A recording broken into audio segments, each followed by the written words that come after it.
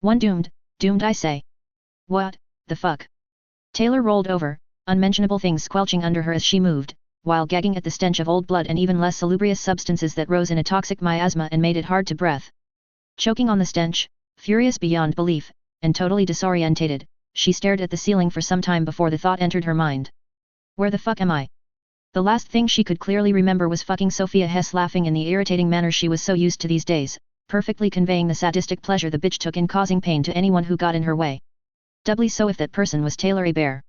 Taylor hadn't actually seen who had shoved her into her own goddamned locker, but she knew beyond any doubt who had done it. That laugh, and a very familiar hand right in the middle of her back, left her completely certain who was behind this latest little attempt to break her. She would not break. She'd made that decision more than 18 months ago, shortly after her own personal hell began, and it had become abundantly clear that there would be no respite. Not from the bitch Sophia, not from the girl who she'd grown up with who was if anything even worse, not from the little sycophant Madison, and sure as fuck not from the school administration who were supposed to stop this sort of shit. The same administration who had basically ignored her, when they weren't actively sabotaging her initial attempts to get justice. Or even someone to simply tell those fucking girls to knock it off. All three of them had been there, she was certain. Madison's evil little giggle, and a sound of satisfaction that could only have come from the arch-betrayer Emma, proved that to her. They must have been setting up their latest prank for weeks. The sight of the garbage and bloody waste in her locker, and the wave of rotting stinking almost visible stench that had rolled out when she'd opened the door, showed that the stuff had to have been in there probably over the entire Christmas break. And there was so much of it that it couldn't possibly have been only one day's worth, it was something they'd been collecting for quite a long time. More than long enough to show it was very definitely premeditated and not a spur-of-the-moment thing. All that had gone through her appalled mind the moment she'd laid eyes on the crap, and even as her rage rose to the forefront, overcoming the self-control she'd forced on herself for months and months of unwarranted attacks, she'd found herself violently shoved into the stuff. The door had slammed behind her and she'd distinctly heard a click as the lock was engaged, even over the disorientation of both the ghastly smell and smashing her head on the rear wall of the metal coffin. It had taken her a few seconds to recover enough to kick backwards as far as she could with an inarticulate growl of fury, and by then it was too late. The door was, although not all that thick, not thin enough that a 15-year-old beanpole could kick it off its hinges, especially with so little leverage. Even in a killing rage, which by that point she was. She got it from her father. He was calm and reasonable right up to the point when very abruptly he wasn't. People tended to remember those times, and go well out of their way to avoid a repeat. She took after him in more than her height, having far more self-control than most people suspected. Partly that was down to not wanting to disappoint her mother, who had always said it was important to keep your temper under control and think, rather than just stomp around in a foul mood. Remembering that advice had helped over the years since the elder Hebert had passed on, through the depression that both she and her father had suffered, and still suffered from, and then over the last close to 2 years of absolute hell caused by her former best friend and the two psychos who followed her around. It would have been so easy to lose it, punch Emma in the eye, and get at least a little satisfaction from that. She'd been tempted over and over, but every time she found her hand curling into a fist, two things stopped her, the look of disappointment her mother would have given her, and the knowledge that Sophia would then have kicked her ass. The other girl had a lot more muscle than she did, after all. Even so, it would almost have been worth it. And she knew that blind rage could cause a lot of damage. Fury had a power all its own. Not necessarily in a good way, but still. Somehow, after all the shit she'd just taken without reacting, she hadn't snapped and burned the entire fucking school down. Even though in her darker moods at 3 AM she'd spent a lot of time working out where the best place to pour the gas would be, and how to arrange an ignition source and an alibi. She gagged again as a fresh wave of stink rolled over her at a slight movement, and decided then and there that someone was going to die for this. However, that particular thought was pushed to the side as she kept staring upwards. A number of things entered her mind, slightly reducing the overwhelming feelings of anger, disgust, and injustice that had been there. There were a number of problems with what she was experiencing, outside the sheer ghastliness of the entire locker full of rotting waste. One of the main ones being, how the hell could she possibly be lying flat on her back on what felt like a concrete floor, staring 15 feet up at a similarly concrete ceiling with a number of odd-looking lights in it, while still being in her locker? And why did she feel so light? And what was that noise? After mulling all these things over somewhat dizzily, still disorientated from the blow to her forehead which was dully aching, the overwhelming smell which was like trying to breathe while immersed in a septic tank, and extremely confused by the whole where am I bit of the entire situation, Taylor rolled her head to the right. She could make out in the rather dim and uneven lighting a wall about 20 feet away, made once more of the same stained and old-looking concrete. Repeating the exercise in the other direction, while trying to ignore the awful squishing sound as the stuff that was trapped under her head gave way in a revolting manner, she saw the exact same thing. Several seconds passed while she tried to work out what was going on. The smell was giving her a hard time and she wasn't getting used to it at all, if anything it was getting worse. Her head was also hurting like hell, which didn't help the clarity of her thoughts. And over all of that was a burning rage that made her breathe more rapidly than at the moment was entirely advisable, considering the conditions. She closed her eyes and very slowly counted backwards from 50, syncing it to her heartbeat which was thundering in her ears, as she tried to regain some semblance of control. It helped a bit, the feelings of anger damping down and her heart rate slowing, which in turn caused her headache to subside enough that she no longer felt like she was going to pass out. When she was as calm as she could manage under the circumstances, she opened her eyes again and looked around once more. The scene hadn't changed. Still concrete below, above, and to the sides of her, still the same slightly flickering and subtly wrong lighting, and still that weird feeling of lightness. And the peculiar and somewhat disturbing sounds on the threshold of hearing, coming from somewhere in the distance. Taylor raised a hand to her head, feeling things peel off her arm and drop to the floor, then felt her brow. There was a fairly large lump there, proof of how hard she'd hit the inside of her locker. Once again she vowed bloody vengeance. Her mother would understand. Sophia needed to die. Preferably painfully. Dropping her arm to the floor, she felt around, finding that it definitely was concrete or stone of some sort. Painfully sitting up, she looked down at herself, gagged at the sight of things that should never exist outside a medical waste bin, and raised her eyes again. She peered around. What the fuck is going on? She mumbled under her breath. The inspection of her surroundings showed she was in the middle of a large room, entirely made of concrete, aside from directly in front of her where there was a big metal door that looked like something out of a movie. It was rusty and damp, with faded paint on the dark surface that was almost illegible due to what looked like age and neglect. In the dim lighting she had to squint and even then couldn't really see it properly. Reaching up she adjusted her glasses, only then realizing that one lens was cracked. "Oh, you bitches are going to pay for this," she snarled.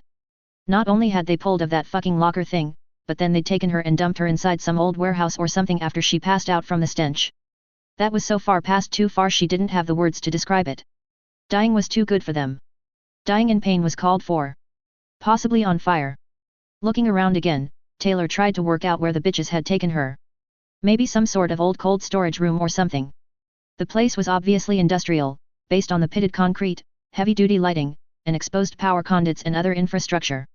She'd seen the same sort of thing many times at her dad's workplace, although the people there actually looked after their buildings.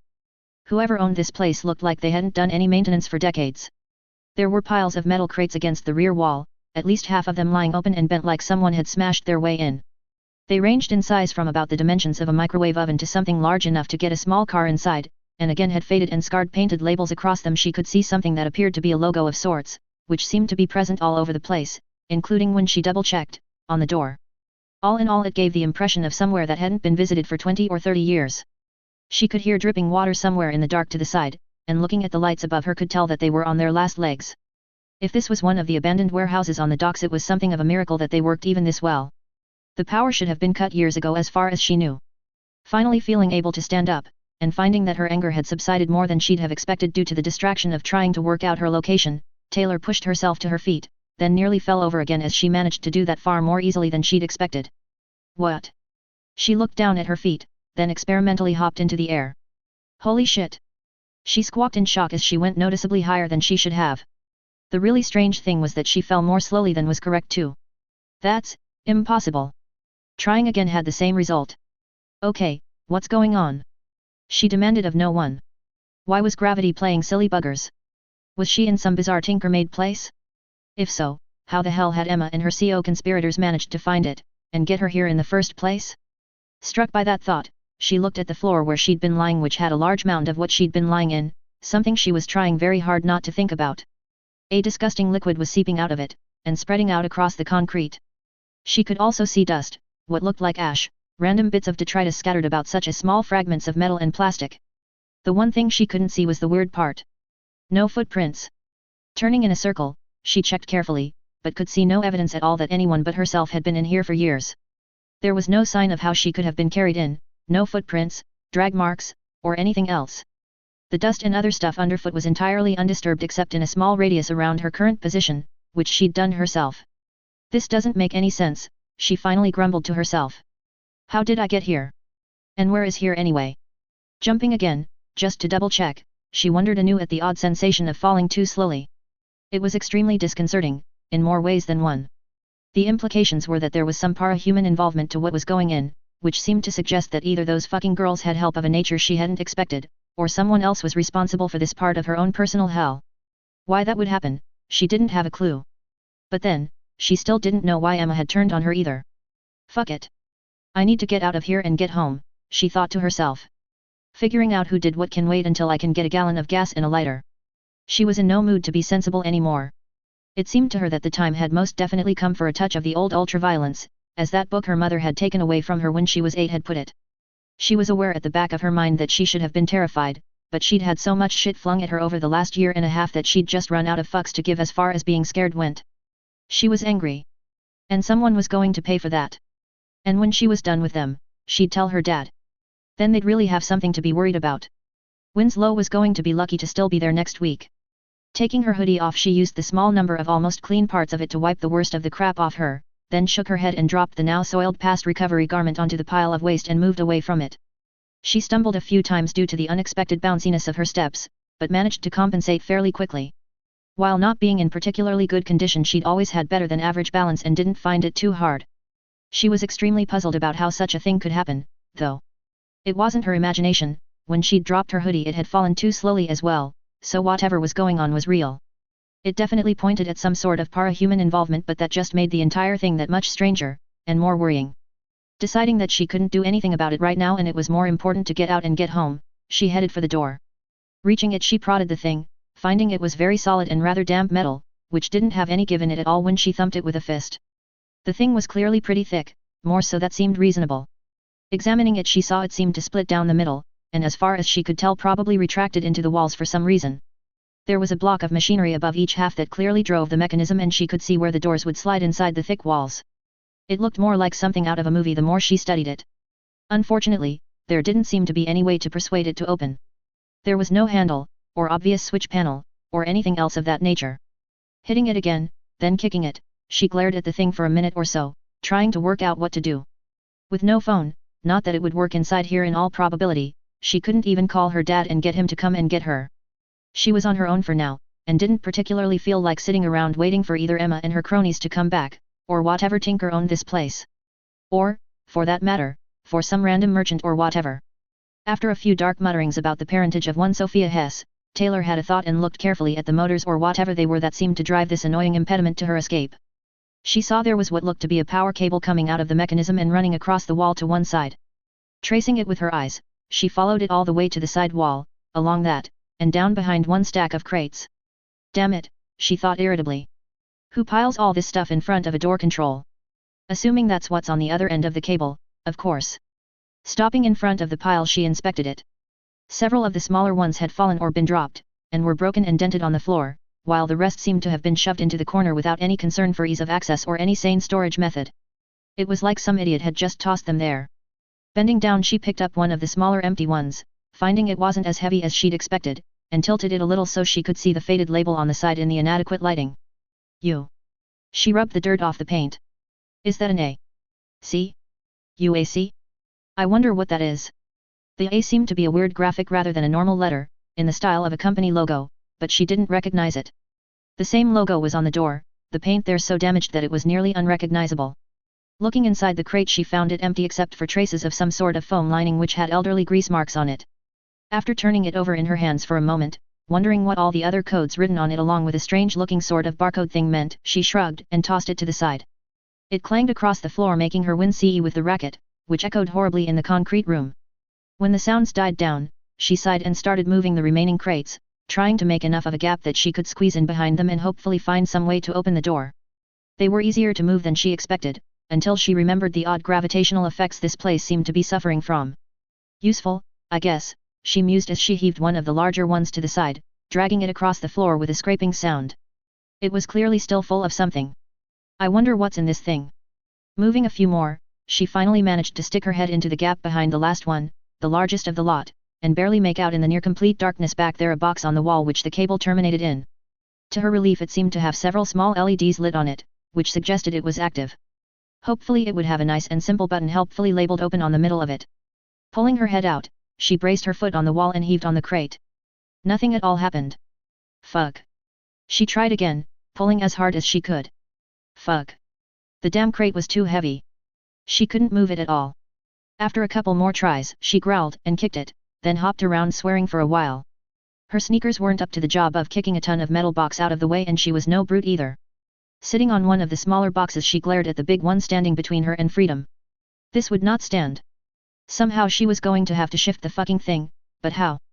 She didn't have any tools, she wasn't strong enough to move it as she'd found out just now, and it wasn't like there was any help around. Maybe I can empty it, she thought, getting to her feet and walking around it while inspecting it. If I can get it open, that is. After a few minutes, she finally found what looked like some sort of latch mechanism on the side of the crate, disguised well enough that it was barely visible. Running a finger over it, she tried to work out how it operated, but it took another 5 minutes to discover that she could press hard in the right place and a small handle thing would pop out. That could then be turned 180 degrees to open the latch. Based on that one, she quickly found 3 more down the side, and another 4 on the other side. When she'd opened the last of them, she jumped out of the way as the entire front of the crate separated from the rest of it and crashed to the floor, barely missing her.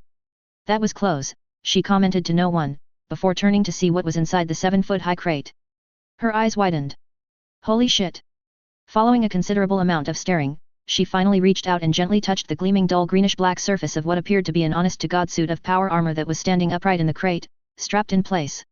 Clipped to the walls of the box were several other items straight out of a PRT brochure, including a very impressive sort of rifle-type weapon, the look of it making it abundantly obvious it wasn't even close to normal technology. Apparently she'd found some tinker's stash of toys, and whoever it was made stuff that would make Arms Master himself envious. Taylor gaped at the contents of the box for some time, before she finally noticed a thick manual in a pocket on the wall. Curiosity overriding everything else as her reading instincts kicked in, she reached for it. Moving to a position directly under one of the flickering lights, she raised her head as she heard something odd. The strange sounds she'd been intermittently hearing got louder momentarily, something making a sort of grunting noise like an animal. She couldn't work out where it was coming from but thought it was outside the room. Hello? She called, in case it was help coming for her. Is anyone there? There was no reply, and after a careful look around she decided it was probably a raccoon or something scuttling around in the air vents, assuming this place even had air vents. OSHA violations everywhere, she muttered. Dad would freak out. Returning her attention to the manual, she studied the front cover. What the hell is the Union Aerospace Corporation? She'd never heard of it. The image on the cover was of the power armor in the crate, and gave it a long military-looking identity number. It seemed to be a UAC Mk.9 mod. 16WC/04/2147-92B, whatever that was. She looked at the armor again. Yeah, I'm calling it power armor. Not a Mk.9 whatever. Flipping the manual open, she started reading, her interest piqued despite her situation and the suppressed but still boiling under the surface anger deep down. It wasn't every day you found Tinker Tech just lying around, after all. 3 hours and 19 minutes later. Mars. 2 doomed 2, still doomed. Still perched on the crate she'd been using as a chair for hours now, Taylor stared blankly at the much larger one and the power armor within, which was highlighted by small lights scattered around the open end of the box. She absently wondered what was powering them, since it was obvious that the crates, and this entire facility, had been here for a long time without anyone tending to it. The sheer amount of dust and decay all about her proved that. It must have been at least 10 or 20 years, she thought, based on memories of similar buildings in Brockton Bay she'd seen with her father. But that paled into insignificance when compared to the information she'd found in the manual that had been with the suit in the crate. Initially she'd skipped over the copyright date and other such information, having not really thought much about it, and had just gone for the first page of real information. It was only when, 2/3 of the way through the several hundred pages of oddly fascinating data held in the book, her attention had been distracted by various terms she didn't recognize and couldn't immediately work out from context. Most of the manual was surprisingly understandable, especially impressive bearing in mind that she had no former experience of this sort of thing, but she'd run into an entire section about hostile environment use, including in toxic atmospheres, high or low temperatures and pressures, and zero-gravity situations. That, along with some slightly unusual language constructions, had led her to wonder when and where the thing had been printed, so she'd flipped right back to the inside of the front cover. User and Maintenance Manual. Mk9 Mod. 16WC/04/2147-92B Series. Classification Top Secret. Security Level 7 or higher required. Union Aerospace Corporation. Advanced Military Research and Development Division. Hellas Plane. Mars. Copyright 2147 UAC Technical Publications. All rights reserved. She'd stared at that date for over a minute, her thoughts grinding to a complete standstill, then moved up to the location and pretty much suffered the human equivalent of a computer blue screening. Mars. That was impossible. Wasn't it? And a date that was 136 years into the future, yet was pretty obviously at least 20 years in the past from where she was sitting. Possibly more. Possibly much more. How the fuck could she have traveled over a century into the future and millions of miles through space, from her school locker? It was insane. Taylor simply couldn't put all the information she'd discovered into a coherent whole.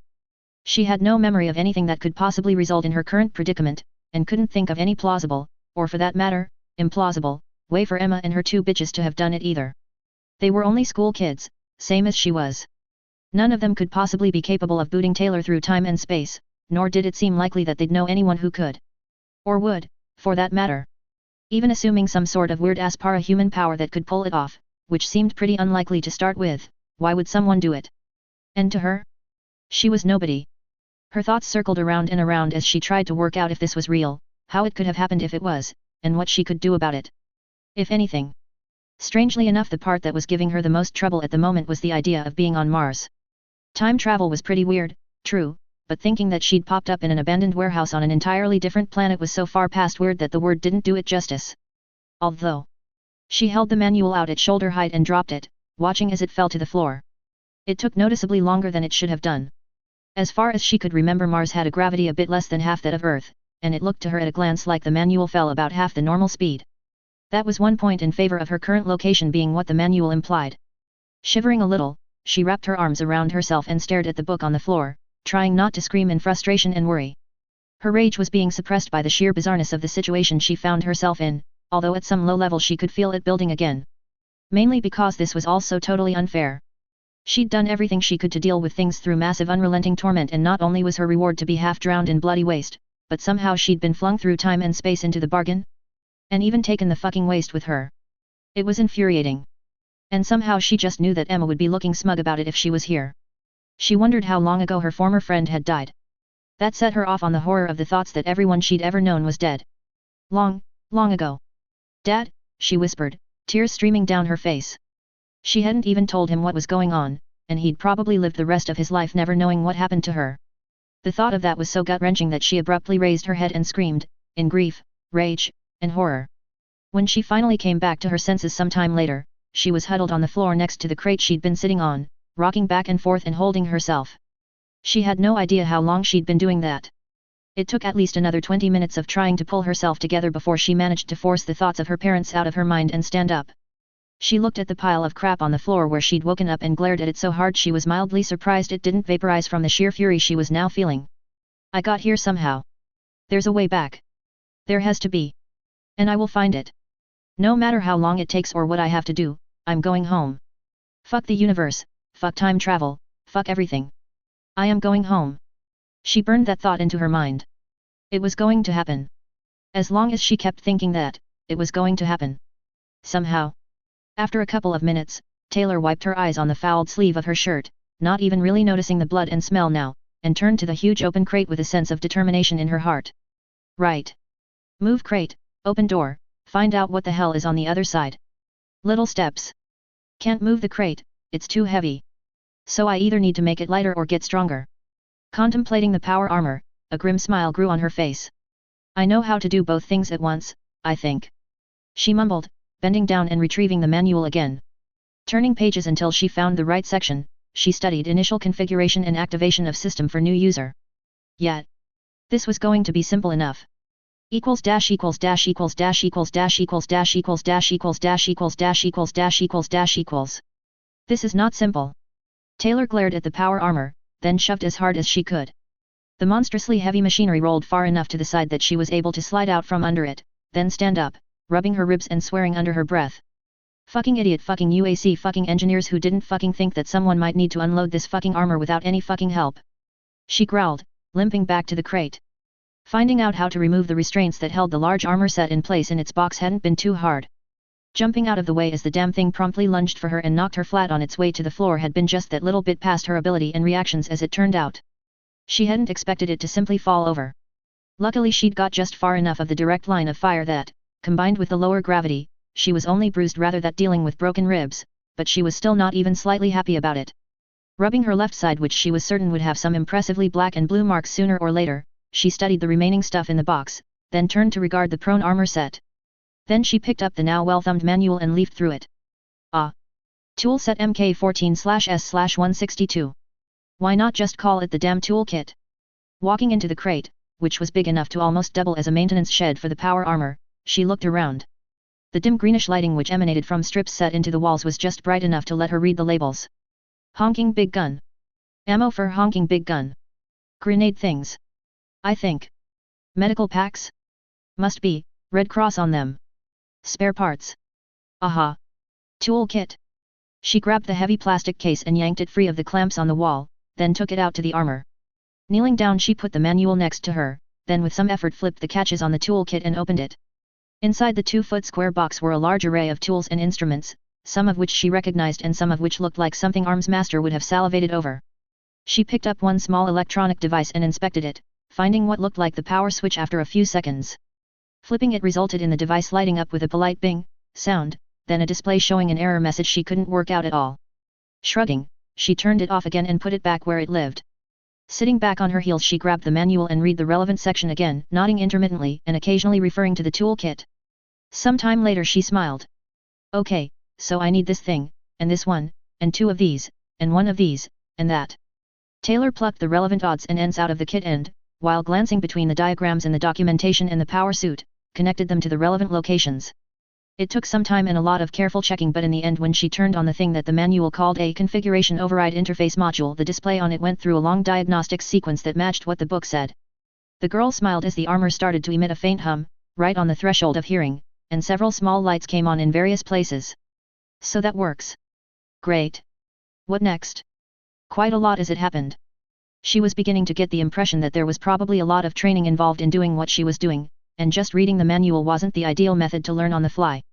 If nothing else, the sheer number of warnings about what not to do was somewhat worrying. That said, it was working, and she was being careful to memorize as much of it as she could as she went along. The knowledge was bound to come in handy one day. Who knew, if she, when she got home, she might be able to sell some of the things she was learning. It was as good as Tinker Tech, but it was also better, since it was real engineering and not Power's bullshit. The manual did after all go into quite a lot of the theory behind much of what the suit used, and she was fairly certain that a microfusion cell was probably pretty advanced. There were 2 spares of that particular unit in the crate. The specifications in the book gave numbers that seemed pretty impressive to her admittedly fairly limited knowledge of the subject. A megawatt was quite a large amount of power, she remembered, and the things produced a lot of them. Hopefully she could drag some of this stuff home with her. She'd found it, and as there was no one around who seemed to care about it, that seemed to her to mean she could keep it. It wasn't like anyone was telling her she couldn't. Almost enjoying herself in a sort of furious and terrified way, she kept working for what must have been a couple of hours. She'd long since lost track of time, not that she had the vaguest idea what time it had been when she woke up in the first place, and was not only very thirsty by now but starving too. But eating and drinking was something that was going to have to wait until she got out of this room, and moving the stupidly heavy crate was a prerequisite for that. And using this power armor was probably the only practical method available for her to achieve that goal. So she had to get it turned on, get inside it, and move the fucking box. Suppressing her hunger pangs, Taylor persisted, and eventually finished the last step of a completely ridiculous checklist. Everything was as it should be according to the manual, so she did the relevant actions to finally initialize the armor systems. A fairly long series of messages scrolled past on the screen of the device she was holding, and the hum from the armor grew louder, deepened to below the level she could still hear it, making things rattle a little for a moment, then seemed to stop. The armor beeped twice and the back slid open, while the helmet detached and rolled a little to the side. Finally. She smiled. It worked.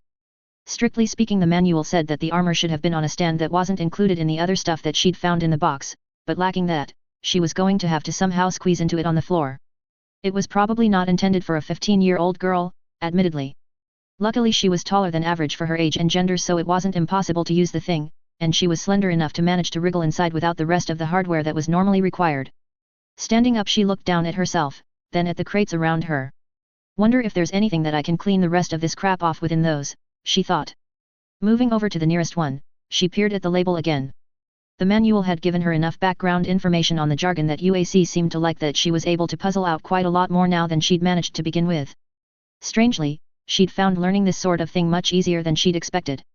It seemed to come naturally to her, which was a slight surprise, but welcome under the circumstances. Okay, that's, probably something like bolts, if I'm reading this right, she thought, studying the acronyms. That one is, more bolts. Why did they need so many bolts? This one is ammunition. Great. If I need to shoot anything, I've got lots of bullets. Plasma. Whatever the hell that fucking thing fires. She moved around the room examining the boxes, finding enough ammo and weapons to fight a small war, plenty of power cells for something or other, yet more bolts, an entire crate full of tools that looked like perfectly normal wrenches and sockets to her, a small one full of more manuals which she moved to the side for later perusal, another one containing some sort of futuristic equivalent of USB sticks as far as she could make out, and finally one that had all sorts of cleaning supplies in it.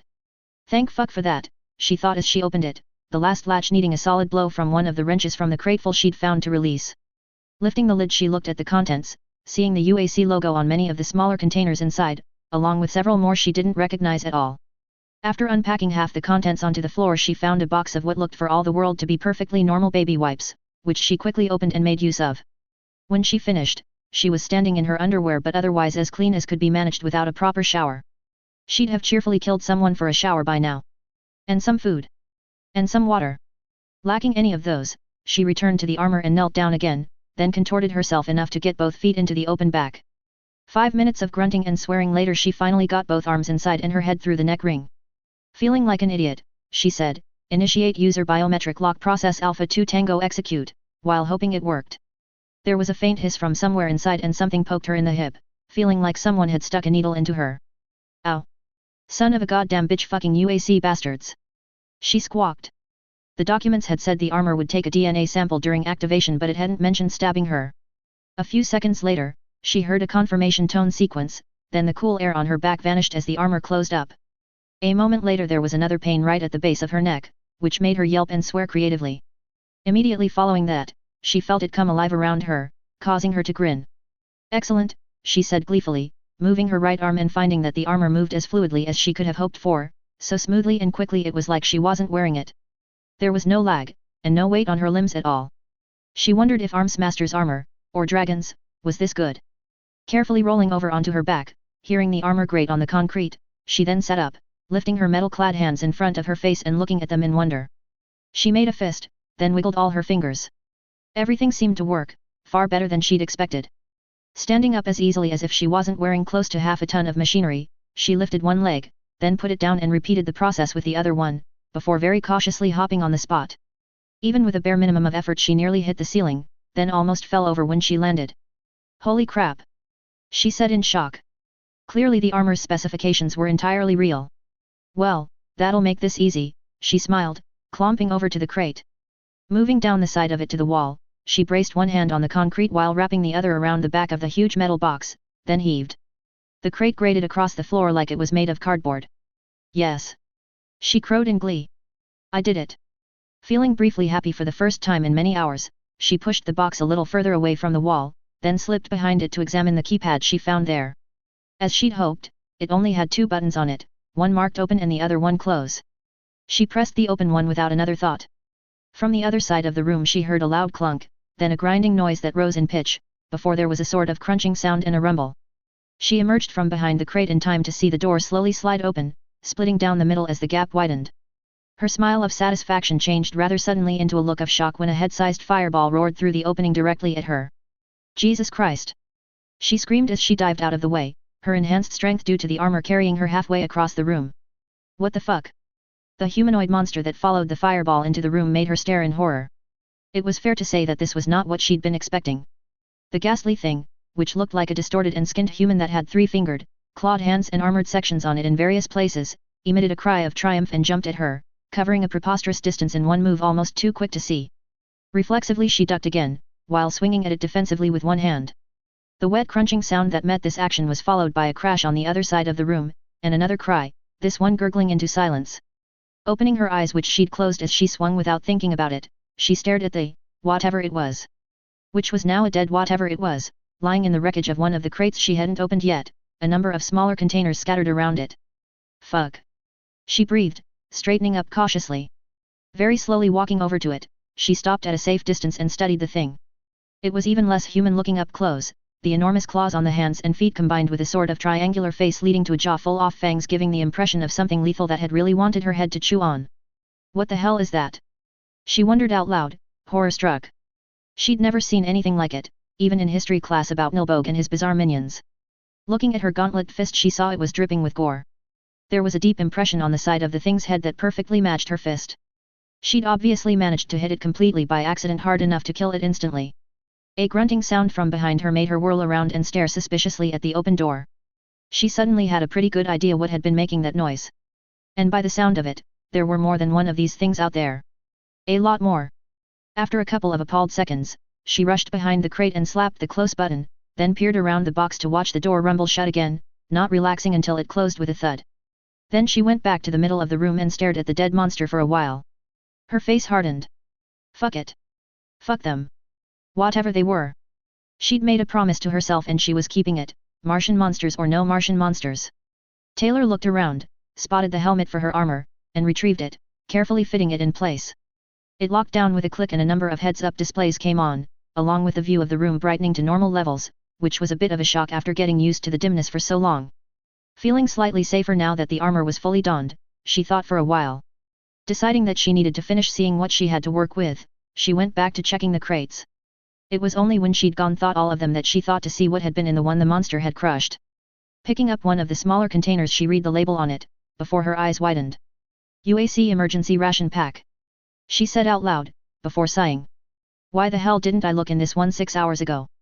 Her stomach gurgling like a drain after a storm, she ripped the pack open and examined the contents, before removing her helmet again and sniffing one of the blocks of dried something or other that was included. The foil packet it had come out of claimed it was beef stew. It looked more like road tar, but it smelled delicious.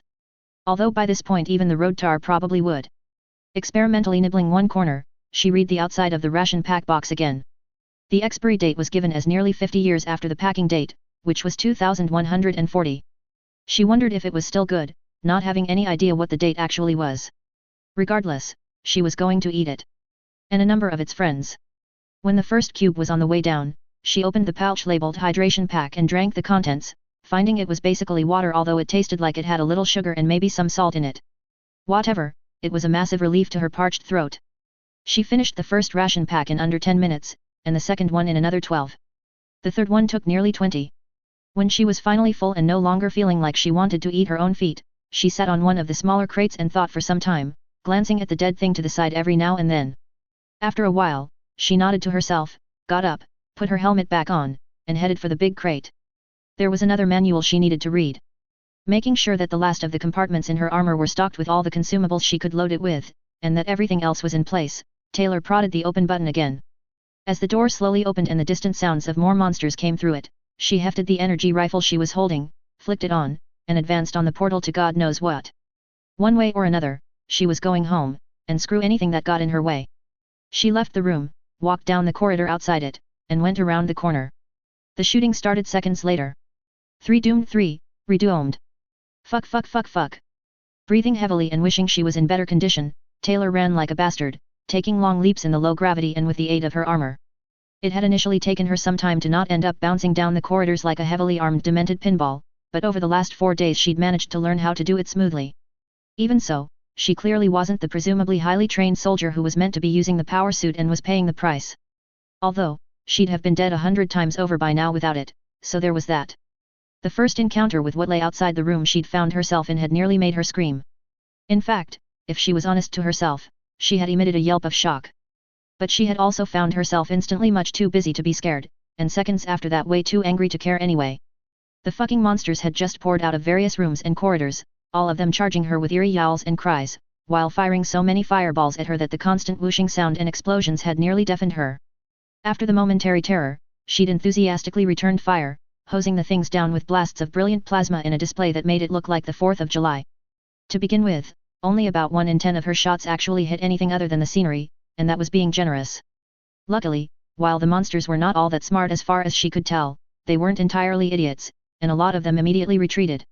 The remaining ones made the job less complicated, and her energy gun was capable of killing one with only a single shot, so eventually she'd wiped the first wave out. In the process she learned a lot, and after shoving a new energy cell into her weapon and stuffing the depleted one back into one of the apparently too large on the inside storage compartments in the armor, had kept going. By now she was a crack shot with the weapon, and was getting to be pretty good at the armor systems. In the very brief pauses between random monster attacks she'd kept reading the various documents she'd brought with her, trying to work out what everything did.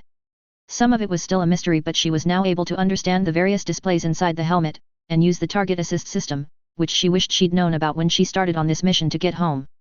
Still, better late than never. She'd absently noticed that her anger at the whole crazy situation hadn't abated. If anything, it had grown to a steady background rage that was unlike anything she'd ever experienced before, almost burning cold now rather than the hot fury she'd had when she awoke. But the odd thing was that it also seemed to give her clarity of thought, and she was finding her memory for all the new things she'd learned seemed aided by it too. Somehow, she was managing to keep track of dozens of different critical aspects of all of this horrifically dangerous environment she'd been thrown into, was learning how to read the ground far more effectively than she'd ever have thought possible, even somehow anticipating a lot of the monster attacks before they started, almost like she could feel them coming. It was weird, but she hadn't had any time to sit down and think about it so far. The fucking monsters were everywhere, unremittingly hostile, and some of them were very sneaky. That first type was only the tip of an iceberg of ghastliness that steadily exposed itself as she penetrated deeper into the massive complex she'd found lay beyond that storage room. It seemed to go on forever, on multiple levels, and a lot of it was wrecked beyond the point she could easily pass, so she had to backtrack quite often to make any progress. Progress towards what she wasn't entirely certain, aside from some way to get home no matter what it took. She was perfectly prepared to wipe the damn things out to the last monster if that's what was required. And it well might be, since they just kept coming. And some of the variants were way worse than a distorted vicious little homunculus with a penchant for fireballs. Those things were basically the cannon fodder in her mind. Yeah, they'd be very dangerous to an unarmored person, and easily capable of simply tearing you to pieces even without needing their blaster power, since they were strong, quick, and had claws the size of her fingers. But they were also not that tough, since a single plasma bolt killed one immediately, and more than a few times she'd managed to get two with one shot if they were standing in line. The plasma went right through them and blew a pretty impressive hole. They weren't immune to their own abilities either. She'd seen several cases of friendly fire where one monster was incautious or overenthusiastic and managed to blast another one in the back. That had at least twice resulted in a bloody free-for-all where they'd wiped each other out while she watched incredulously. The things certainly didn't seem to work together aside from all wanting to kill her. But as she'd progressed, she'd started running into much more dangerous and much smarter monsters. Like the ones chasing her at the moment. The intelligence of them increased the risk a lot, since these ones would cooperate, and would lay traps a little more sophisticated than just screaming and leaping at her out of a dark room. By now when that happened she was so inured to it she didn't even flinch, just reacted and either blew the thing's head off or simply punched it hard enough to pulp the bastard. She really liked the power armor. So far she'd run across at least a dozen different monsters, with wildly different appearances, abilities, and tactics. She had no idea where the hell they were all coming from, but it seemed pretty obvious that the reason she hadn't found any actual people was most likely because the things had completely overrun this entire facility ages ago. The few times she'd found skeletal human remains they had all been fragmentary and looked very much like they'd been chewed on. It must have happened a long time ago. As far as she could see, more or less anything that wasn't plastic or metal had pretty much crumbled from age and decay. There were traces of paper here and there, in rooms that looked like they'd possibly been offices at one point, but almost nothing readable. It had made her wonder why the manuals were still fine, and a close examination showed they were actually printed on some sort of plastic stuff that looked like paper but was much tougher. Her best guess at this point was that this place had been exterminated a good 50 years ago at a minimum and possibly up to a century. It amazed her that so much hardware was still intact and working. The power armor was fully functional according to all the tests she'd been able to run on it, all the other things she'd found in the crate with it were like new, and she was constantly stumbling across other odds and ends, many of which seemed to work. A lot of those things were weapons. By the looks of it, the inhabitants of this place had put up a fucking big fight. There were holes in walls all over the place, a lot of the damaged sections were as likely to show damage from explosions as from the monsters, and she'd found some areas that were absolutely swimming in what looked like some weird sort of cartridge cases, along with piles of depleted energy cells. There was a lot of shrapnel from what she supposed had been grenades of some sort. As far as she could see, quite a lot of people had shot the fuck out of everything in sight. The worrying part was that she got the distinct impression it hadn't helped. And she was wondering why there were so few remains. Judging by the size of this facility, it must have had probably thousands of people in it at one point. Had most of them managed to evacuate before they were overrun? Hopefully, but she wouldn't want to bet on it based on the trace evidence. Diving around a corner just as a huge green fireball shot past, she winced at the massive explosion it made when it blew a hole in the wall at the end of the corridor. This particular monster was far more aggressive than the little ones had been, stood about 10 feet tall, and was a much tougher opponent. It had been chasing her for nearly an hour now, and was fast enough to successfully evade her return fire so far.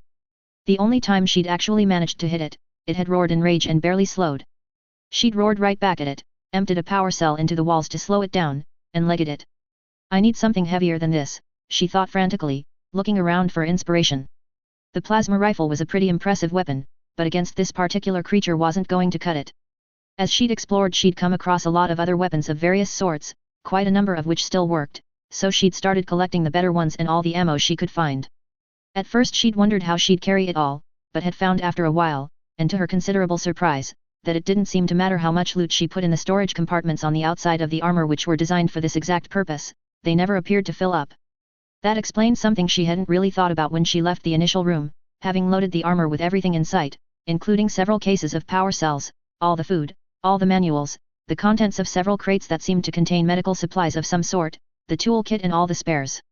In retrospect, she should have realized something weird was going on, but hadn't really thought much about it at the time, just assuming that the suit had big pockets.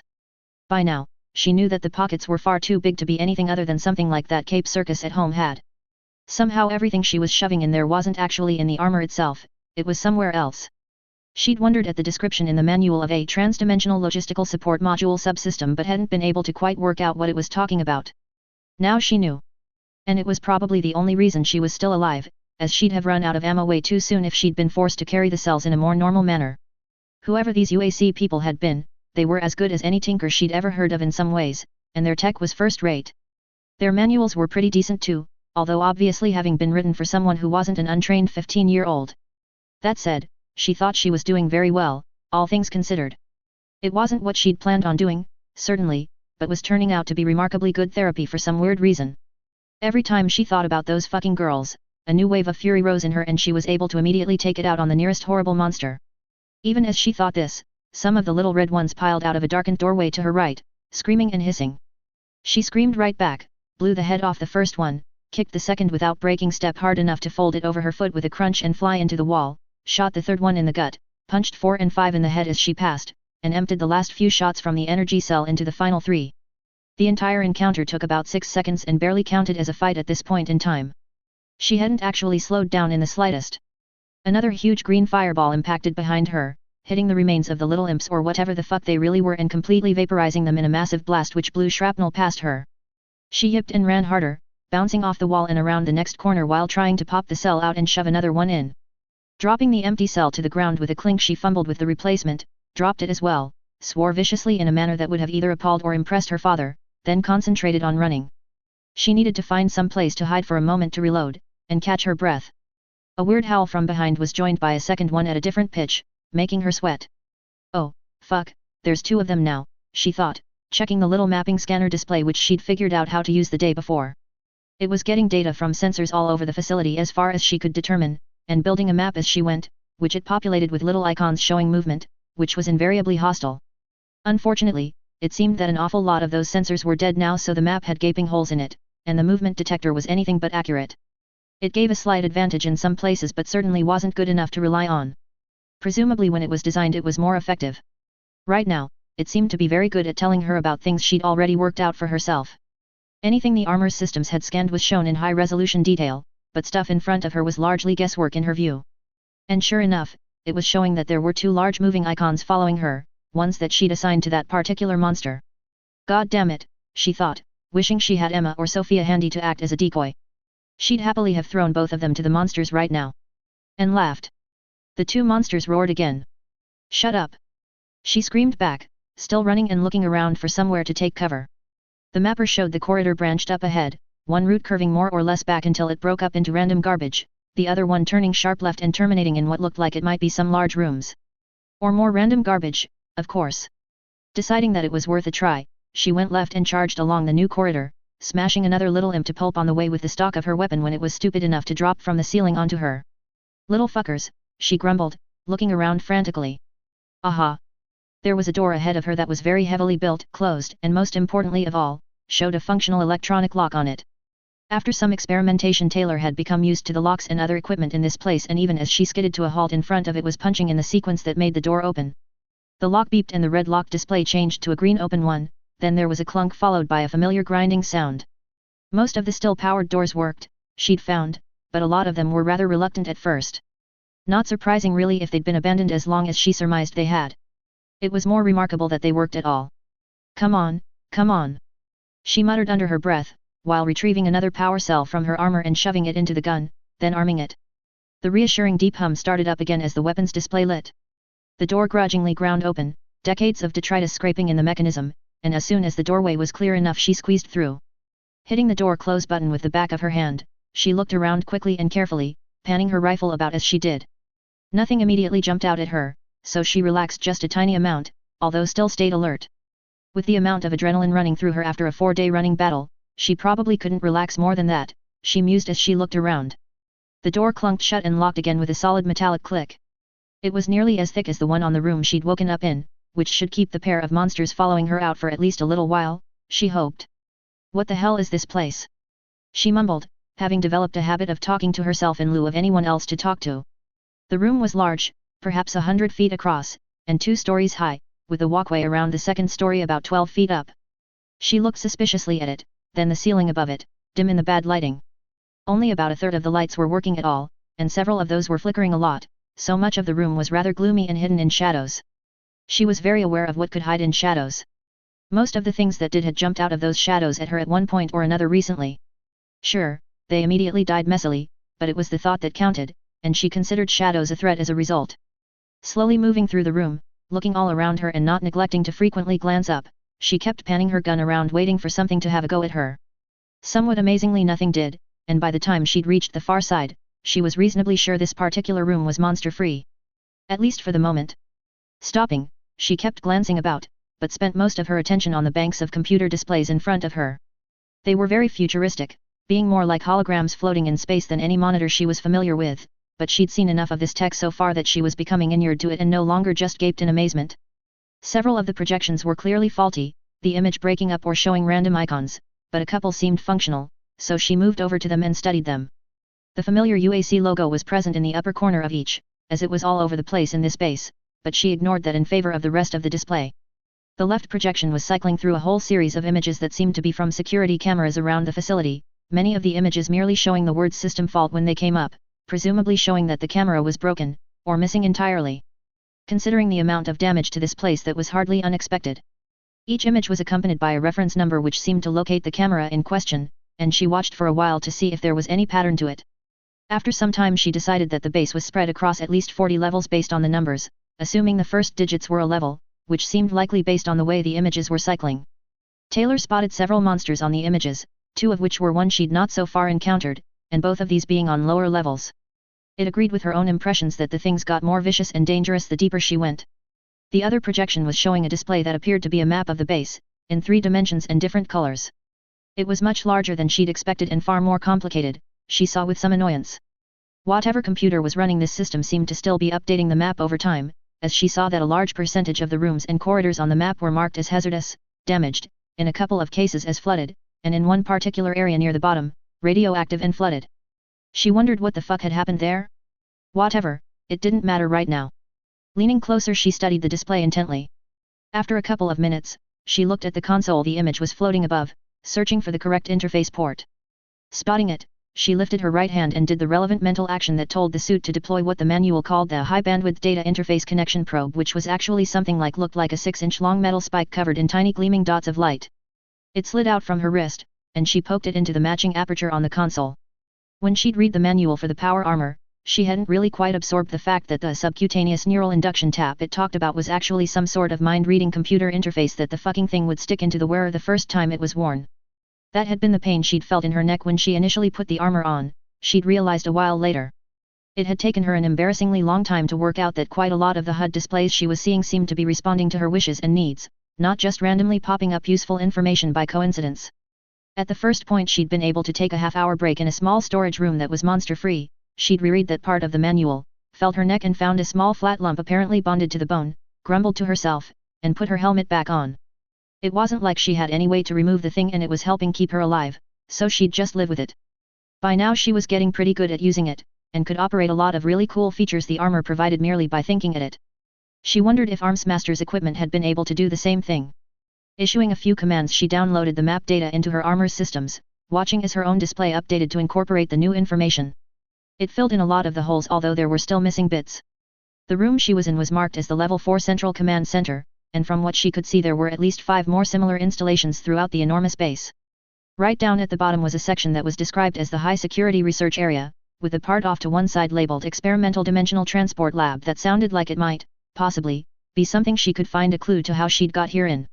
Several of the locations were shown as requiring a physical high-security access pass, and a few of them had top-secret designators too, with no other information given.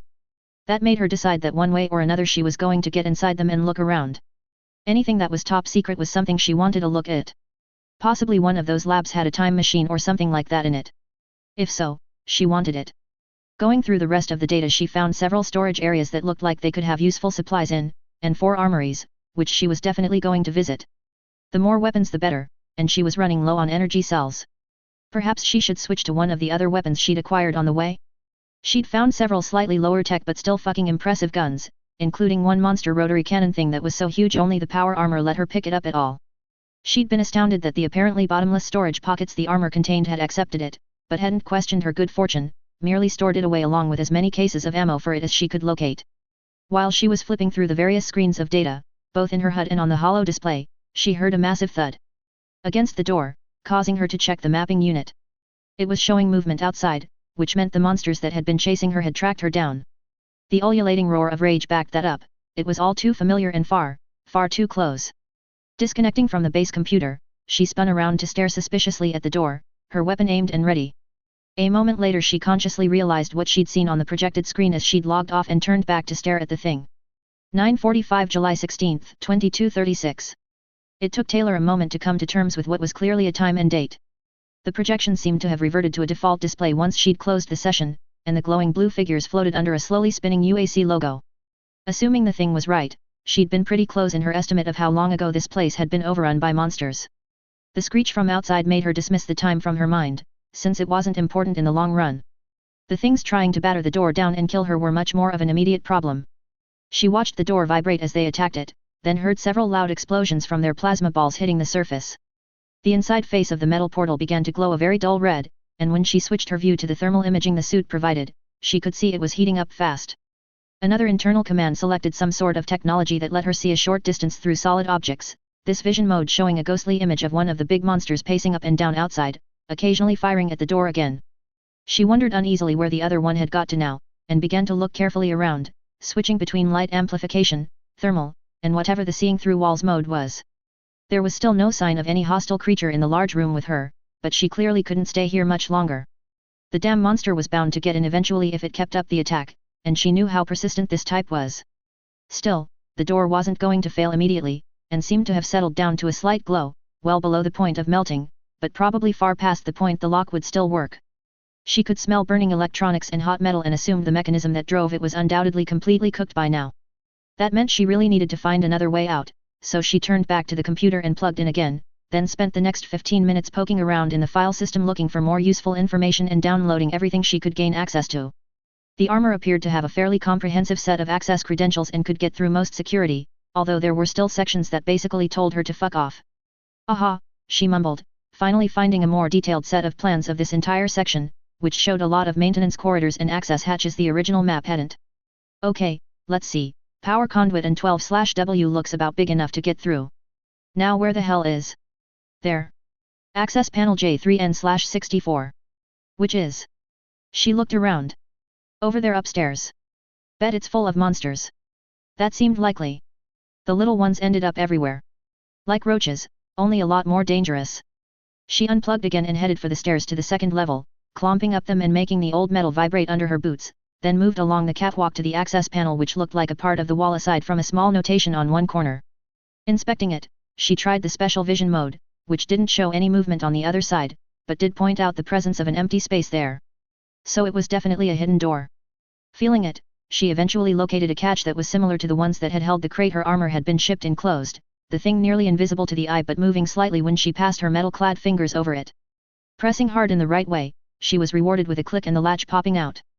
Bending down she found the other one she'd guess would be there, popped it as well, then turned both of them and pulled. Nothing happened, so after a moment, she pushed instead, finding this time that the panel sunk inwards about 4 inches, then slid a little to the side. She urged it further with a grating sound, to reveal a 6-foot square corridor lined with pipes and cables.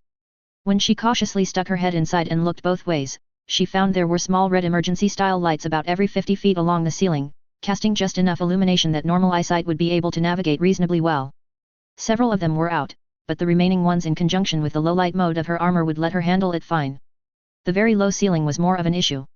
The armor was close to 7 feet tall, so she'd have to bend to get through, which would be a nuisance, but was something she'd just have to live with. Pulling her head out, she straightened up, then looked down at the main door. It was glowing more brightly as the huge monster on the other side kept firing at it. "Fucker doesn't give up easily," she grumbled, almost impressed. "Neither do I." Checking her map, she examined the path the power conduit took, then slowly started to smile, in a way that if anyone had seen it would have made them start to back away. It looked very much to her like the access corridor went right over the main route on the other side of the door, and the plan showed another access panel that seemed to be immediately above where the monster was. That gave her an idea. About to turn back to enter the access route, she stopped when she spotted something on the other side of the room, only visible due to her elevated position. One of the consoles seemed to have several items sitting on it, including what appeared to be something bright yellow and about the size of a credit card, which looked an awful lot like the security pass she'd seen an image of in the computer records. The sort of pass that was needed to gain access to the high security areas somewhere far below her. Quickly retracing her steps, she glanced at the by now orange door as she headed to that console. Sure enough, the yellow thing was indeed a security pass, one that had a code on that matched the record she'd seen. Quickly grabbing it and the other odds and ends next to it, she shoved the entire lot into her storage, then hastily went back to the access panel and climbed through it, before closing it behind her. There was a fairly simple level mechanism to lock it from this side, which she used out of sense of caution and not wanting something to come in after her. Then she awkwardly but as rapidly as possible, consistent with being quiet, made her way through the conduit. Moments later she passed over the main corridor, looking down with the penetrating vision to see the monster still apparently firing at the door to the control room. A few more cautious steps brought her to an area where the corridor gave way to a larger area that wasn't really a room so much as a place where a number of main power cables and a lot of control equipment gathered together.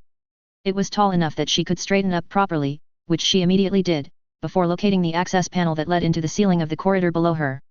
This took the form of a sort of sliding trapdoor, which had a winch mounted to the ceiling above it, and was presumably how all the equipment in here had been brought in. Checking it, Taylor could see it was simple to open, being again just a level mechanism. Nodding to herself, she turned the plasma rifle off. It hadn't done the job so far. The thing battering at the door under her was apparently resistant to the shots from it, as she'd already discovered, so perhaps it was now time for something else. Very soon afterwards she was inspecting the fuck-off big gun she'd found earlier. It looked like something from a movie, even more than the plasma rifle, and probably weighed about 100 pounds. There were a number of large barrels in a rotating mechanism, and a huge magazine underneath, along with 2 hand grips, one on the top and one at the rear. Remembering something she'd read in the manual for the armor, she put it down very carefully, then dug out the documentation, flipping through it until she found the right section. Sure enough, it showed an image of the weapon, which was apparently a UAC Armaments Division 0.50 caliber hypervelocity chain gun. That sounded suitably dangerous, she thought with a grin. There was a documentation number on the page which referred to another manual, one she had a memory of packing away, so she dug around for that too, eventually finding it. Quickly reading the thing while ignoring the roaring and explosions still coming from under her, she nodded every now and then, glancing between the gun and the page, until she was sure she understood how it worked. Putting the manuals away, she retrieved one of the very big ammo containers that had seemed to go with the weapon, fiddled with it until she worked out how to fit it, did exactly that, then picked the gun up again. Flicking the switch that armed it, she watched as her HUD came up with another weapon icon, along with a counter of how much ammo it had in it, which was 300 rounds. Carefully maneuvering the enormous chain gun, she moved to the spot she felt was about right, prepared herself, then nudged the lever on the floor with one foot. The trapdoor groaned and moved to the side more rapidly than she'd expected, revealing the enormous monster below, caught in the middle of firing yet another of the virulent green fireballs at a now pitted and sagging door, molten metal running sluggishly down the surface. The thing whipped around at the sound above it, moving far faster than something that size should be able to, just as she pulled the trigger. In under half a second the barrel assembly spun up with a whine, then the weapon roared even more loudly than the monster as a positive stream of glowing rounds ripped out of it, the strobing of the muzzle flash nearly a constant light. She was shocked at how fast the fucking thing chewed through ammo, the counter spinning down almost too fast to read, but not as shocked as the monster was at how fast the ammo chewed through it. Chunks of grey flesh flew everywhere as the thing was hammered back against the door, hitting it with a sizzling sound and a cloud of steam. It let out a completely different scream and jerked, then sagged to the ground as she released the trigger, the counter reading 0. The gun spun down, until relative silence fell, broken by a continuous hiss of cooking monster and the clicking of the door slowly cooling. "Fuck," she whispered in awe, before looking at the chain gun with a very pleased and impressed smile. "This thing is amazing." After a moment, she frowned. "Bit heavy on ammo, though. I don't have that much." Deciding to reserve it for the serious problems, she dropped the now empty magazine, tossed it to the side, and stored the gun away again, retrieving her plasma rifle instead. She had a lot more energy cells than chain gun magazines after all. Once she'd checked the movement scanner and assured herself that nothing was going to jump her, she dropped out of the trapdoor, landing on the floor without trouble, then studied the deceased giant she'd blown away. Smiling grimly, she turned and resumed walking, now with a clear destination in mind, many levels below. When she rounded a corner 100 yards further on, she was more than slightly surprised to come face to face with the other monster, which was standing motionless in the middle of the corridor apparently waiting for her, a fireball ready in each hand. "Oh, phew," she managed to say, whipping her gun up, but all she saw was a green flash before everything went dark. Taylor opened her eyes, very wide indeed, then sat up so fast she nearly gave herself whiplash, while frantically looking around. What the hell had happened? A second later a familiar and appalling stench hit her nose, making her gag. She looked down, before freezing, staring at the mess surrounding her. After some time, she swore at length, creatively and viciously, before getting up and stalking across the room to stand staring at a horribly familiar door. Then she turned around and inspected the crates on the other side of the room. Then she glared at the ceiling in total fury. "So it's like that, is it?" she shouted. "Well, fuck you to hell. Fuck you, fuck this place, fuck everything." She spun, punched the door, screamed in pain and rage, and stomped towards the crate she knew contained a set of UAC Mk9 mod. 16WC/04/2147-92B power armor. It didn't matter how many times she had to do this. She'd fucking well do it, and when she did, whoever or whatever was behind her situation was going to die. Slowly, painfully, and screaming her name. She was looking forward to that part. Foredoomed, interlude the first. "Are you certain this will work?" "Yes. Probably." "Oh, very helpful. So you might be putting that girl through all this for nothing. Or perhaps creating a problem that's in the long run even greater than the one this is meant to solve. She is going to be very, very angry by the end. Not that she's particularly pleased right now, of course. It is necessary for the plan. Unfortunately. And we'll just have to accept the long-term effects. And if he finds out, that would be bad. Really bad. Really, really bad. He wouldn't be happy. You know what's liable to happen then. By the time he finds out it will be too late, one way or another. So you keep saying, but I know what I'm doing. You always say that, but I can remember more than once where things went odd. So can I. Both of you can shut up. We don't have much choice after all. I'm not happy either. I'm the one she's likely to take it out on, you know. I'm doing my best, but some of this is going to take a hell of a lot of experimentation to handle. Ironic, really. Very funny. You idiot. I do what I can. All I'm saying is that this is way outside my experience or abilities to immediately deal with. I can help her, but a lot of the necessary work is going to be up to her, and she's really not going to enjoy it. At all. She is smiling. That is not a smile. Not one that you'd want aimed at you, at any rate. I wouldn't be too keen on having some of those weapons aimed at me either, not with her on the other end. Which is distinctly possible. Too late now. We're committed. She was the best candidate after all, especially considering her background. All we can do is wait, and give any help we can on the way. I have faith in her. So do I, but then I'm the one actually giving the help. You lot are basically just watching at this point. It's all we can do. I have faith in you too. Thanks very much. And I mean that in the most sarcastic manner possible. I know. And I really am sorry. There was no other way. Yeah, well, eventually you're going to have to explain that to her. I'll be watching from way over there. Stop laughing, will you? Can't help it.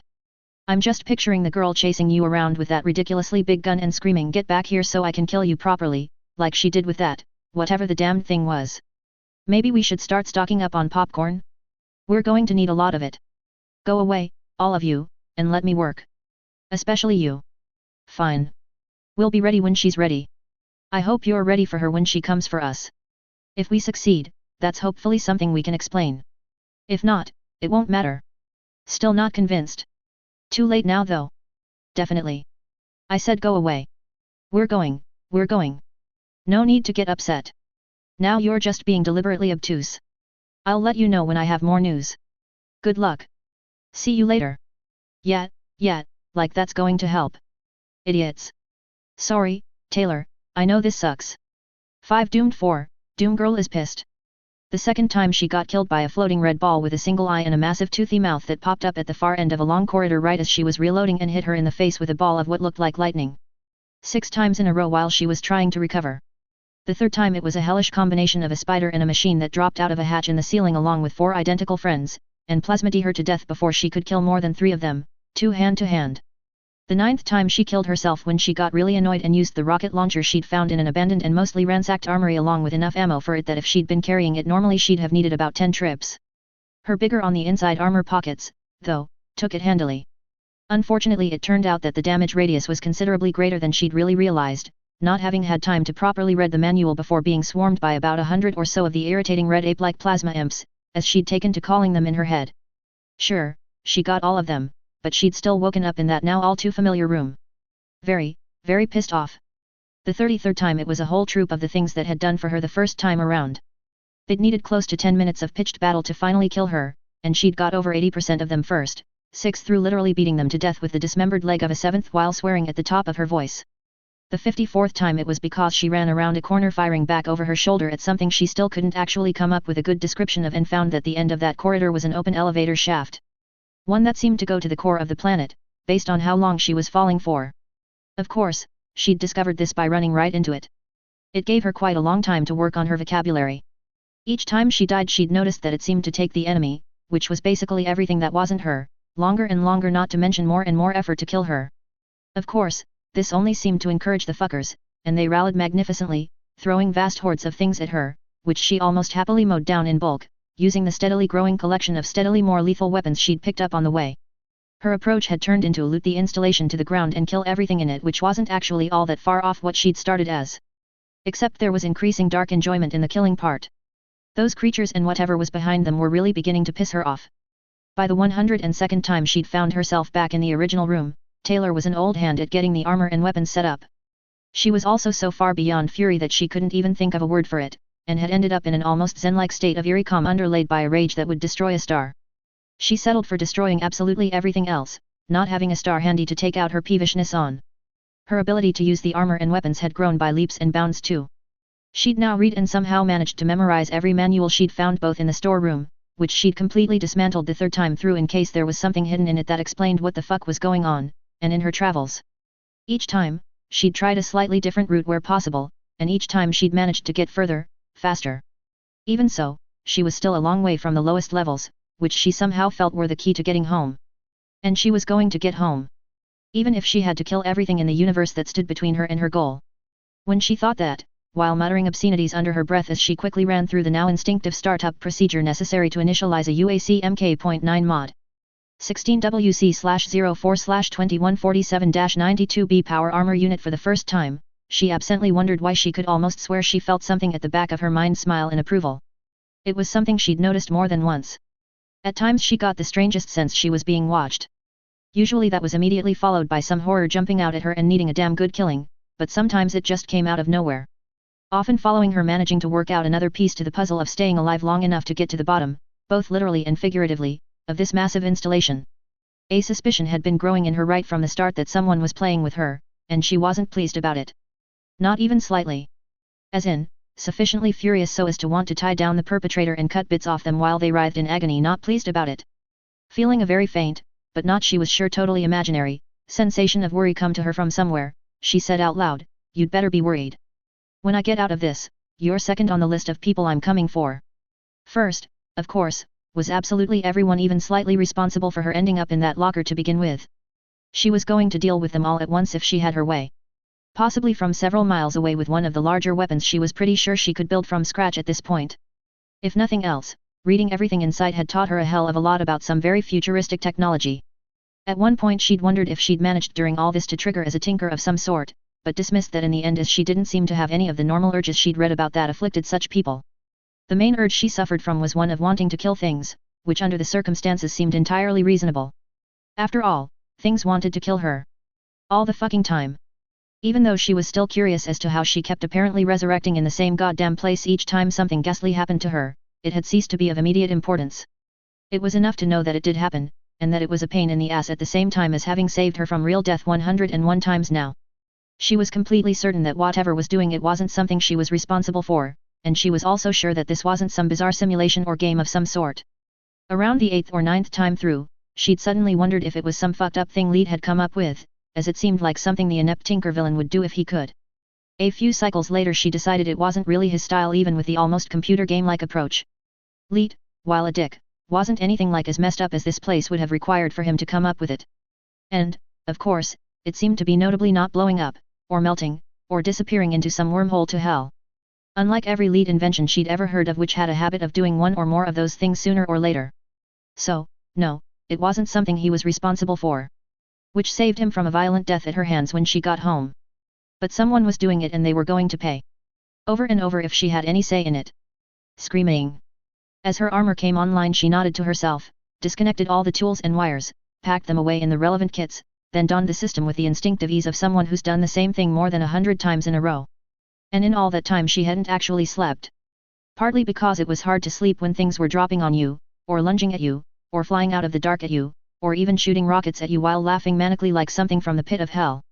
And partly because she didn't really seem to need to sleep now. Taylor suspected that the various drugs the armor pumped into her, along with all the nanotech it used to build the neural interfacing bits each time, were having a permanent effect that lasted between resets. She'd definitely bulked up a little, although not enough that she looked too different from before as far as she could tell, and her strength and stamina had gone through the roof. If nothing else this appeared to be one hell of an exercise regime although she could happily have exchanged it for swimming or something else that didn't require heavy weapons. But now she had hard muscle overlaid by a little feminine fat, had lost the slight belly she'd always obsessed over, and was pretty sure her reflexes had improved to the point it was probably something that would count as a para-human ability in some ways. Not quite a brute, as she understood it, but a lot more than a normal human. Probably much closer to what the armor was originally intended for by UAC, who she'd read enough about in the various sources she'd run across to have worked out were assholes, but also remarkably good at military technology and related fields. If it wasn't for the constant dying and having to shoot who knew how many horrible things by now, she'd have quite enjoyed the learning she'd been forced into. There was no denying it was teaching her a lot she'd never have learned at home. That said, she'd rather have been at home. Her father was constantly at the back of her mind and she was totally determined, with an unshakable faith, that she would get back to him and not force him to wonder for the rest of his life what had happened to her. She missed him a lot.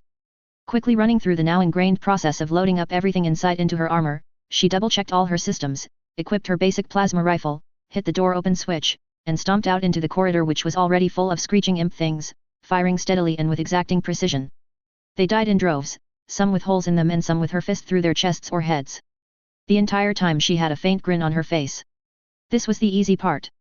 It would take a while before it became a challenge, and she was just pushing through to get to all the caches of loot she'd need before that stage. 20 minutes in she was singing under her breath as she mowed down everything that moved, had been moving, or looked like it was thinking that at some point in the future it would move. "Oh, girls just wanna have guns," she sang, holding the trigger down and hosing plasma at everything in sight. It took her 216 attempts before she finally made it down to the last level of the installation. 216 passes through the gauntlet, collecting anything she could carry off, reading everything she found, learning how to crack the security on multiple computer systems and siphon them dry of any data available, and killing. Killing to the level that it was now barely noticeable when the little imps turned up, she just waded through them without breaking step. Twice she'd found herself ambushed in the starting room by several of the little horrors before she had an opportunity to get her armor ready. The first time she'd beaten 2 of them to death with a crate before collecting enough plasma hits to kill her, the second time she'd gone completely medieval on the little bastards being totally fucked off with the entire experience and actually chased the last one around the room 4 times before jumping it and pulling its head off with her bare hands while laughing like an idiot. Then she took a bite out of it, just to get back at the one that had taken a bite out of her the last time. It tasted like chicken. Tired of the MREs she'd used the plasma rifle to cook an arm, eaten quite a lot of it, and then discovered that it tasted like toxic chicken. That had been a rather unpleasant death, all in all, and when she woke up the next time she resolved not to eat demons anymore. Or whatever they really were. Possibly aliens. Or demonic aliens. Something like that. The tingling sensation in her nerves took a couple of resets to go away, but it did in the end. Taylor had collected enough security access tokens to let her get into anywhere in the base, but now she was faced with the biggest problem so far. The flooded, and let's not forget, radioactive, part of the place was in front of her.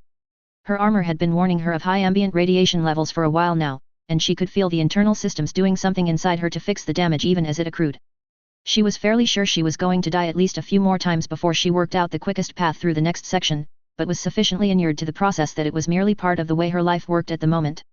Hearing a sound from behind her, she pulled out a handful of grenades, set the timers on them with a practiced prod of her armored thumb, and threw them back down the dark corridor she'd come along. A series of pinging sounds as the grenades bounced off the walls and floor was followed by a massive explosion as they all went off simultaneously, and a screech of rage and pain from the thing they'd detonated near. It didn't seem too happy about that.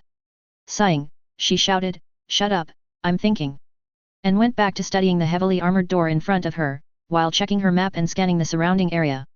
Another screech came from behind, accompanied by pounding footsteps, making her turn around, pull out the most recent acquisition in the weapons collections she'd amassed, flick the power switch, and wait.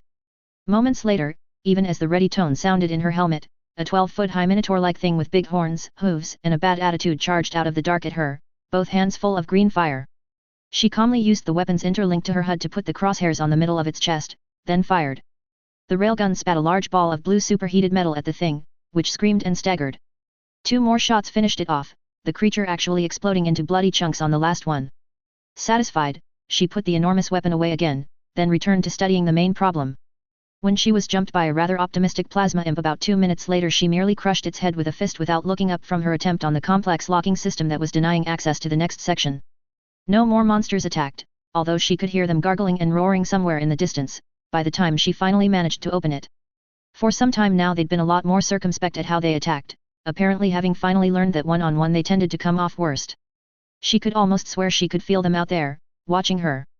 All this combat had left her almost with a sixth sense as to the position of the enemy. At times she'd opened fire on them before she'd consciously even seen the attacking thing. As the door crunched and ground open, a flood of somewhat worryingly tinted and slightly glowing water poured out, pooling around her feet. The radiation alarms in her armor took on a more urgent tone. Giving the mental command to both shut up and to deal with the problem, she walked grimly forwards, almost curious to know how far she'd get this time. Only about 200 yards, as it turned out. What also became apparent was that the monsters infesting the place were immune to radiation, although it seemed to make them even more aggressive. And there were a lot of them. Almost every one of the couple of dozen variants she'd run into so far came swarming out of every possible opening, up from under the flooded catwalk she'd been moving along, dropping from far above on top of her, you name it. Even so, it took them a good half hour to finally overwhelm her, and she'd accounted well for herself, thinning the enormous herd by well over 50%. The next time, she deliberately went out of her way to collect every scrap of ammunition, every single weapon she'd seen, to make sure she had enough hardware to deal with the problem. It nearly worked. So did the next time. Nearly. On the 219th time, she made it all the way to the end, having reserved as much ammo as possible on the way down by merrily chainsawing her way through as many of the enemy as she could using the viciously combat-modified tool she'd found on the 10th level. She was now fast and strong enough to wield it one-handed, and could take out most things with it. The roar it made was almost soothing in a weird way, she found. Taylor was beginning to suspect that her outlook on some things was being affected by her time here. Oh well. When she got home, and killed everyone involved in her holiday in hell, she could get therapy or something. And relax. Kicking the last dismembered gibbet of meat off the walkway she was standing on into the polluted water beneath, she put the chain gun away, having reloaded it just in case, and turned to the final door between her and the last level of this bizarre place, which was labeled UAC Advanced Research Complex. Unauthorized entry will be met with lethal response. It didn't take her long with the aid of her armor to get through it. By the time she climbed a set of stairs and found herself looking out over a large open area with rooms all around the edges, her armor was telling her she needed to stop and work on fixing the radiation damage right now, rather than pushing on. With a mutter of irritation, she made sure the door she'd come through was firmly locked, welded it shut with her plasma rifle, then checked all around with the life detector. It didn't show anything closed, so she was safe enough for the moment. Rummaging around in one of her storage compartments, she eventually found a pack of the stuff referred to in the documentation she'd found with it as UAC MK16 mod 8FT/314/XC revitalization nanites, which had also come with a dire warning that using more than 2 in a row was contraindicated except in extreme cases. She'd used at least a dozen of them on this run through, and so far nothing seemed amiss. Seeing that this pack only had 4 left, she thought for a moment, shrugged, and stuck one after another into the intake poured on her armor, wincing a little at the mildly agonizing sensation of burning alive they produced as they went to work. The buy sign display in her HUD stopped flashing an annoying and urgent red, slowly changing through amber to finally settle in the green, as all the aches and pains magically disappeared. Good stuff, she sighed happily, tossing the empty pack to the side. Luckily she had many packs of the goop left, so that was handy. Right. Now, let's see what goodies I can find here, she added under her breath, while getting a distant impression of slight amusement and mild concern from her possibly imaginary watcher. Shut up, you. The sensation vanished. She shook her head. Taylor really didn't know if she was actually feeling something real, or just making it up in her subconscious. Whatever it was, she'd spent quite a lot of time shouting at it, swearing at it, talking to it, and threatening it. Mostly that last one. Whatever, it wasn't important right now. What was important was finding a way home, and preferably some more weapons. You couldn't go wrong with more weapons in her recent experience. Looking around, her trusty plasma rifle held ready, she started exploring. That's the biggest fucking gun I've ever seen, she murmured, staring avariciously at an enormous energy weapon in the middle of a room that had taken her over 3 hours to get into. Someone had really wanted this place locked up tight. The thing was huge, even bigger than the chain gun, and had a barrel that looked large enough to put a soda can into. Walking over to it, she reached out and carefully picked it up, the servos in her armor whining a little at the weight. Taylor examined it carefully, admiring the menacing look, and eventually found the power control. Flicking it, she grinned as it lit up a rather pretty green color with an ominous sub-bass rumbling hum. Oh, yes. This will do nicely, she said under her breath, turning it off again and stashing it in her armor, then looking around for the documentation that she was sure would be somewhere nearby. UAC did seem to be very good on the manual front, and had a definite process for this sort of thing. Sure enough, she found not one, but 3 thick manuals, all of which related to the huge weapon, in a locked cabinet at the rear of the room, having ripped the door off with one hand. Picking the first one up, she read the title to herself. UAC Mk1 Mod. For experimental plasma cannon, she mumbled, flipping through the various warnings about how much trouble someone would be in for even looking at the thing without the right clearance. Reaching the main part of the documentation, she leaned against the pedestal the weapon had been on and absorbed herself in the manual, reading intently and quickly. When she'd finished the operations documentation, her grin was massive and dangerous. Oh, yes indeed, she chortled to herself. Exactly what I wanted for Christmas. Putting that manual away, she picked up the next one, finding it was a service manual, and the last turned out to be a thick set of schematics and theoretical work. She read both of them with interest. Finally finishing, she nodded to herself as she stowed all the documentation, then began methodically ransacking the entire room, tearing open each storage compartment and coming up with large quantities of ammunition for the thing, along with a whole set of specialized tools. All of it went into her armor. Leaving that room, she moved on to the next. This place was enormous, full of toys, all of which she wanted, and hopefully held the key to getting home. So she was going to strip mine it of everything it held and see what she could find. Oh. The girl stared at the shiny pile of equipment, all of which looked very familiar although with some intriguing modifications. Picking up one piece, she examined it, then looked down at her scorched and blackened armor. She held the new section of what was obviously an upgraded variant of the same system to her left arm, checking the fit, nodded, and went to find the manual and her tools. When she left that room several hours later, her armor was slightly different, much shinier, and vastly tougher. Bastard ARC guys keeping all the good stuff for themselves, she grumbled, looking down at her upgraded armor with approval. Mine now. She had a vague hope that if she got killed again, perhaps the new armor would follow her. If not, she knew where it was now. Eventually she found the place she'd been heading for all along, having scooped up everything else that wasn't nailed to the floor. Dimensional Transport Lab A4, she read out loud, staring at the massively heavy armored portal in front of her. You'd better be the way home or there's going to be trouble, she warned it, stomping towards the flickering lock mechanism. Like so much of the stuff around here, it was still rather remarkably working after all this time, but whatever the power source for the installation was, it was clearly not well. Examining the control box, she pulled out a handful of access cards and shuffled through them, looking for the right one. Finding it, she slid it through the reader, typed in a long code, used her armor to access the computer to give yet another authorization, then smiled when it beeped twice and clicked, the display on it changing to open. Then frowned when there was a nasty grinding sound and the door moved about half an inch before stopping. Oh, come on, she sighed, putting her cards away, then digging her fingers into the crack and yanking as hard as both she and her armor could manage. The door resisted massively for 20 seconds before very reluctantly sliding sideways, something inside breaking with a sharp crack. When it was finally open enough, she squeezed through, finding it was at least 6 feet thick, far more than any other door she'd run into up to this point. On the other side was a vast room, 3 stories high and at least 200 feet across, surrounded by computer consoles and holographic displays, many of which were displaying incomprehensible graphics which steadily changed. Most of the rest were either blank or showed the UAC logo. Right in the center of the room was a horrifically complex block of machinery which seemed to have a hazy pink glow coming from somewhere inside. There were massive power conduits coming from both the top and bottom of the thing, disappearing into the floor and ceiling, and it was clearly still active. She walked cautiously around it, keeping one eye on her monster detector, as she was becoming a little more paranoid than usual since none of the things seemed to be around right now, and that was worrying. The more she studied the machinery, the less she understood it, finding that parts of it seemed to not really be quite in the same version of reality that she was currently inhabiting. It was pretty obviously what she was looking for. The question was, how did she use it to get home? Looking back at the computers, she sighed. This was going to take a while. 3 weeks later, Taylor stepped back from the last console, looking around at all the displays which were now showing dozens of rapidly changing patterns and tables, while a subliminal thrumming sound came from all about her. She nodded to herself, turning to inspect the portal machine. It was glowing more brightly now, bits of it having energy discharges running up and down the sides emitting sparks and a crackling noise, while the center of it was even harder to look at.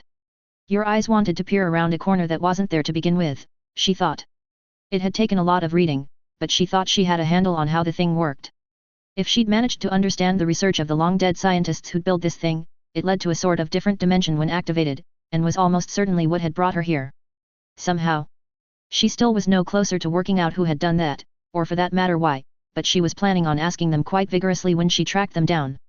But for now, if she'd got the calculations right, this should take her home, or at least get her on the right path. It looked like it went through that other dimension and all she had to do was cross it to find a way back to Brockton Bay, and assuming the thing was set right, 2011. As far as she could tell there was a large temporal offset between this version of reality and her home one, so the time travel aspect should take care of itself. She hoped. Worst case, she'd come back and try again, but with any luck she wouldn't need to. The only thing stopping her walking right into it was the thought that the other side of this was probably where all these monsters had come from in the first place and it was likely that there would be some over there too. She took the opportunity to make sure that all her many weapons were fully loaded and eat and drink, then relax as much as possible for an hour or so. There was no point jumping into battle tired and hungry. On the upside, hopefully there would be less of them running around in such tight confines wherever it was that this thing led to. It seemed possible that a lot of the bastards had been coming through for years, somehow, as the machine seemed to have been intermittently activating itself since the first incursion. That could well mean that this place had far more of them in it that was normal where they came from. It didn't really matter. She'd deal with whatever was on the other side, as she had no choice in the matter. She was going home, that was the end of it, and anything that tried to stop her was going to end up in little pieces all over the place. And then she was going to have words with whoever did this. Idly wondering if when she made it home, dying would send her back here, which would result in her becoming very angry, she finished off the last of her drink, pulled out the plasma rifle which she'd heavily modified in one of the weapons labs a couple of days ago, and headed determinedly towards the portal and the trip home where she was going to strangle a bitch. She disappeared into the distorted space in a flicker of oddly colored light, then the room was empty. 6 Doomed v. The Voyage Home, of Doom. Taylor stood still as the strangest sensation she'd ever felt ebbed away. She thought it was remarkably similar to watching water spiral down the drain, as experienced from the point of view of the water. Blinking a few times, she shook her head hard, with the feeling that something in the back of her mind was watching curiously yet apprehensively. The girl growled at it, making whatever it was flinch. Yeah, I'll be coming for you, trust me on that, she snarled. Once I've finished off any of the fuckers between me and home. There was another sensation, this one coming from what she was becoming convinced was some sort of sixth sense she'd developed for detecting the monsters. It had served her well so far, each run through her own personal hell having enhanced it. Now it was prodding her very urgently. Looking around she examined where she'd ended up after the bizarre dimensional shift caused by the UAC machine. Surrounding her were rough stone walls that almost looked like they'd been melted, as if this place had once been full of lava. The rock was dark, almost black, and seemed to have tiny pinpricks of deep red light glowing somehow inside it here and there. Turning on the spot she inspected the entire place. She was in a cave, as far as she could tell, one possibly 100 feet across and maybe half that high.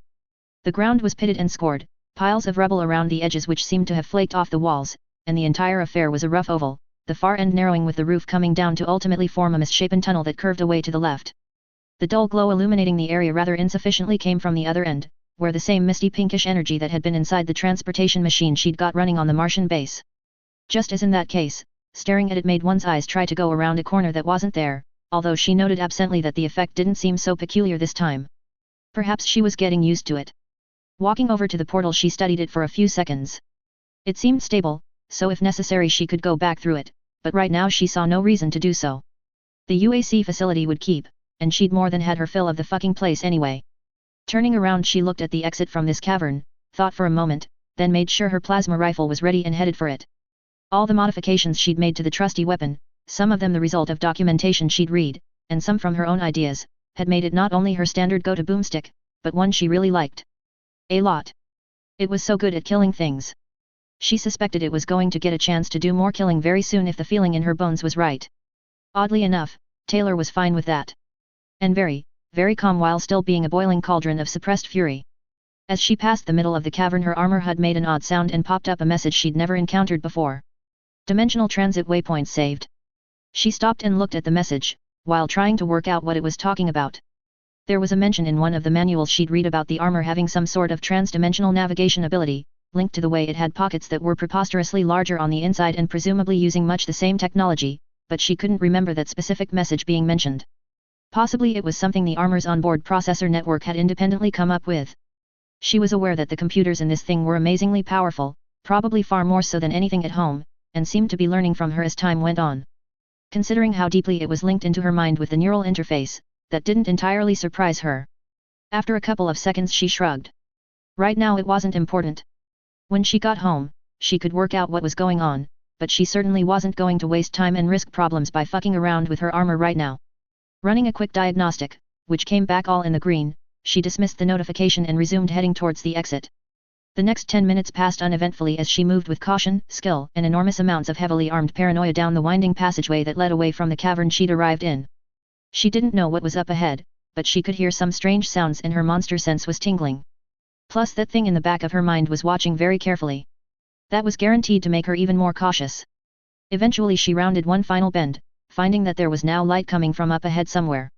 She'd long passed into near absolute darkness once the dim glow from the cavern vanished behind her and had been using both the impressively good light amplification system in the armor, as well as the thermal imaging, millimetric radar, and even more esoteric sensory packages it had. Now, she turned most of that off with an almost instinctive mental command, only leaving the night vision, which she wound down a lot. As she even more carefully approached the light, looking from side to side, upwards, and behind herself in case of ambush, she kept her rifle ready to fire with all the tracking assist functions fully active. Eventually she found herself a short distance from a 90-degree turn which was illuminated quite brightly by the standards of this place, but in real terms still fairly dimly. The light was a flickering orange-yellow like from a fire. The odd sounds had become much louder, some she recognized as the calls of the monsters she was all too familiar with, apparently at some distance, but a lot new to her. It was all underlaid by a nearly subsonic rumble like a train in the distance, which waxed and waned irregularly. Her HUD told her that the outside temperature was over 40 degrees centigrade, which was pretty hot but not excessively so. Inside the armor she felt completely comfortable, of course, since it sneered at any heat below the melting point of iridium. Unfortunately some of the monsters used plasma which was much, much hotter than that. She'd found that to her cost more than a few times. On the other hand, her plasma was even hotter than that. Taking a breath and readying herself, she raised the weapon, stepped around the corner ready for anything, and stopped dead. There was a long, long silence. "I am going to fucking slaughter you," she said with fury to the thing that seemed to live in her imagination. "After I do the same thing to those fuckers." She paused, then added reflectively, "which might take a while." It was only the truth. There were a lot of monsters down there, below the 80-foot cliff her tunnel exited at the top of. Like, all the monsters. And every single one of the vast crowd of things was looking right at her. Waiting. Very slowly, her teeth bared in the most vicious grin in the history of grins. "Prepare to die, Mr. Monster," she almost sang before flinging herself off the cliff, opening fire on the way down and filling the sky of what appeared to be a cave large enough to lose Brockton Bay inside with brilliant blue-white plasma shots. Thousands of green, red, and purple fireballs came back at her, somehow directing her fall through them, most missing with only a few hitting her massively upgraded armor. She landed directly on top of one of the things that she'd chain-gunned to death right back at the beginning of this entire horrific event, ripped its head off with her free hand, stuck the plasma rifle into the remains of its neck, and pulled the trigger. The entire 10-foot-tall horror exploded in a shower of gore, which rained down around and on her. She dropped to the ground as the legs of the thing fell to either side and grinned again as every monster she could see froze for a second or two. "Hi!" she chirped brightly. "Let's play a game." She put the plasma rifle away and pulled out in one smooth move the fuck-off big energy gun she'd liberated from the Arc Labs, activating it with a flick of a finger. The sub-bass hum was soothing to her ears, making her entire armor gently vibrate, as the HUD linked to the gun and showed the energy levels and current shot count. The game's called "I Kill You." She pulled the trigger repeatedly. When the gun indicated it was empty, she pulled out the empty energy cartridge, replaced it with a full one, put the empty into her storage, and looked around with satisfaction. Then she patted the enormous weapon fondly. "I shall call you Mr. Death, I think," she told it, sloshing her way through acres of knee-deep remains. In the distance she could see a huge crowd of monsters that seemed to be running away as fast as possible. "Hey, come back, I'm not finished yet." She shouted at the top of her voice, dark enjoyment in it. They ran faster. She followed, whistling to herself. For the moment she was actually having an experience that she might term fun if she was so disposed. I love a target-rich environment, she chuckled. Equals dash equals dash equals dash equals dash equals dash equals dash equals dash equals dash equals dash equals dash equals. I fucking hate a target-rich environment. Taylor screamed as she ran like mad. Behind her a huge crowd of enormous things howled and gibbered as they followed, rockets roaring past all around her. She spun, running backwards for a moment as she fired back with the plasma rifle, then kept the motion going to resume facing the right direction and charged around the side of one of the huge rock outcroppings this current area had sticking up all over the place.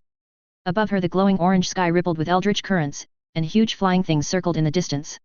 She was pretty sure that sooner or later one of them was going to attack. She could feel them watching warily. Diving into a crack in the rock that was too small for the things chasing her to enter, she waited as they ran past, while reloading her weapons.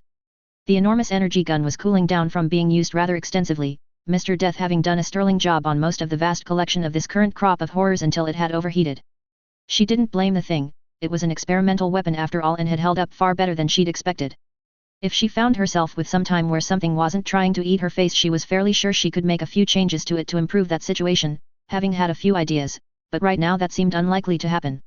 This place had an apparently never-ending supply of monsters that made most of the ones back on Mars seem like mildly irritated kittens by comparison. She was actually having to work at killing them, and was in her opinion getting quite good at it, but the problem was that they were a lot smarter than the ones she was used to and seemed to be adapting to her tactics just as quickly. Luckily she was also good at adapting. And so far was staying ahead of the things. As she finished loading the railgun and hefted it, the last of the crowd of monsters that had been in pursuit ran past the entrance to her hidey hole, its talons making skittering sounds on the rock. She counted silently to herself, then eased out of the crevasse and took aim.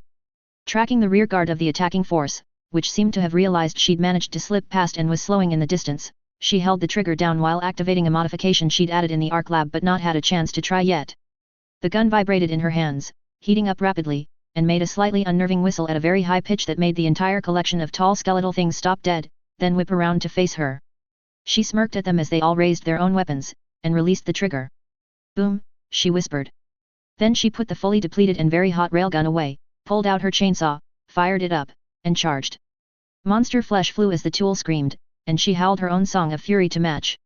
When it was done, she straightened up, dropping the disembodied leg she'd been using as a cudgel, and looked around in satisfaction. Motherfuckers, she said under her breath.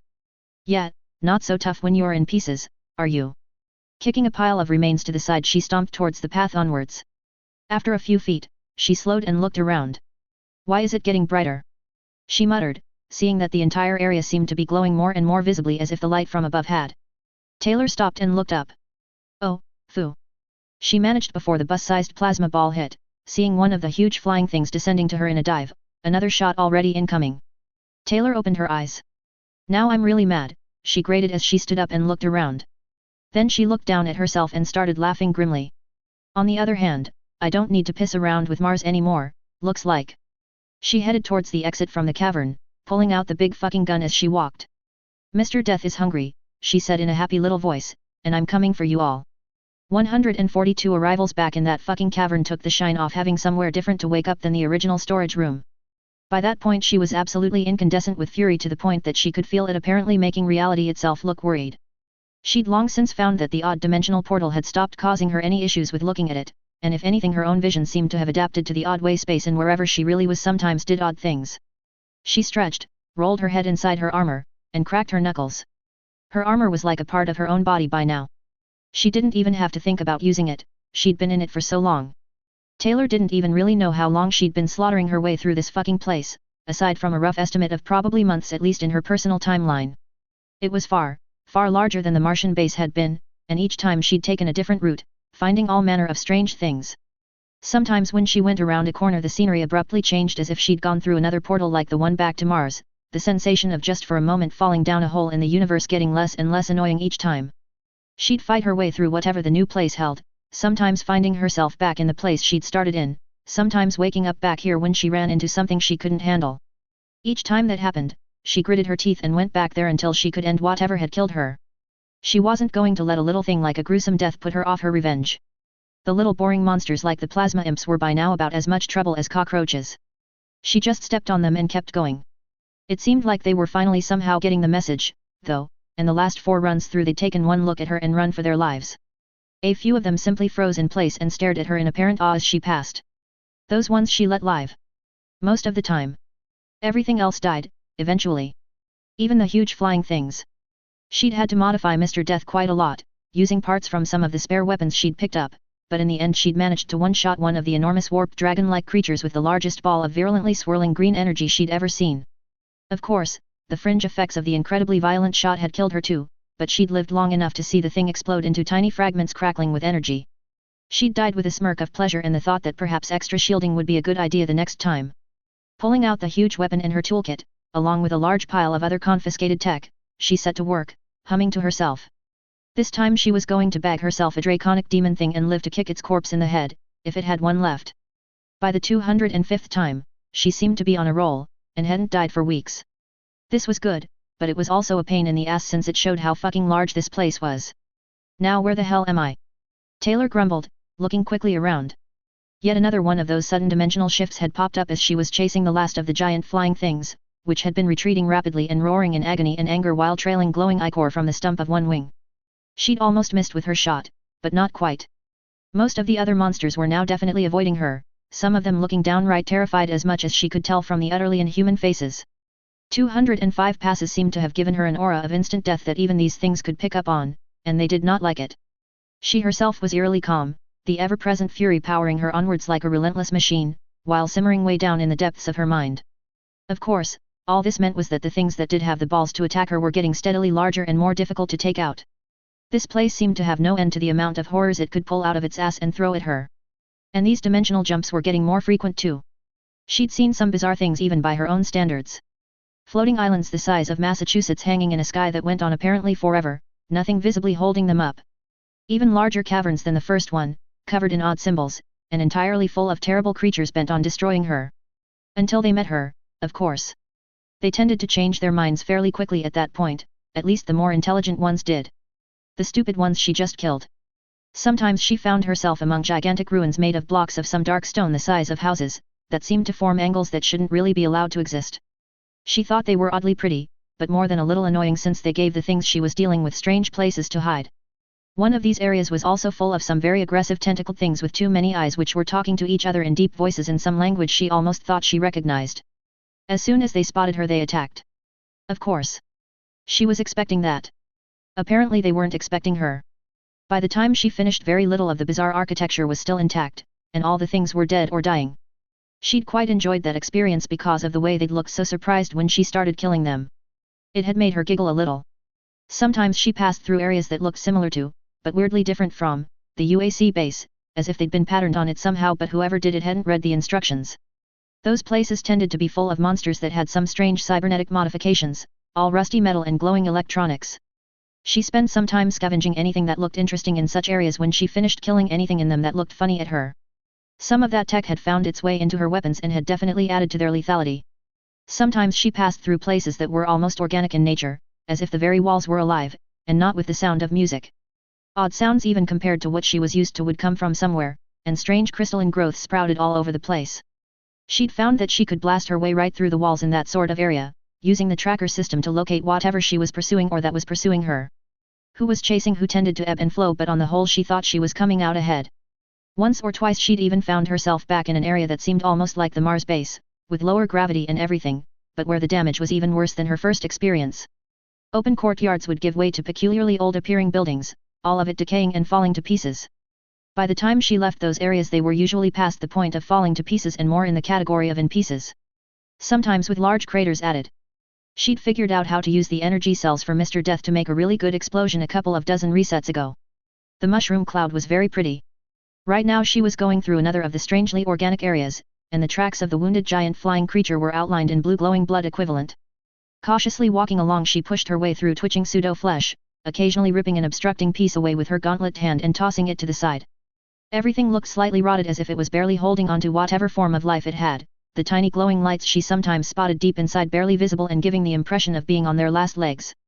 Grumbling to herself about stupid dragon things that didn't have the decency to stop moving when she shot them, she pressed on, her omnipresent rage an almost comforting sensation in the depths of her mind. The unknown observer seemed to be back too, a feeling of slight amusement mixed with impressed awe coming from it. Taylor was by now entirely certain it was real, and wasn't happy about that. "You do realize I haven't forgotten about you, I hope," she told it absently as she peered around a mass of soft and gooey flesh-like stuff.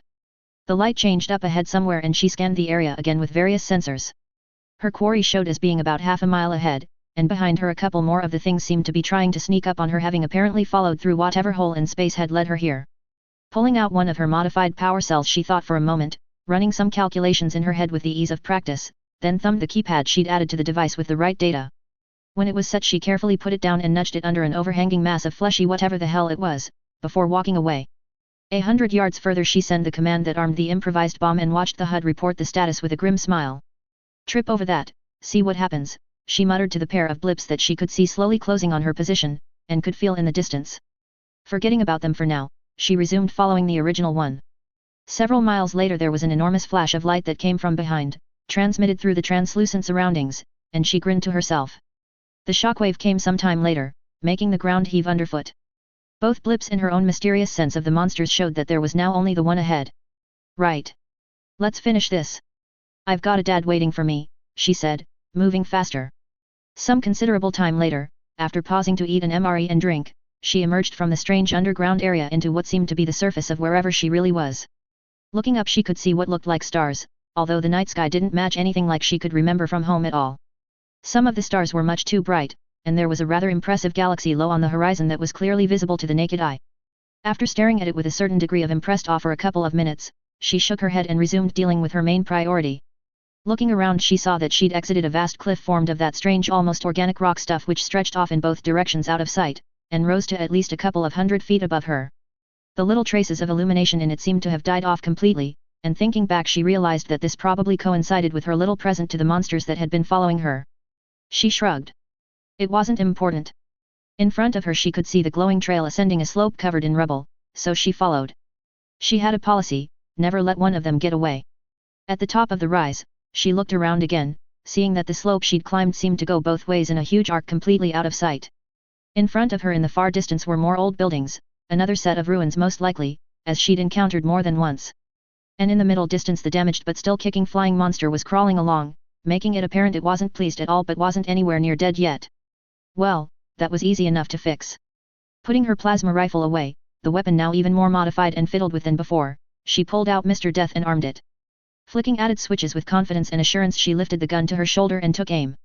"Bye-bye," she said happily, firing the thing. The vast ball of crackling energy roared across the plain towards the monster, tendrils of death reaching out for anything in range. She watched as it approached the hellish creature, then swore violently as the thing spotted the incoming shot and frantically dived out of the way with a flap of its remaining wing. Her energy ball flew past, a few of the energy beams from it striking the monster and causing it to convulse, but not powerful enough to kill it. "Fuck!" she growled, lining up another shot. As she fired a second time the first one hit the distant ruins and made them much more ruined in a huge flash of green light, shrapnel rising high into the air in ballistic arcs.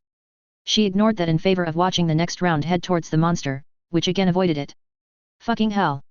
she shouted. "Hold fucking still so I can kill you properly, will you, you bastard!"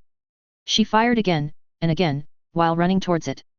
Each time the damned monster managed to barely escape certain death. She had no idea how it was doing that, since it was so badly fucked up, but maybe it just wanted to live more than they usually did. By the time she was 100 yards from it, the buildings on the horizon were mostly not there anymore, there was a rising column of boiling green energy coming from somewhere in that direction, and she was extremely miffed. Stomping towards her quarry, she put the now overheated gun away for the moment and pulled out her trusty chainsaw. Smiling like a serial killer she fired it up. The monster looked at her, then screeched and attacked. She laughed and met it halfway. Quite a long time later, after a number of other visits to strange places including several more of those semi-living ones that twitched when you blew holes in the walls, Taylor finally found what she was looking for. She stared at the absolutely enormous monster at the far end of the cavern. It stared back. The thing was at least 60 feet tall, had hooves, claws, wings, a tail, fur, scales, and God alone knew what else, and looked pissed. It was like someone had taken every mythological creature ever mentioned in literature and created a mashup of all of them. Bits of it seemed to extend into other dimensions, looking out of focus as if it was actually even larger than it should have been. She studied it closely, seeing the telltale signs of the same sort of odd energy that seemed to be all throughout this strange place. She was very familiar with it after all this time, and was pretty sure she could literally feel it inside her as well as around her. At first that had worried her a little, but nothing seemed to happen as a result, so she'd stopped caring. "You are becoming an irritation, insignificant pest," the thing suddenly said in an enormously loud voice full of anger. She blinked. That was new. None of them had ever spoken in anything she could understand before, although she was fairly certain that a number of the types of monster were actually not far off human intelligence. This one was glaring at her with glowing eyes full of hate, and radiating a sensation of death and destruction. She returned the glare, doing a pretty good job of radiating right back at it. "You are standing between me and the way home," she replied. "You can move or you can die." Taylor was certain that the glowing portal she could see some distance past it was indeed the way to where she intended to go. It looked almost exactly like the one generated by the UAC machine, and if it wasn't the exit from this place, she was going to be seriously upset. She might even go back and kill all the rest of the monsters that had run away, even if she had to follow them all across the universe, merely to get across quite how peeved she really was. "Die." It chuckled in a basso profundo voice. Somehow what passed for a face distorted into what might have been a smile. "You think you can possibly hurt me, you pointless creature? I'm willing to give it a shot," she snarled, hefting the railgun menacingly. "And I don't give up. At all. Others have tried. None have succeeded," the thing chuckled nastily. All around her, she could feel and hear other monsters of all types closing in, but didn't bother looking. "Only one has ever come close and he is gone. You are not him." Taylor smiled horribly. "I'm Taylor a bear, you bastard, and you never fuck with a bear," she roared, firing the railgun as fast as she could pull the trigger. As soon as it was empty, she pulled out the chain gun and opened up on the huge creature, the cavern strobing brightly from the muzzle flashes. When the barrels spun down, she looked at the result. The thing grinned back at her. Pitiful, it laughed. Her eyes narrowed. "I've killed dragons and demons and aliens, and floated in space, and swum through lava, all to get home to my dad. I've put up with more shit than I can even talk about, and I have had enough." The fury was rising and she was literally seeing red. Something about the creature changed, making it almost look wary. "You cannot overcome me," it said, although there was an odd little note of, possibly worry, she noticed with the back of her mind, while the front of it was consumed with the white-hot rage that abruptly swelled like a nuclear fireball. "I haven't even started yet," she said evenly, her iron control holding her in place. Around her everything had gone silent, as if the monsters she knew were out there were watching. It raised a hand, energy forming around it. With an incredible shout of rage it let fly. She was already moving, her mind awash with total all-consuming fury that seemed to make everything slow down and become perfectly, beautifully focused. Dismissing everything else about herself, Taylor let the rage take her as she attacked. She was laughing like an idiot when they met in the middle of the huge cavern.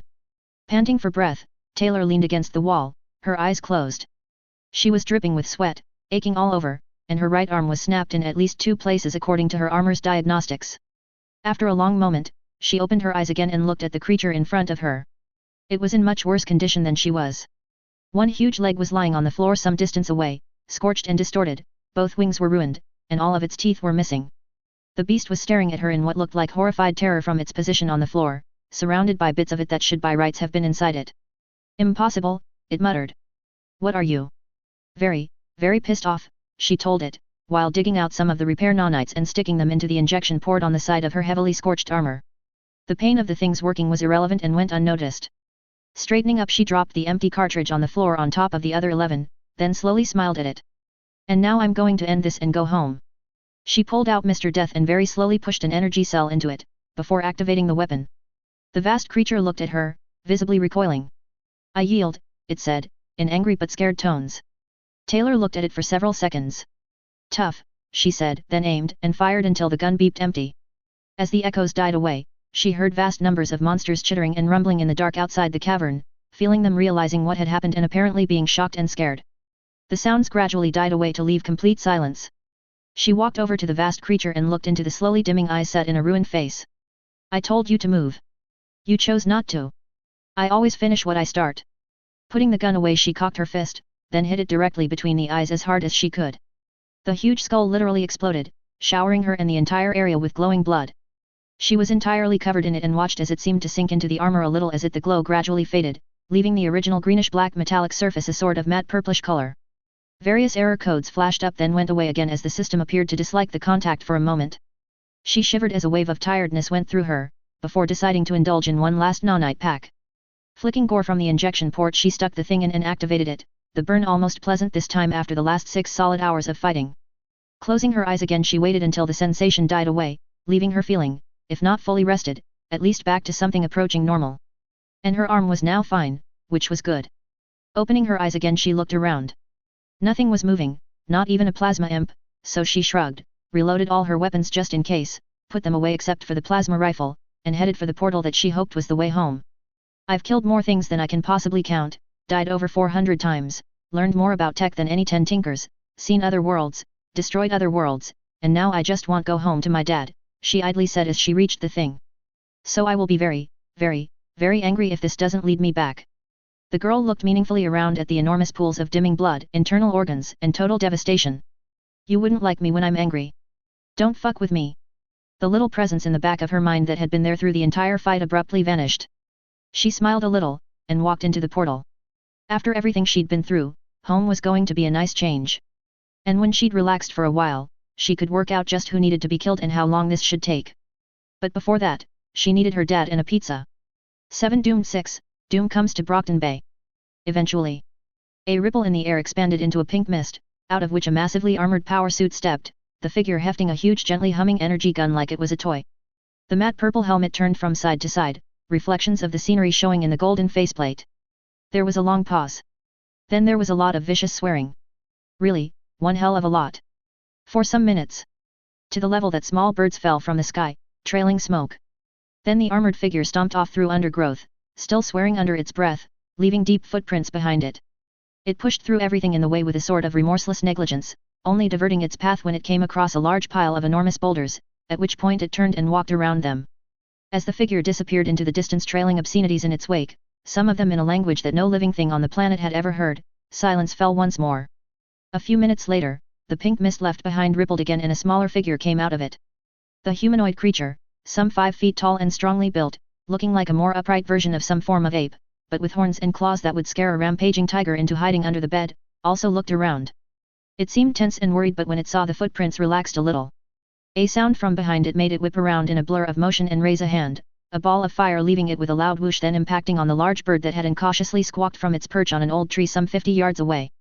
Most of the tree vanished in the ensuing blast, with only a small cloud of feathers falling gently from the sky, burning and smoking on the way down. The creature stared at the results, then carefully looked around, before going back into the mist. Not long after, it re-emerged, at the head of a column of bizarre figures that walked, slithered, flew, and floated across the ground, following the line of footprints. All of them were silent and seemed intent. A massive green flash in the distance caused them all to stop and stare at the mushroom cloud of fire and smoke that rose over the horizon, a shock wave rolling over them several seconds later. The creatures made a strange sound, then started moving again a little faster. They gave the impression that anything that got in the way was going to have a very bad, and most likely very short, day. Once the last of them had vanished, the normal sounds of the area slowly resumed as wildlife came out of the horrified stupor it had fallen into, then very quickly went in the opposite direction. Not long after that, the entire area was as bare of any life smart enough to know when to get the fuck out of Dodge as any desert on the planet. With an eye-wrenching distortion, space tore open again. The pink mist followed, and through it came the figure in armor. It looked around once more, then stared at the overcast sky and shouted a very rude word that made the entire area briefly shudder, before striding forth into the ruins of what appeared to have once been a small city.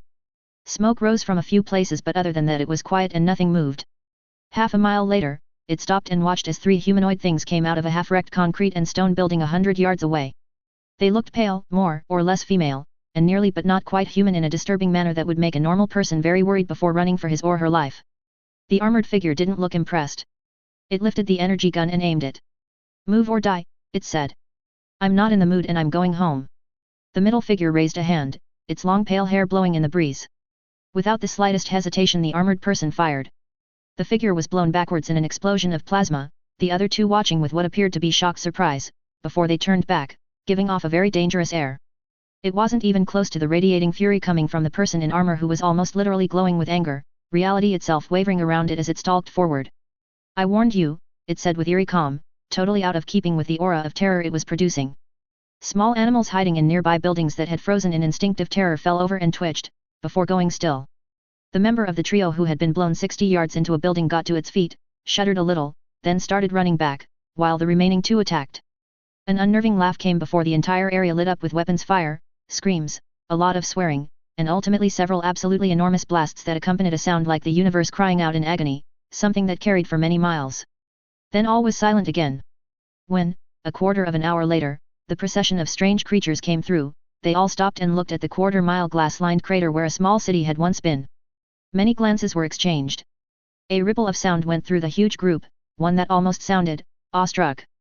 Then the entire collection carefully rounded the crater, which glowed deep at the bottom with eldritch energies, and resumed following the footprints, which ultimately vanished into another cloud of pink mist. A forest far in the northern lands, snow on the ground and the pine trees, the light of an aurora far above the only illumination, bore witness to a pink mist. Out of it came the armored figure, a different but no less lethal weapon ready for action. Again, it looked around. Again, it swore. "This is beginning to annoy me," it said evenly. "I am definitely not seeing the funny side. Do not push your luck." It moved off into the dark forest, the trees almost seeming to bend out of the way of the aura of dark rage it was emitting. Many miles away, in a small log cabin half buried in snow, a man suddenly woke and stared into the dark. He didn't move a muscle but lay there rigid and lightly sweating for nearly half an hour. Dimly in the distance he could hear a couple of odd-sounding explosions, then all was quiet. He relaxed a little, but tensed again shortly after. His head lifted and seemed to follow something in the distance for a while, then finally he relaxed properly, sagging into his bed and letting out a breath. Wiping the sweat from his forehead with a hand he looked at it in the dim rippling light coming through the window, shook his head, then rolled over and went back to sleep. Not getting involved in that, he muttered in Russian, rather vehemently. Soon the cabin echoed to even breathing with the occasional snore, while the forest surrounding him gradually came back to life and the dark shadows that seemed much deeper than they should have been turned into merely a lack of relative illumination instead of something else. Something terrifying. "Oh, come on!" the person in armor shouted in apocalyptic fury as it peered from side to side. "You think this is funny? Really? Do you want me to come looking for you right now?" A sound from one of the apparently abandoned buildings to the side made it snap around and inspect it suspiciously, moving almost too fast to see the movement, the effect almost being like stop-motion animation. A different weapon than the one it had been holding was suddenly in its hands. It peered carefully at the building, which emitted another strange sound. Tilting its head, it chuckled unnervingly. "Oh, I see you in there," it said menacingly. "Yeah, you'd better hide. Not that it's going to help you much. I'm really not in the right frame of mind to play games." A different building made a different noise, which echoed throughout the otherwise weirdly silent city. With a mechanical grinding sound, something deep inside the darkened interior stirred. Without looking back the armored person pointed the weapon it was holding to the side and fired twice. Blue balls of violently hot metallic plasma disappeared into the building which immediately erupted in tiny fragments, rising almost gracefully high into the air. A small device was tossed after the shots, moments later the remains of the building shuddering heavily as a strange sound accompanied a purple glow, before the entire thing imploded into a smoking hole. Then the figure stalked into the first building. Moments later the shooting began once more. Some time later, the procession of strange creatures appeared. The ones in front stopped, causing the entire crowd to do likewise, before with almost military precision the bulk of them fanned out into the remains of the city while the core group followed the trail of craters and wreckage. Peculiar sounds came from all around, along with whooshing fireballs, roaring rockets, constant blasts from many sources, and the occasional earth-shattering kaboom. The flying creatures that produced these screamed in triumph before following the rest. All was quiet after that, only the clinking sounds of superheated metal slowly cooling from a molten state breaking the silence in what had once been a city long evacuated by the original owners, and now a wasteland that couldn't even properly be called ruins. Right. That fucking does it. I'm going to absolutely fucking wreck these fuckers, then if I'm not home I will find you and I will end you and I will fucking dance on your ashes, do you hear me? The scream of unalloyed rage rang out over the entire area, causing thousands of demonic things to stop what they were doing instantly, then turn in as one stare towards where it came from. Deep underground their leader and god looked up, a worried expression crossing his distorted face, although he had no idea why a wave of terror had gone through him. He never had time to find out. By the time the trailing creatures came out of the pink mist, all that was left was an enormous hole that radiated heat and otherworldly energies, where nothing at all was left alive, not even microbes. It had been sterilized as efficiently as if the sun itself had touched down. They looked around, then followed the trail. Soon the area was back to being a glass crater with nothing moving in it, surrounded by the remains of walls. PRTENE director Emily Piggott looked at the somewhat unassuming, thin, and slightly balding man on the other side of her desk. She was doing everything in her power to stay calm. He, strangely, was doing a better job of that than she was, but in a way that made the hairs on the back of her neck stand up. For some reason she was feeling like she was locked in a room with something that would quite readily eat her liver and smile while it did, which was something she simply couldn't understand and didn't like one little bit. Behind her unwelcome visitor she could see Arms Master and Miss Militia who both also looked oddly worried. "Mr. Hebert," she said in tones of command, I still don't quite know why we're having this meeting. We've already told you that there's nothing we can help you with in this case. It's a matter for the police, not the PRT. Danny Bear, who was standing in the middle of the room with his arms by his sides, looking on the face of it entirely harmless, the civilian dock worker that the data they had on him said he was, still somehow managed to make her lean back slightly when he met her eyes. I will ask the question one more time, Director Piggott, he said completely calmly. Where? Island. My daughter. I have no idea, she replied, her voice betraying her unease and anger. As I said, this is a police matter, not something we can help you with. There was a pause, then he nodded once. I see. He turned away. I shall have to make further investigations myself, then, as you're unwilling to help. Moving towards the door, he almost absently added, I'll track down Sophia Hess first, I think. Director Piggott and the other two people present all froze. After all, as a ward in Winslow, one who has been torturing my daughter for close to 2 years, and who was the last one to see her before she vanished, I'm sure she could shed some light on this matter, he added as he reached for the door handle.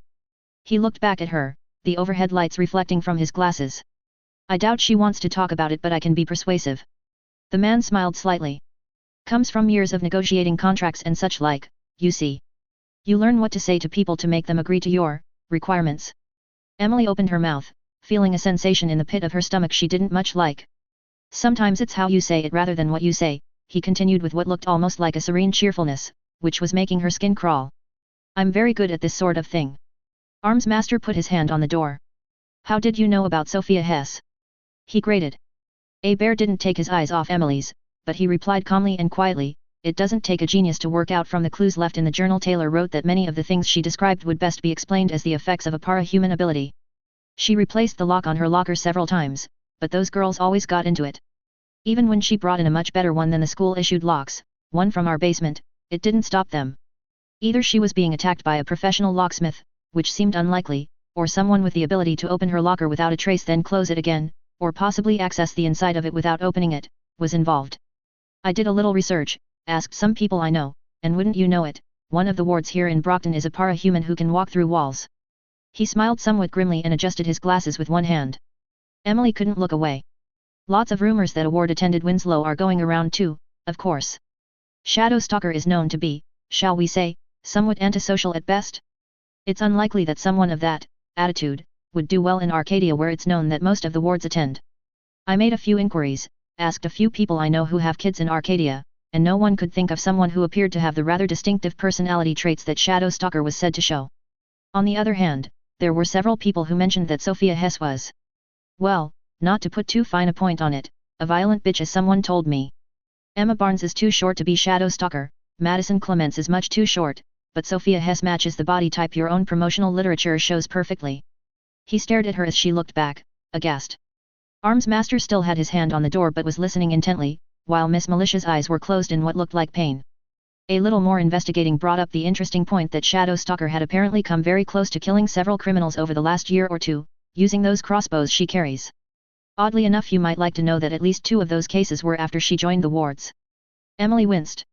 So, yes, I know that Shadow Stalker is Sophia Hess, or at least I was 90% sure of it, until Armsmaster here confirmed it for me. Thanks for that, by the way. Armsmaster winced. I'll be having words with Alan Barnes and Emma too, of course, and the Clements family, but right now I think I should talk to Sophia. It's been 2 weeks since Taylor disappeared from that locker your pet psychopath and her associates pushed her into. The school doesn't want to help for some reason, which I can guess is a mix of incompetence and corruption, although I'm not sure of the percentages yet. The cops aren't doing anything useful, and from what I've been told off the record by a couple of contacts, this is due to PRT interference. Again, yet more evidence that a parahuman was involved. His voice was still completely controlled, but there was a level of danger under it that made all 3 of the others listen whether they wanted to or not. I'd be the first person to admit I haven't been a very good father to my daughter for a lot longer than it should have been for reasons that we don't need to go into, but I'm fucked if I'm going to just sit and wait for someone to finally get around to doing what they're paid to do. It looks like that will never happen in any case. So, unless you can tell me right now where Taylor is and what happened to her, I will arrange to look for her with my own resources, regardless of your wishes or interference. And God help all of you if you get in my way, because I can guarantee you won't like what happens if you do. Are you threatening us, Mr. Bear? Armsmaster said grimly. Danny Bear turned his head to meet the Tinker's eyes through his visor. Yes. Although I think of it more as a promise. This time, Miss Militia was the one who winced. Arms Master glowered. Everything you've said is covered by an NDA which you will have to sign before you can be allowed to leave, and if you mention anything at all about this you will be prosecuted to the full extent of the law, Arms Master growled. An NDA signed under duress is not valid, and neither can one be used to cover up an illegal act, the horrible man said without raising his voice. Basic contract law even in this day and age.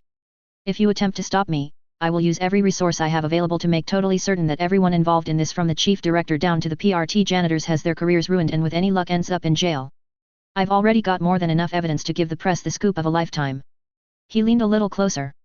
Just fucking try me, Arms Master. We can arrest you, the Tinker snarled. You can, yes.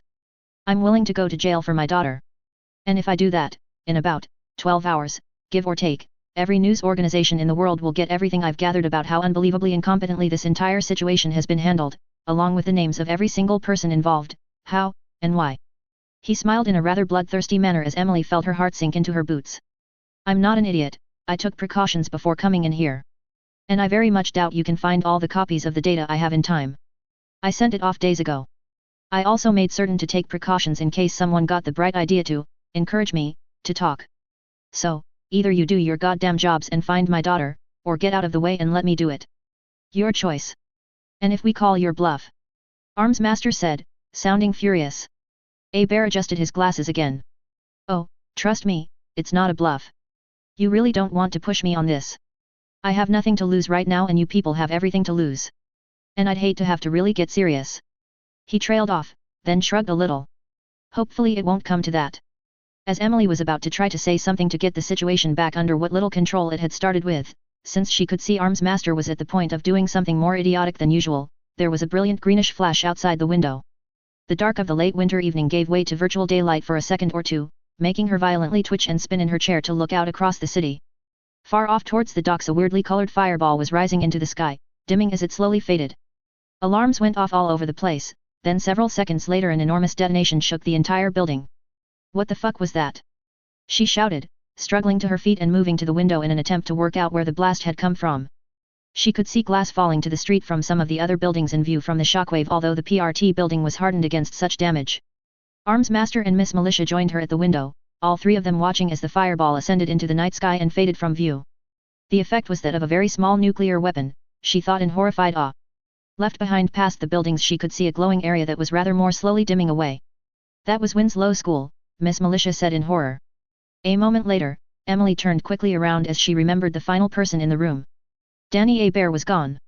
Oh, Jesus Christ, she mumbled, I have a really bad feeling about this. Taylor inspected where the school had been with grim approval. It was a good start, but there were a lot of other things she needed to do quite soon. In the distance sirens were going mad but she ignored them as irrelevant. The sound of tires crunching through the rubble scattered all over the roads for a couple of blocks in every direction, on the other hand, made her turn, weapon ready, until she recognized the car. The vehicle stopped a few yards away and a familiar figure got out, silhouetted against the burning building on the other side of the road. She smiled inside her armor, put her gun away, and walked over. I'm back, Dad, she said as she reached out and hugged him. Looks like you had an interesting time, he said, almost calmly, although she could see tears in his eyes under his glasses. You could put it like that, yeah, she said with a laugh as she let go and reached up to take her helmet off for the first time in what seemed like months. Fresh air, a sensation she'd nearly forgotten, caressed her face, bringing with it the smell of smoke and plasma discharges. She noticed that she was eye to eye with her father, which was a little odd since he was about 6'5", but she ignored that for the moment. Sorry I took so long, you wouldn't believe the trouble I've had finding my way back, she added, with a slightly uneven smile. He looked her up and down, then nodded. You came back. That's all that matters. She hugged him again. When she let go once more, she looked around, then rather dubiously at the car, which she doubted was up to the weight of her power armor. He followed her eyes, then looked at her again in an evaluating manner. I think you'll have to follow me. Can we get a pizza on the way? She asked hopefully. You have no idea how much I'm looking forward to one. He laughed. Of course. You can have all the pizza you want. Sergio's. Taylor grinned. You read my mind. With a smile, he got back into the car, and as she jogged alongside it, drove off into the night. By the time the sirens, complete with an enormous number of emergency vehicles from everyone from the fire department to the PRT had arrived some minutes later, the area was still once more, only the crackling of burning wood audible. A last few strange shadows disappeared into the dark, but no one noticed as they were much more concerned with where Winslow wasn't. 8 Doomed 7, The Coming of the Who? 3 days before the Winslow event. 3 teenagers looked around as the fourth one of their group shambled into the shared living area, looking like she'd been punched in the brain. Her face was slack yet somehow also contorted into a rictus of horror and fear. All her friends stared as she leaned against the wall and just looked into space. "Jesus, are you all right?" The larger of the two young men asked with a worried note in his voice, putting his game controller down and standing up, then walking towards her. "She comes," the blonde girl said absently in a way that made him, and the other two, freeze. Downstairs 3 dogs yipped like they'd been kicked, then went silent again. Then the girl very gently fell over, face forward, as unconsciousness took her. By the expression she was wearing it was something of a blessed relief. Her friend only just caught her before her nose met the floor with no doubt unfortunate consequences. Easing her to the ground, he examined her, then looked at the other two, who were watching with very confused faces. "Who comes?" the younger man asked plaintively. "Why does she come? When does she come? What the fuck was that?" The first one looked down at the girl he was kneeling next to and shrugged helplessly. None of them got much sleep that night. A 12-year-old girl sat bolt upright in bed, her eyes wide in the dark of her room. 100% chance she comes, the girl said without meaning to, then slapped her hands over her mouth. She winced in anticipation before looking puzzled about something. Then she got a very curious look, muttered to herself for a while, before grinning in a completely diabolical manner and lying down again. When she fell asleep she was still wearing a distinct smirk, which was present the next morning at breakfast, but she wouldn't be drawn by her parents as to why she looked like that. Deep under the middle of the city, a skeletal man shrieked in horror, screamed "She comes," at the top of his voice, fell off his chair, then cowered under his desk for the rest of the night until he eventually passed out from terror. When he woke up he couldn't remember why he'd apparently slept under his desk, and was not happy about having apparently had something of an accident in the urination department. In San Francisco, in a government building that from the outside looked like nothing other than a fairly boring office, nearly a dozen people in an equivalent number of rooms stiffened, sweated, and simultaneously said "She comes." Then 2 of them passed out, one had a mild stroke and was quickly surrounded by a very worried EMT team, another one hid in a closet, and the last 2 clocked out, went home, and got very, very drunk. Their superiors spent the rest of the night in emergency meetings but found no answers that anyone liked. They did, however, classify the incident at the highest level and go out of their way not to let anyone else know about it except for a select few people in government, none of whom were particularly happy about the situation. Inside the highest security prison on the planet, a number of the prisoners all said, screamed, or shouted "She comes." Most of them fell unconscious immediately, 1 or 2 even before they spoke, although that didn't stop them. One, by appearance a young teen girl, stared off into space while gently rocking back and forth holding her knees whispering "She comes," under her breath for the next few hours, before finally climbing into her bed and very deliberately falling asleep. Similar scenes occurred all over the world, at what would eventually be found to be the exact same moment, but since many of the people involved were either criminals, or members of government organizations that spent considerable effort not to mention their activities to anyone, especially other such organizations, no one would work this out for some time. When they did, of course, it didn't really help. 2 days before the Winslow event. In her room, a blonde teenager of about 17 or so moaned, while her friends watched her with sympathy, even the 2 that were pretty bad with people. "She looks horrible," the younger male pointed out. "Yeah, you don't have to keep saying that, you know," the older one said. The other girl shoved the younger man and muttered, "Shut up, you're annoying." "I know," he replied, smirking, which got him another shove. The blonde suddenly sat up, taking all of them by surprise, especially as her eyes were still closed. "She is closer now," the girl said in a loud and eerie voice, before going boneless and falling back into her bed. "She comes." The other 3 remained pressed against the wall as far away as possible from their friend for several minutes, watching her closely with wide eyes, until she began to snore gently. "I don't know that I really want to meet her," the youngest of them said, his voice wavering. His friends nodded soberly. They weren't keen on it either. Miles away, a tall young man with an unusual ability suddenly woke in the middle of the night, drenched in sweat. His ability was for some reason giving him the distinct impression that it was very, very worried about something. What that was he had no idea aside from being totally sure that it was very angry. And getting closer. The worst part was that he didn't have a clue why he felt that way. Which worried him nearly as much as his own special ability appeared to be. He lay there for hours, his heart racing, until he finally got up, went into the living room at about 4 a.m., dug out a bottle of his father's best bourbon, cracked the seal on it, drank about half a cup of the stuff without hesitation, put it back, then returned to bed. He was snoring minutes later and woke up to the most vicious headache he'd ever experienced and a very annoyed father who was completely unsympathetic and spent quite a long time explaining how much it cost and how he was going to be replacing it. The skeletally thin man finished locking the last door between him and the outside world, making sure that all the newly installed traps and other precautions he'd hastily arranged were armed. Unusually for him, he was so worried that he hadn't used his own special skill to ensure he had a backup outside his current location, because when he'd tried that he'd spent nearly an hour screaming in horror. And he couldn't remember why. Sure, he was under attack, he put himself into the deepest hole he could arrange on short notice and basically pulled it in after him. Outside, on the other side of 6 separate blast doors, the codes for which he was the only one that knew, several dozen armed and somewhat puzzled men patrolled, on heightened alert and ready for anything. She is closer now. He blinked, looking around quizzically. He could have sworn someone had said something. But he was absolutely certain he was alone.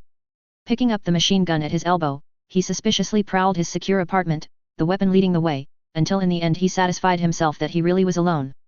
Putting the gun down again, he poured himself another coffee and went back to obsessively watching dozens of screens on which camera views of every possible approach to his secure bunker were displayed.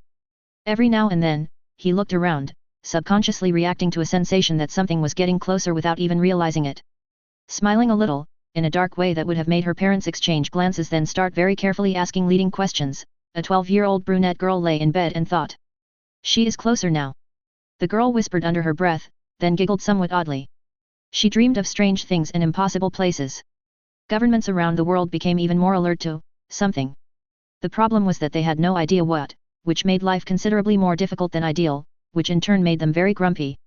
Grumpy governments seldom end up helping. One day before the Winslow event. She is nearly here.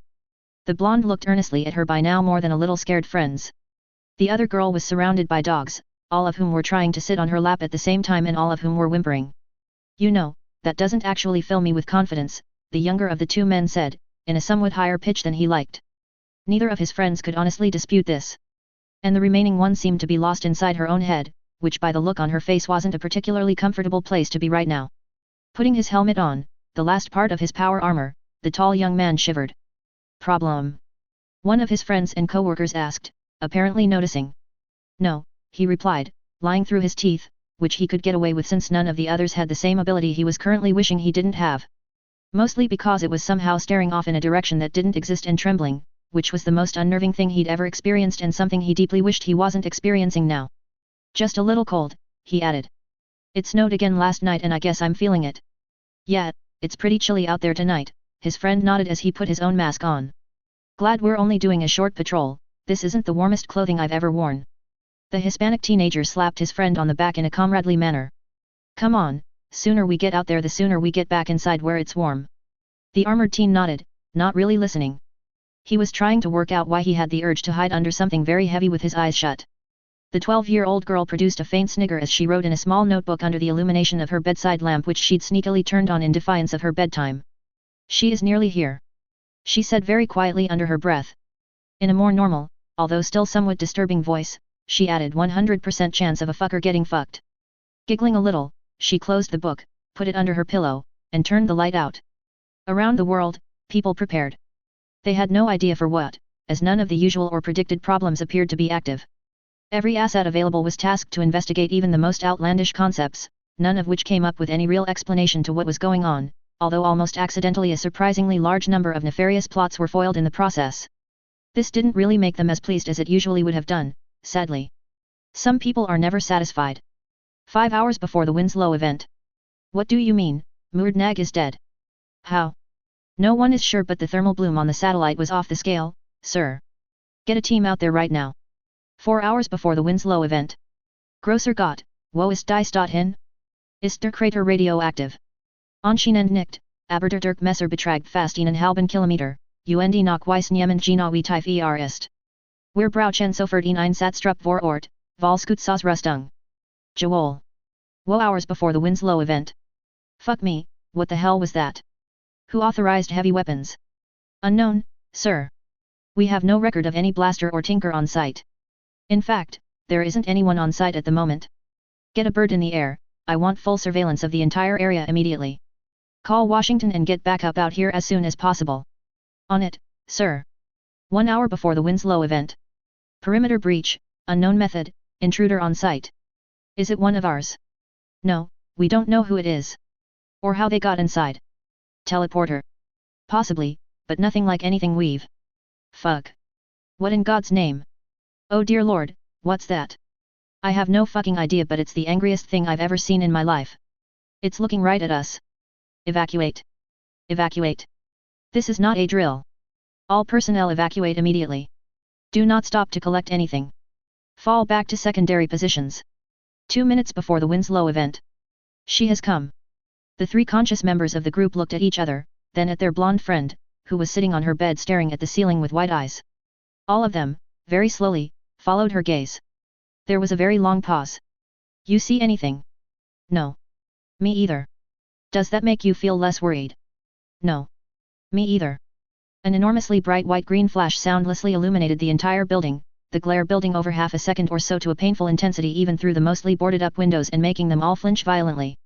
The detonation that followed 5 seconds later shook the entire place like a small earthquake, causing all them to hit the floor with their hands over their heads. When the rumble died away, the blonde girl blinked a couple of times, apparently back in the room for the first time in several days. Why are you guys in my bedroom?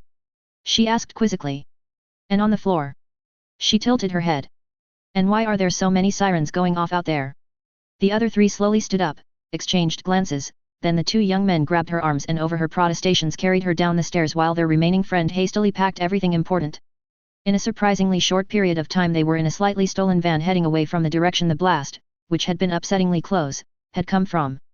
The blonde was still bitching as they drove, but that didn't stop them. In his underground room, the thin man fell over as the entire place shook, then lay on the ground staring at the roof with trepidation in his eyes. That wasn't good, whatever it was. The tall young man froze, making his girlfriend look at him then appear worried, before slowly tipping to the side, his face locked in a look of horror. Calling for her sister, the blonde caught him and lowered him to the carpet, very worried indeed.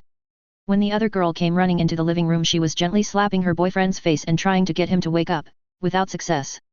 Smiling to herself, the 12-year-old girl watched out her bedroom window as a fading green glow many miles away in the city showed where something unusual had happened, rather loudly. She could see what looked like every emergency vehicle in the city heading in that direction from her position up on the hill overlooking the city center. It had taken them some time to get going, she'd noted, presumably having been waiting for more information, but now it was getting very busy out there. As her parents came into the room to check on her, she let the curtain fall back into place and turned to them. That was really loud, she said mildly. I wonder what it was. Her mother knelt down and hugged her, but the girl wasn't sure if it was to comfort her or the older woman. 20 minutes after the Winslow event. Sergio Ricciardelli watched as the young woman wearing the most lethal-looking power armor he'd ever seen even on TV peered at the menu. Anchovies. She muttered. Yuck. They were an acquired taste, he agreed silently, although he quite liked them. Quiet tonight, Sergio. Danny Abair, someone he knew quite well, said from beside his daughter as he looked up from his own menu. Sergio shrugged a little. Comes and goes. It's not too bad, considering what the weather's been like recently. Ah, yes, that would certainly put people off, Danny agreed with a nod. He glanced at the menu again, then added, I'll have the house special with extra jalapenos, thanks. And a Coke. Sure. Sergio wrote it down. The girl moved her helmet to the side of the table and turned the menu over. 2 chicken, bacon, and pepperoni with barbecue sauce, please, she said. And I'll have extra jalapenos as well. And? She turned to the back of the menu for a moment. A large Sprite. Okay. Hungry, then? She smiled at him. I've had a very long day, and worked up an appetite, she replied. He nodded. Writing her order down as well, he smiled back. Won't be long. Help yourself to water if you want, and the breadsticks are fresh. Thanks. She took one and nibbled on it as he walked off. Hey, Dad, you won't believe some of the stuff I picked up, he heard her say as he went into the kitchen. Shaking his head, he nudged one of his cooks, who was staring out through the small window in the door. It's Brockton Bay, you get used to it, he said to his cousin. Gino shook his head. Mom said this place was weird, but I always thought she was pulling my leg, he replied as he moved to the oven and opened it to check the progress of the current order. Sergio shrugged. Like I said, you get used to it.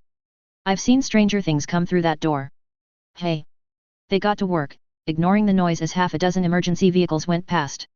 Again, it wasn't exactly unusual around these parts and they had customers to deal with. 9 Doomed 8, Realizations of Doom. Oh my god.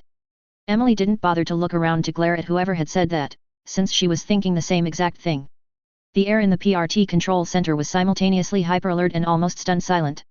Only the sound of humming fans, a number of people breathing, and a few quiet alarms going off every now and then broke the quiet. Perimeter established at a quarter-mile around the school, one of the control room staff said a few seconds later.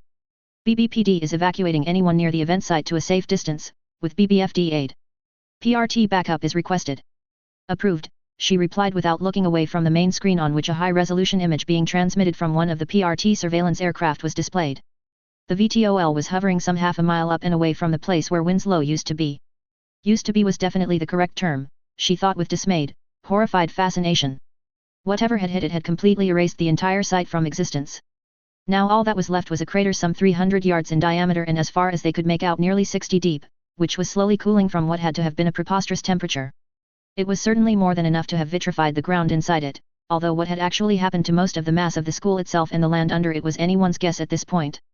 The center of the crater still glowed with some strange greenish energy, the sight worrying her a lot as it didn't match anything she was aware of, which meant it was new. New, as far as para-human problems went, which this obviously was, meant trouble. Always. Trouble in this case backed up by the evidence that whatever did it could basically vaporize a large building complex in a literal flash of light, leaving nothing but a hole she was pretty sure was going to look like something from the old atomic bomb tests in Nevada when it finally cooled to ambient temperature.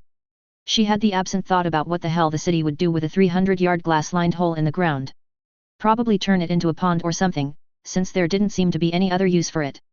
She hoped like hell no one had been in the school at the time. It would have been painless, that was about the only bright spot, since they'd never find any traces. VTOL-1, orbit left, maintain distance from site, the flight controller said into his microphone. Roger, orbit left at constant distance, the pilot replied, the view of the crater starting to slowly rotate although it remained in the center of the image. As the night background of Brockton Bay slid past, she could see a seething mass of emergency vehicle lights in various streets leading towards the former site of the school, all the roads blocked by barricades with their own amber beacons blinking in the distance. Radiation levels still read 0, peak crater temperature 2440 degrees and falling, average temperature 950 degrees. Crater diameter measures as 287 yards. Near perfect circularity. The sensor operator poked a couple of touch controls as he spoke. What's causing that green glow? She asked. Unknown, Director. Nothing on record matches. Wonderful, Deputy Director Rennick muttered from beside her. He clearly also didn't like the implications. We can see a few small fires burning in the surrounding buildings, but the collateral damage is remarkably small, the pilot said after he'd circumnavigated about a quarter of the way around the crater. Thermal interference from the blast site is interfering with our equipment, but as far as we can tell there's no sign of motion down there. There aren't many people who live close to the school, Rennick commented quietly. It used to be in a fairly good area, but that was back when the docks were active. These days everyone who could have moved has done so, which means there's probably only a few vagrants who are within at least a couple of hundred yards at the nearest at night. Off to the west the closest neighborhood is a good half-mile away, although it's less on the north side. Still outside the perimeter we've set up for the most part. Thank God for that, Emily replied, still watching the images. The visible light one was showing the grain typical of a camera running right at the limit of its light handling capacity, but it gave a reasonably good picture even so. To the sides other screens showed a view from the night vision camera in the same sensor pod, as well as a high-resolution thermal imager. This was showing the crater as a brilliant white spot with almost no variation, dimming to yellows, reds, and finally blues as one moved further from it. The half-dozen small fires that had probably been started by radiated heat from whatever caused the destruction also showed up nicely, but luckily didn't seem inclined to grow. One of them was already guttering out. Hey, what's that? Someone else in the aircraft said. What? The pilot replied as they all listened. 25 degrees to port, about a third of a mile towards the south. I thought I saw something on thermal. Several somethings. Heading deeper into the dock area. Probably rough sleepers running for their lives, one of the other aircrew said with a faint laugh in her voice. Which is the sane thing to do. I'm not sure, the sensor operator replied rather doubtfully after a moment. Looked larger than that. A mix of sizes, actually, but... He paused, then added, nothing there now as far as I can see. Might have been a sensor glitch. Or it was some merchants who are hiding somewhere now. Control, should we do a pass towards the water and chase up that sighting? The pilot asked. Looking over his shoulder at Emily, who thought for a moment then shook her head, the flight controller replied, negative, VTOL-1, remain in position. We'll task another aircraft to investigate, but we didn't see anything here, so it probably was a sensor fault. Roger. Emily wasn't interested in chasing possibly phantom drug dealers at the moment. In her view, running like hell from whatever had done this was entirely sensible and not something worth bothering with. Finding out what had done it and what in God's name had happened was far, far more important. She couldn't help thinking, with a sort of horrified anticipation, that somehow the A-Bear man was involved. Not that she had the faintest idea how, but the way he'd managed to slip out of the building without a trace in minutes was, somewhat unnerving. Especially in light of the things he'd said and his obvious mood at the time. There was definitely more to that man than appearances would suggest. No one had stopped him since no one had any reason to stop him. They were too busy dealing with the sudden influx of terrified Brocktonians who were jamming every phone line into the facility, liaising with the BBPD who were doing much the same on the direct lines, and trying to work out what the fuck was going on. One less civilian in the building was something to be grateful for. By the time she'd ordered a lockdown, having suddenly thought that this might be something one of the gangs was doing as a diversion before they attacked the PRT building itself, he was long gone, having simply signed out of his evening appointment with her, smiled at the receptionist, and left. None of the staff paid any attention as they were somewhat busy. And of course by the time the VTOL pre-flight had been done, which even under these circumstances was several minutes' work, the BBPD had been told not to go charging in since no one knew what para-human was attacking, not that they seemed inclined to do that anyway, and all the other emergency preparations had been dealt with. Well, he'd had a good 20 minutes lead. She had no idea where he'd gone, but hoped it was home and out of her hair. Looking at the screen, she really hoped that was where he'd gone. So why did she have a sensation in the pit of her stomach that the other boot was gathering speed as it dropped from orbit? Lots of excitement out there, Danny said as he glanced up from his pizza. Yet another fire engine had gone past, sliding around the corner down the block with sirens and lights going full tilt. It Dopplered into the distance, the sound of squealing tires coming back to them as it rounded the corner at the far end of the street. He thought it probably was taking this route to go around where Taylor's school once was, as that entire area was now blocked off from what he could tell. People get worked up about the silliest things, his daughter smiled, halfway through her second pizza and looking like a third one wasn't out of the question. He smirked slightly, nodding, as he returned his attention to her. She looked good, he thought. Physically healthy, more so than she'd been when she disappeared 2 horrible weeks gone now, and while a little thinner in the face, seemed in good spirits. He'd noticed immediately that she also looked somewhat older, perhaps 18 or so, and was definitely taller. Apparently her trip had been somewhat more extensive than normal. Her eyes met his and she smiled again. He watched her with interest as she looked down and picked up another slice. It was when you peered into her eyes that you realized that the young girl of before had gone through things that very, very few people could possibly have understood or handled. He was extremely proud of her, even without hearing much of the story yet. And if all the evidence he'd assembled about her life over the last 2 years before that attack from her supposed best friend and the other 2 was even vaguely accurate, he didn't blame her in the slightest for removing the school with prejudice. And a very large weapon. Taking another drink, he put his glass down, then picked up one of the thick manuals, printed on something that looked like but wasn't paper, and read the title and date once again. His mouth quirked slightly. "I think you have a lot of things to discuss, Taylor," he said mildly, leafing through the document for a moment, then stopping on one page and inspecting it with interest. "But you sure found some interesting souvenirs." She chuckled, finishing the pizza and picking up the menu again. As she looked at it, she replied, "That I did. All over the place." Her eyes met his over the menu for a moment. "If I could pick it up, I took it. Always the best approach," he grinned. "You never know when something might come in handy." "Very true," she nodded, before turning and waving to Sergio, who was watching a small TV behind the counter. He looked up at the motion then came over. "That was delicious," she said approvingly, making him smile. "You've got no idea how long I was looking forward to it. I think I'd like another one." He raised an eyebrow but nodded agreeably. "Same again, or something different? Can I have one of the seafood ones? Extra calamari?" Her smile turned a little odd. "I need to eat some tentacles at the moment. Kind of revenge." He looked at her, then at Danny, who shrugged. "Ah, sure, whatever you say. A large." "Yep. Thanks." She waved her glass. "Another Sprite too, please." "Of course." "Danny, another Coke." "Yes please." "And some garlic bread." "No problem." Sergio finished writing on his pad, then disappeared into the kitchen again. The bell over the door rang, causing both Heberts to look, seeing a somewhat scruffy man carrying a baseball bat come in. He got about 10 feet inside, spotted them, gaped at Taylor who very slowly started to stand up, then turned and hastily left without saying a word. He was distinctly pale under the buzz cut. Outside, they watched him talk urgently to another man, pointing through the window at them. Taylor waved and grinned widely in a very unpleasant manner. Both of them quickly ran off. Danny snickered. "Nicely done." "Thanks," she replied. When Sergio came back with the next batch of food, they were talking quietly as Danny flipped through a few more of the apparently inexhaustible supply of manuals Taylor kept producing. Sitting in a chair in front of one of the consoles, Emily studied the monitor in front of her, then glanced up at the big array of them on the wall. The aircraft was still slowly orbiting the site of whatever had turned a school into a hole in the ground, and the dim glow at the bottom of the aforementioned hole was almost invisible now. The crater was still very hot, far past the point of survivability, but was steadily cooling down too.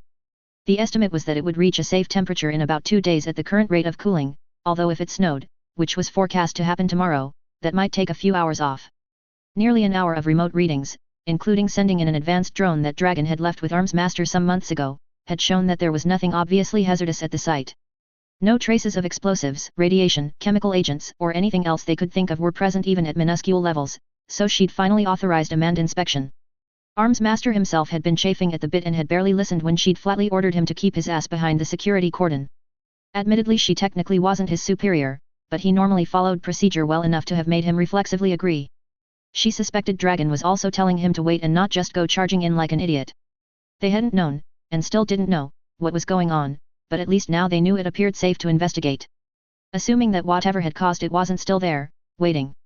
She shook her head, feeling that her paranoia was getting to her. Someone needed to go in, and it certainly wasn't going to be her. Leaving her physical infirmities out of the equation, she'd been in the situation of going into an unknown scenario before and still had nightmares about it.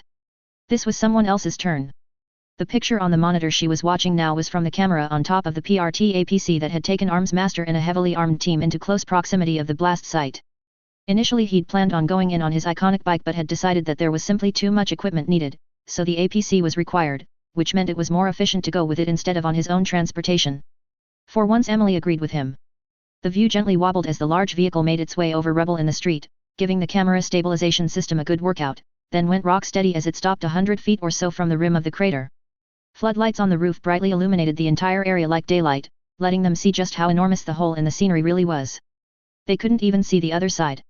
"Fuck me," the man running comms to the field team said as everyone stared at the screen. How in God's name could that be done without taking out the entire city? There was, as yet, no answer to what was a very good question. Someone else called over from the side. "Director? I've got Mayor Christner on the phone. He's not in a good mood. Tell him we don't know anything more now than we did 10 minutes ago and I'll be in contact when we do, but right now I have something more important than keeping the city happy," she snapped. The man flinched, then rather more diplomatically paraphrased her words to the mayor as she kept watching the screens. Prodding a control, she switched the one she was in front of to the view from Armsmaster's helmet camera, which came up just as he climbed out of the back of the vehicle. He was accompanied by a 4-man squad in NBC gear, he himself relying on his armor for the same function. Everyone watched and listened as he issued quick orders, all the troopers fanning out across the ground while he walked slowly towards the crater, holding some sort of scanner out in front of him. Confirmed no radioactivity detected, no toxins, and no explosive traces, even at close range, he said calmly, although long contact with the man let her pick up the traces of trepidation in his voice despite his control. "Significant heat radiating from the site, but I can approach the edge for a few minutes before my cooling system is overwhelmed." "Be careful," Emily said into her mic. "I was planning on it," he replied dryly, almost making her smile a little. When the man was actually doing his job he was very good at it, so it was a pity he tended to go off on tangents so easily, especially when something annoyed him or he tripped over his own ego. The view moved closer, until he was standing at the lip of the massive depression in the ground. In the light from the APC behind him, his shadow stretched out across it in an enormous distorted silhouette, the center of the crater completely dark aside from the last traces of writhing green energy far below. It looked like an inverted aurora more than anything else. "I can't pick up anything to explain the glow," he said after a few seconds. "It's nothing like normal ionization, or excitation of the air by hard radiation. The color is wrong for air at this pressure aside from anything else." "Is this dangerous?" "Unknown, but I would suggest not, except possibly by direct contact, which would be lethal to arrange in any case due to the high temperature of the crater," he replied, sounding like he was thinking about something else. A moment later he knelt down and the view from his helmet tipped to show the inside of the crater at close range. An armored hand came into sight as he prodded the glistening surface with one finger. Slick. Like glass. Or more accurately, very similar to trinitite, the material formed in a surface nuclear detonation. The temperature required to melt ordinary sand and brick into this sort of substance is very significant, at least 3000 degrees. He pulled out his scanner again and held it over the edge for a few seconds. "It's close to 6 inches thick at the rim. To do this in a matter of a second or so. Director, it would take the energy release of a reasonably large fusion explosion to produce this result," but there's almost no blast damage in the surrounding buildings, and remarkably little thermal damage. He stood and panned the camera around, stopping on a couple of the nearby structures on the other side of the street. All the windows facing them were broken, although Emily thought somewhat cynically this wasn't necessarily due to the blast itself considering where Winslow was. Every building was some form of industrial one, most of them clearly unused. Smoke was coming out of a few windows, and the fronts of every one of them was blackened and scorched, while there was quite a lot of rubble on the street which appeared to have been knocked loose from them in the blast. Even so, the damage was oddly light, whatever had erased the school from existence apparently having been carefully targeted. She didn't know whether that was better or worse. If nothing else, it showed appallingly good control of whatever weapon or para-human ability had done this. And if it was a para-human ability, it absolutely terrified her. It made the sort of thing Purity, or even Legend himself, could do look somewhat anemic. It wouldn't have surprised her to know that even Eidolon couldn't have done it. And that was the worst thought of all. Briefly considering, then dismissing with a snort, the idea that Behemoth might have snuck up on Brockton Bay then vanished again, she shook her head. No, it seemed unlikely that an Endbringer was doing what was basically for them a practical joke. This was probably the result of a tinker of some form, quite likely a new trigger, which was just horrifying. If this was what they started with, what would they do with time to plan? And if it was an established one, why had she never heard of a nuclear tinker before? Still no result on any search of similar events anywhere. She asked, turning her head to where Rennick and a couple of PRT researchers were trawling through classified files. No. Nothing matching this or anything like it, her immediate subordinate replied with a shake of his head. Not even in the CUI as far as our information shows. Arms Master. One of the troopers called for the tinker's attention, causing him to stand up and turn. Yes, what do you have? He replied as he walked over. His camera view followed the pointing finger of the other man to the ground. Footprints. 2 sets, one from that direction, one from what looks like a car based on the tire tracks in the debris here, the trooper said. Emily and the others studied the images as Arms Master bent slightly. The first set of prints looked like they were from some sort of heavy boot, in a military style, if she was any judge, while the others were about the same size but less obvious and apparently from a work boot.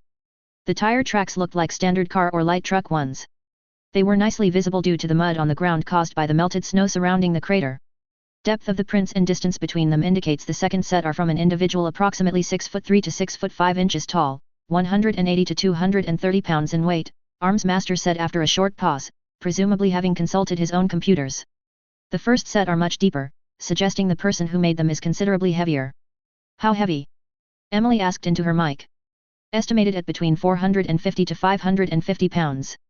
Arms Master's voice was grim. Which is unlikely unless it's a brute carrying something heavy, or someone wearing power armor, Rennick stated. Those are the two most likely possibilities, yes, Arms Master replied. Judging by the footprints I would suggest the second one is the higher probability. The individual in question is over 6 feet tall, again based on stride length. Gender unknown. Second individual is probably male looking at the tread pattern, depth and arrangement of prints. He looked around, everyone watching as the camera view panned. The first person came from the direction of the crater, stopped here, turned around, then walked this way. After he'd followed the prints a short distance, he stopped and turned. Then they went back, meeting the second individual at this point, he commented, walking carefully alongside the footprints at a safe distance to avoid contaminating the evidence. Both people were facing each other at close range. Second individual subsequently got back into the vehicle and turned it around, before driving off towards the west, with the first one accompanying them on foot. He followed the tracks with the PRT squad until they petered out about a block and a half away on a larger road, the snow covering it churned into slush from all the emergency vehicles that had taken this route and erasing the evidence. The footprints were substantially further apart for much of the time, he finally said, having looked both ways, then turned to look back down the road they'd come along. The individual was moving at approximately 30 miles an hour at peak speed based on that. I am unable to ascertain which direction they went after joining this road without further data. However, they're certainly outside the perimeter at this point, as is whoever met them. Collect all the evidence you can and we'll see what it tells us, Emily instructed him as he began moving back to the school. Affirmative, the tinker grunted, clearly already trying to work out what was happening and had happened. She looked over at Rennick, who shrugged. Looks like it's safe enough for now, so we should probably get teams in to check all the surrounding areas for survivors or wounded, he said to her gaze. And then probably move the perimeter inwards to surround the crater itself. No point moving it outwards as whoever is responsible is long gone by now, I'd think. Emily sighed. He was right, not that it made her any happier. Apparently they had a massively dangerous power-armored tinker running around Brockton now, one who could remove a significant amount of the scenery through unknown methods for unknown reasons. No part of that made her even slightly happy. As the people in the control room coordinated their efforts with the other city services, the background sound level gradually rose back to something approximating normality, although it was still rather muted. The image of the massive crater on the screen at the far end of the room was enough to make everyone nervous. The surveillance aircraft kept orbiting the crater for another half-hour, scanning for anything unusual, until eventually it had to return to base due to low fuel. The second one that had been sent out to conduct overhead scans of the docks, chasing up the possible contact, the sensor operator in the first one had reported, also returned empty-handed, having found nothing unusual for that area. Plenty of thermal contacts, yes, but they were easily seen to just be the standard junkies and other homeless that called the otherwise largely empty part of the city home. As the aircraft passed over, many of them looked up, then quickly went into buildings, but again that was simply the usual behavior. About an hour and a half after the event, Rennick suddenly swore under his breath, causing Emily, who had spent a while walking around observing the operations before sitting down again to rest since she was feeling the stress make her other problems even more irritating, to look over at him. He was on the other side of one of the console desks, which had a center divider on which monitors and controls for each side were arranged in front of keyboards and desks. "What is it?" she asked. It was unlike him to swear in public, so to speak. "We're getting reports in that you need to see," he said, his voice shaking with some emotion she couldn't discern. "Just hit the internal network a few minutes ago." He typed for a moment, the screen in front of her switching to display something extraordinary. Emily looked at it, then froze, staring in shock. After close to 30 seconds, she grabbed the mouse and began quickly paging through the various documents that were being updated on the PRT high-security server even as she watched. "Holy Mother of God," she muttered under her breath in disbelief. "Ellisburg is gone." Rennick met her eyes over the partition. "Utterly. Everything inside the walls is simply gone." She didn't know whether she should be screaming in joy at the sudden end to the source of all her nightmares for years, or whimpering in terror about wondering what could have done that and how. She settled for reading the report in depth. When she got to the images accompanying it, she froze again. "It looks like..." Again, she found herself just trailing off in shock. Rennick nodded grimly.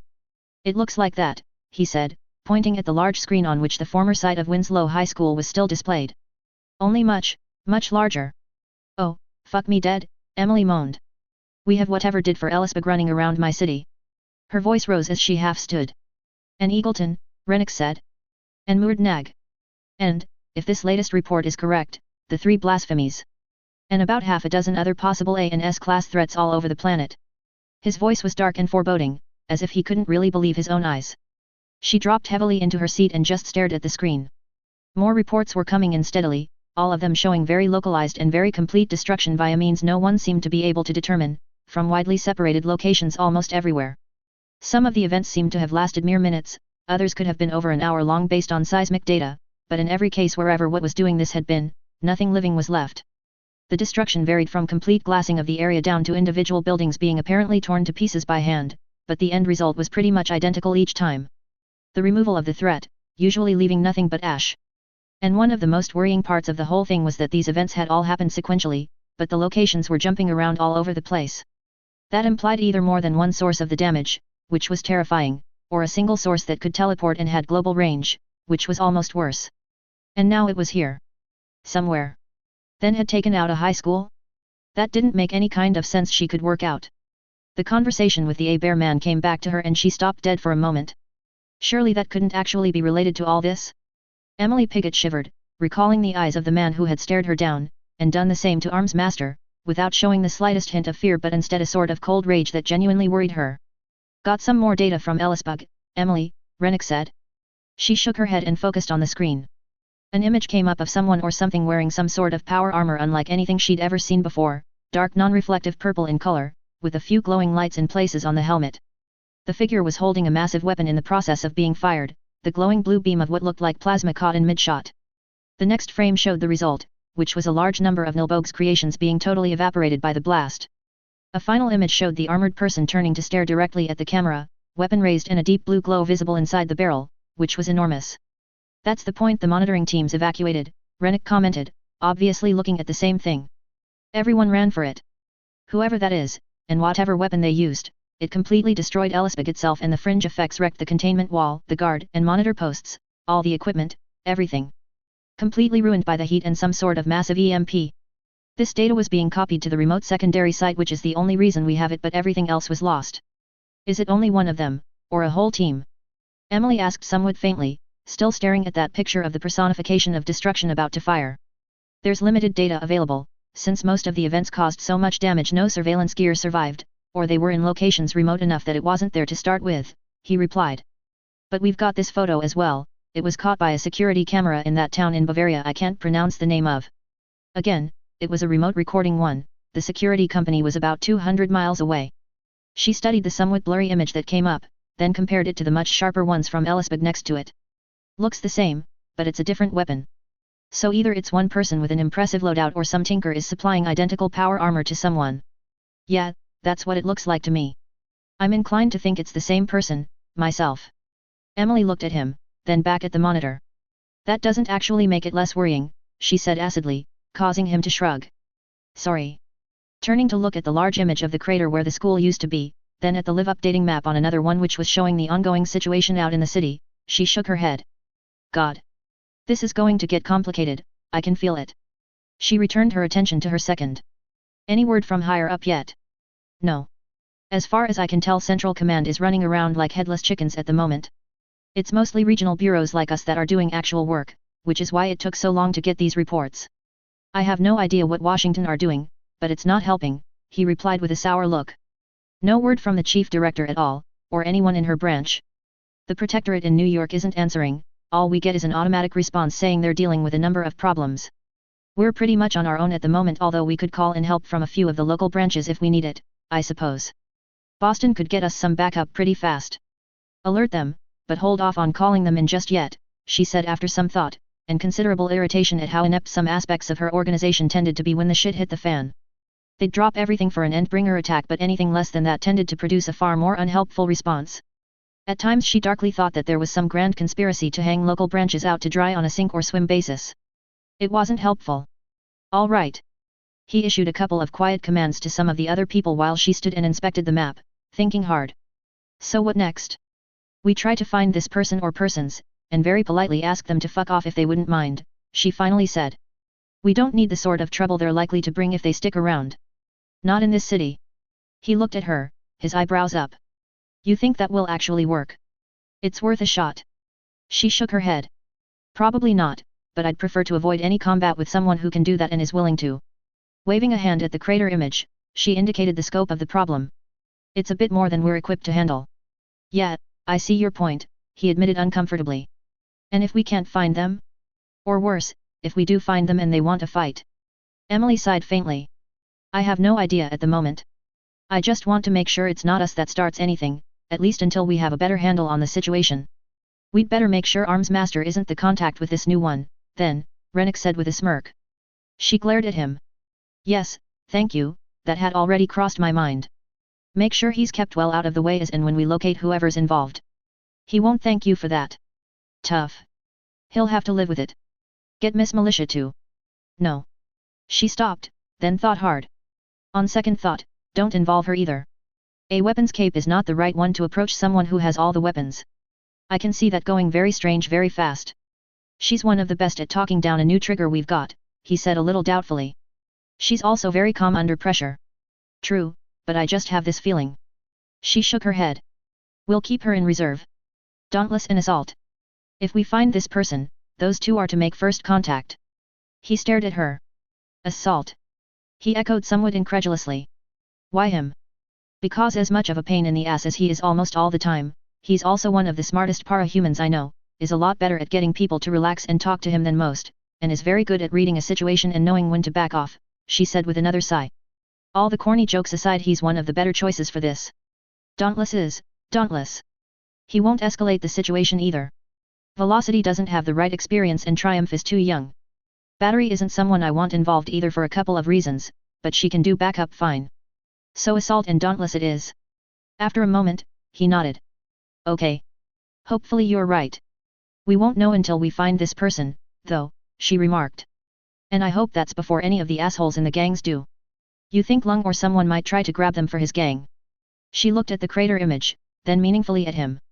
I think they might try. I very much doubt they'd succeed. And one crater is already one too many.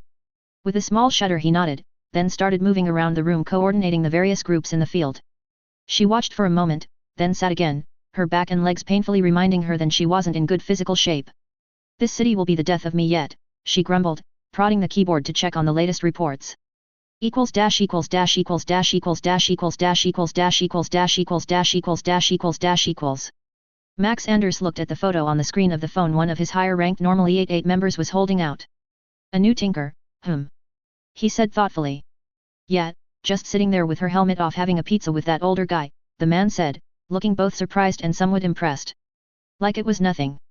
Mikey said she gave him the glare of death so he legged it, but he's pretty sure she's a cape. I mean, look at that armor. It's got to be Tinker Tech, right? I'd think that was likely, yes, Kaiser said, taking the phone and zooming in on the image. The face of the young woman was clearly visible, and she didn't look even slightly worried about being unmasked. He was curious as to why. Interesting. I think we need to invite the young lady to consider the advantages of our organization. Clearly she's unaware of some of the more unsavory elements that might seek to take advantage of someone in her position. He gave the phone back and turned to the other people in the room. Brad, take Victor and Cricket and request that our new friend meets with me, will you, please? The cape known as Hook Wolf grinned in a bloodthirsty way. Sure. No problem. What if that other guy gets in the way? Kaiser shrugged. Make sure he doesn't. Okay. Hook Wolf got up from where he was lounging on a leather sofa, motioning to the other two para-humans mentioned, and all three of them left along with the man who'd brought the phone in. Sitting down, Max picked up a glass of scotch and sipped it, wondering what had happened to cause that enormous explosion earlier which seemed to have every authority in the city running about all over the place like idiots. He wondered if this young lady was involved. If so, it was an impressive debut. He'd have to ask her when she visited. 10 doomed 9, running won't help you. Assault looked at Dauntless, who looked back, then both of them turned to Emily. The red-clad hero pointed at the monitor displaying the steadily cooling crater where Winslow had been earlier that day. You want us to go and look for whatever did that? Then try to talk them into going somewhere else. His voice sounded somewhat strained. She nodded, smiling a little. It was rare to see the normally annoyingly irrepressible man put off balance like this. Yes. Why? Because I don't want it happening again, she said in a growl, leaning forward a little and watching as he recoiled slightly. You know that Arms Master would almost certainly put his foot in it somehow, and this is a far too volatile situation to allow his normal approach to be used. He means well, but... She spread her hands. With a deep sigh, Assault finally bowed his head. Yeah. Damn it. What about Miss Militia? Dauntless asked, also with a certain amount of trepidation apparent. He kept looking at the monitor and wincing. I have my reasons for wanting her kept out of this as well for the time being, Emily replied. Call it a hunch backed by bitter experience.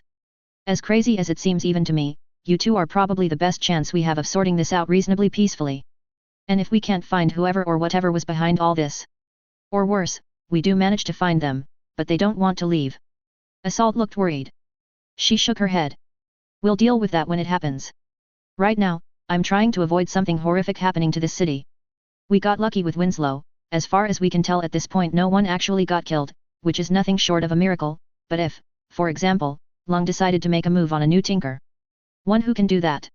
She waved behind herself without looking. Or Ellisbug, or any of the other places. I do not want to have a cape fight between a rage dragon and something that makes Behemoth look tame, trust me. Both men exchanged another glance, then peered over her head at the monitor again. She noticed that they both shuddered slightly. No, I think I can agree with that, Assault replied rather faintly. Have you told Arms Master and Miss Militia yet? Dauntless asked. She shook her head. Arms Master is still tied up with the investigation at the Winslow site, while Miss Militia is on the rig coordinating with the BBPD. I'll contact both of them shortly. Right now I want you two to get out there and see if you can find any signs of the responsible party. We've got people looking already, with strict orders to stay well out of the situation and wait for you if they find the perpetrator. She glared at them both. Do not fuck this up.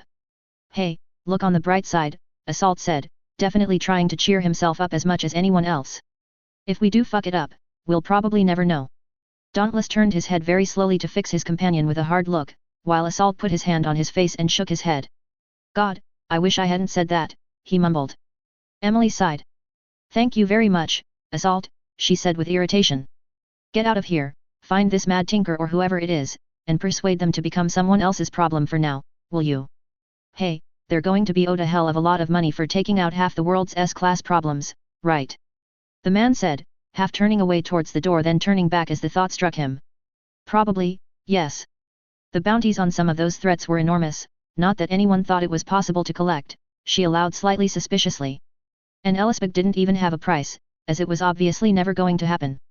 Maybe we could point them at the S9 or something, he grinned. If they're profit-orientated, I mean. That would keep them out of our hair. She folded her arms and looked steadily at him. And when we run out of S and A class problems, what then? She asked acidly. He shrugged. They freeze to death in the winter. Emily sighed again. Get out there and try not to get killed, you idiot, she said, pointing at the door. He saluted her with one finger, then turned and headed in that direction, dauntless, giving her an apologetic glance, then hurrying after his colleague. She watched them disappear, hoping that she was right in her choice of personnel, and really hoping that they got to the horrifically destructive unknown party before some gang idiot did. She also wondered why the hell none of the upper-level PRT or Protectorate people were making inquiries yet. It made her nervous. The longer the delay, the more annoying the interference was when it finally turned up, in her experience. Hook Wolf watched as one of the E88 unpowered people he'd taken with him came back around the corner. She's still there with that other guy, their scout reported breathlessly, as he stopped in front of the group of a couple of dozen people plus the 3 capes. Looks like they're just finishing, the guy was looking for his wallet or something. I don't think they saw me. Good. Brad glanced at his companions, receiving a nod from Cricket and a shrug from Victor.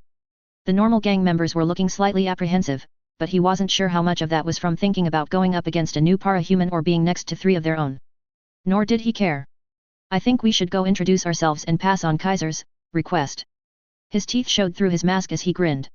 Several of the others chuckled, a couple making a show of checking their weapons, which ranged from brass knuckles through pump-action shotguns to an AK-47. Victor, you stay back and keep watch like normal, okay? Yeah, the much smaller man nodded. He patted the large rifle he had over his shoulder. Just let me know if you need backup. The man looked around, then pointed. I'll be up there. Brad followed his finger and approved of his companion's choice. The old office building was one that had been abandoned for close to 4 years, since the financial company that had owned it went bust and got bought out by another one from New York. No one wanted a 15-story office building in Brockton Bay, so the place had remained empty except for the occasional squatter ever since, and even they didn't tend to stick around because the power was off and none of the elevators worked, which combined with a place that wasn't really suited for living in, made them seek other locations. It was easy enough to get into though due to several badly patched large holes at ground level caused by a fight between the ABB, himself, and Glory Girl a couple of years ago. He still thought it was funny that Glory Girl had done most of the damage. He watched as Victor headed down the block, vanishing into the building a minute later, having kicked a couple of planks out of the way in the process. They waited until his phone beeped, a text message from the other man saying he was in place. Secure in the knowledge that they'd both get warning of any Protectorate interference in the upcoming chat, and have backup in the form of a high-velocity sniper bullet if anyone got uppity, not that Brad thought he really needed it, he turned to the others. Come on. No one starts anything without my say-so, got it? He shoved his way to the front of the group and rounded the corner, walking down the street to the pizza place through the slushy snow while sirens sounded a couple of miles away in the vicinity of Winslow. Whatever had happened there was useful in his opinion, as it took the attention of the PRT and the cops and left his own people free to operate without hindrance. He didn't know, or particularly care, what had happened to the place. From what he'd heard, it was a shit school anyway, so it was no loss even if one of the subhuman scum who infested the place had burned it down or something. At the other end of the street, about 300 or so yards away, he could see the pizza place, which was a beacon of light in an otherwise mostly dark area, the weather having been bad enough to make most of the other shops and restaurants close early tonight. Aside from that and a dozen or so streetlights, the entire area was dark and oddly still, without any vehicles or any signs of other people. That last part could well be down to any passers-by spotting his group and clearing out, which was the usual result. He assumed there could be watchers in the buildings, but didn't bother looking. While he could almost feel the eyes on them, he knew no one would have the balls to interfere. Halfway to the pizza place, he saw the Tinker Girl, now wearing her helmet again, step out of the front door, the older guy following her while looking back over his shoulder and apparently saying something to someone inside, probably the staff. He waved, then let the door close, before heading with the girl in the other direction. Hook Wolf was sure she'd glanced in their direction, but after that she apparently entirely ignored them, which was unusual. The old guy didn't even seem to notice, so he was probably just unobservant. Not to mention they were walking in near darkness except for the streetlights, of course. The E88 group kept moving, steadily closing the distance, since their target didn't seem to be in any hurry. Brad kept his eyes fixed on the power-armored young woman as she was the potentially dangerous one, although he was sure that as a new trigger she wasn't going to be particularly hard to cow. Yeah, the dark purple armor was impressive, very professional, and giving off the air of something that even Arms Master, that shiny bastard, would nod approvingly at, but how dangerous could a kid like that be? Especially out on the street like this, and apparently completely ignorant of the simplest aspects of Cape life. Wearing a mask was caping 101 as far as most para-humans were concerned. Even an idiot knew that, unless you were new wave, and they were just stupid. If it wasn't for their power and panacea, they'd have been wiped out or acquired by a gang years back in his opinion. But this girl either didn't know about the dangers of letting people see your face, or thought she was above that. He was going to have to show her where she was going wrong in that respect. Their quarry stopped next to a somewhat beaten-up old car parked away down the street from the pizza place, the vehicle one of those older model ones that seemed to keep working forever even though they sounded like they were about to fall apart at any second. The old guy unlocked it, while talking to the girl in a casual fashion as if having someone in power armor standing there was an entirely normal thing to do. In Brockton Bay it wasn't as unusual as it would have been in most places, Brad thought with slight amusement, but even so it wasn't exactly common. When his group was only about 50 feet away, both the other people still apparently not noticing them and just standing there talking quietly, Brad held up a fist. All his people stopped, Cricket moving to the side to have a clear shot at their target if anything happened, the rest of the normals spreading out with weapons ready but not aimed. "Hey," he said after a few seconds, somewhat incensed that the tinker and her guy were still ignoring them. Both looked around at his call, then exchanged a glance. "Kaiser wants a word with you, girl," he added, making his voice as commanding as possible and conveying by his stance and tone that what Kaiser wanted, Kaiser got. "No thanks, I'm busy right now," the girl replied, her own voice sounding confident but unimpressed. She turned back to the old guy, who smiled a little and opened the driver's door. Brad stared, then looked at Cricket, who met his eyes with a puzzled and questioning look of her own. This was not the usual response to a heavily armed group of 8 people, complete with 2 capes, in his experience. Especially when one of the capes was him. "You know who I am?" he demanded roughly, taking a step forward and letting his power start to change him, blades beginning to push out of his skin.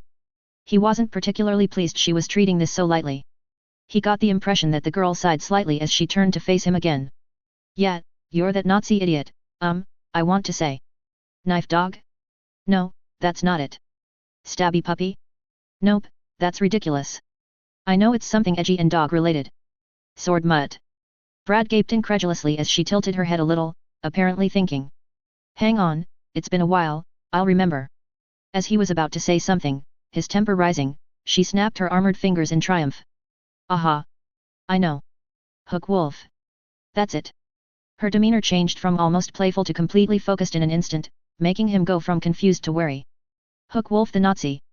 Go away, Hook Wolf the Nazi, or I'll do something you'll regret. I've had a very long day and I am not in the mood to play. I just want to go home with my dad and catch up on what happened while I was away." She turned dismissively and looked at the man, who was watching with apparent amusement and what looked like pride. Her dad, That was careless of her.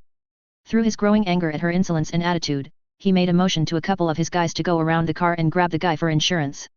Jeff and Lonnie headed towards the tall skinny man, the former slinging his shotgun over his shoulder and cracking his knuckles. "You really sure you want to start something, boys?" the man asked as they neared. He didn't sound particularly worried, which Brad put down to bravado. It was surprising how many people fancied themselves as fighters right up until they got a fist in the gut. That usually changed their minds right quick, and that guy was at least 40 and looked like an accountant or something anyway. The girl merely watched as the 2 enforcers approached her father, even stepping back to give them room. Brad frowned a little, the slightest inkling that something odd was going on prodding the back of his mind. Jeff grinned unpleasantly, laughed a little, and replied, "Yeah, I'm sure," he said as he reached out for the man's arm to grab it and spin him around with it in a submission hold. "Okay," the man said, shrugging.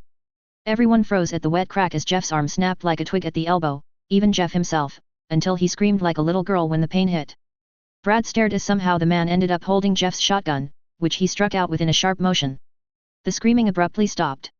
Before Lonnie could react, the butt of the gun slammed into his stomach, then up into his chin so hard he almost flipped backwards, totally unconscious and possibly dead before he'd finished falling.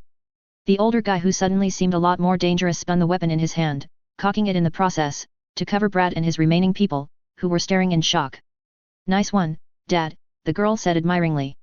"Out of practice, Taylor," the guy replied, not looking away from the others. "I think they're still alive." "Easily fixed," she shrugged. Turning back to Brad, she moved slightly in front of her father, although she was careful not to block his line of fire. "Okay, fun's fun, but I really don't have time for this shit. Fuck off, take your idiots with you, and you can live. Annoy me anymore and I will fucking end you, your entire gang, and anyone who ever even smiled at you, you hear me, Hook Wolf the Nazi." She leaned forward a little, adding, "I don't like Nazis." Her voice had become something horrific as she spoke, making Brad get a chill down his back in a way that he'd never experienced before in his entire life. Most of the others with him almost unconsciously grouped closer together, exchanging glances that were mostly uncertain and worried, if not actually scared. There was a moment of near stillness as everyone just stood there. A second later Brad growled, "You're going to pay for that," at the girl's father, who didn't react at all.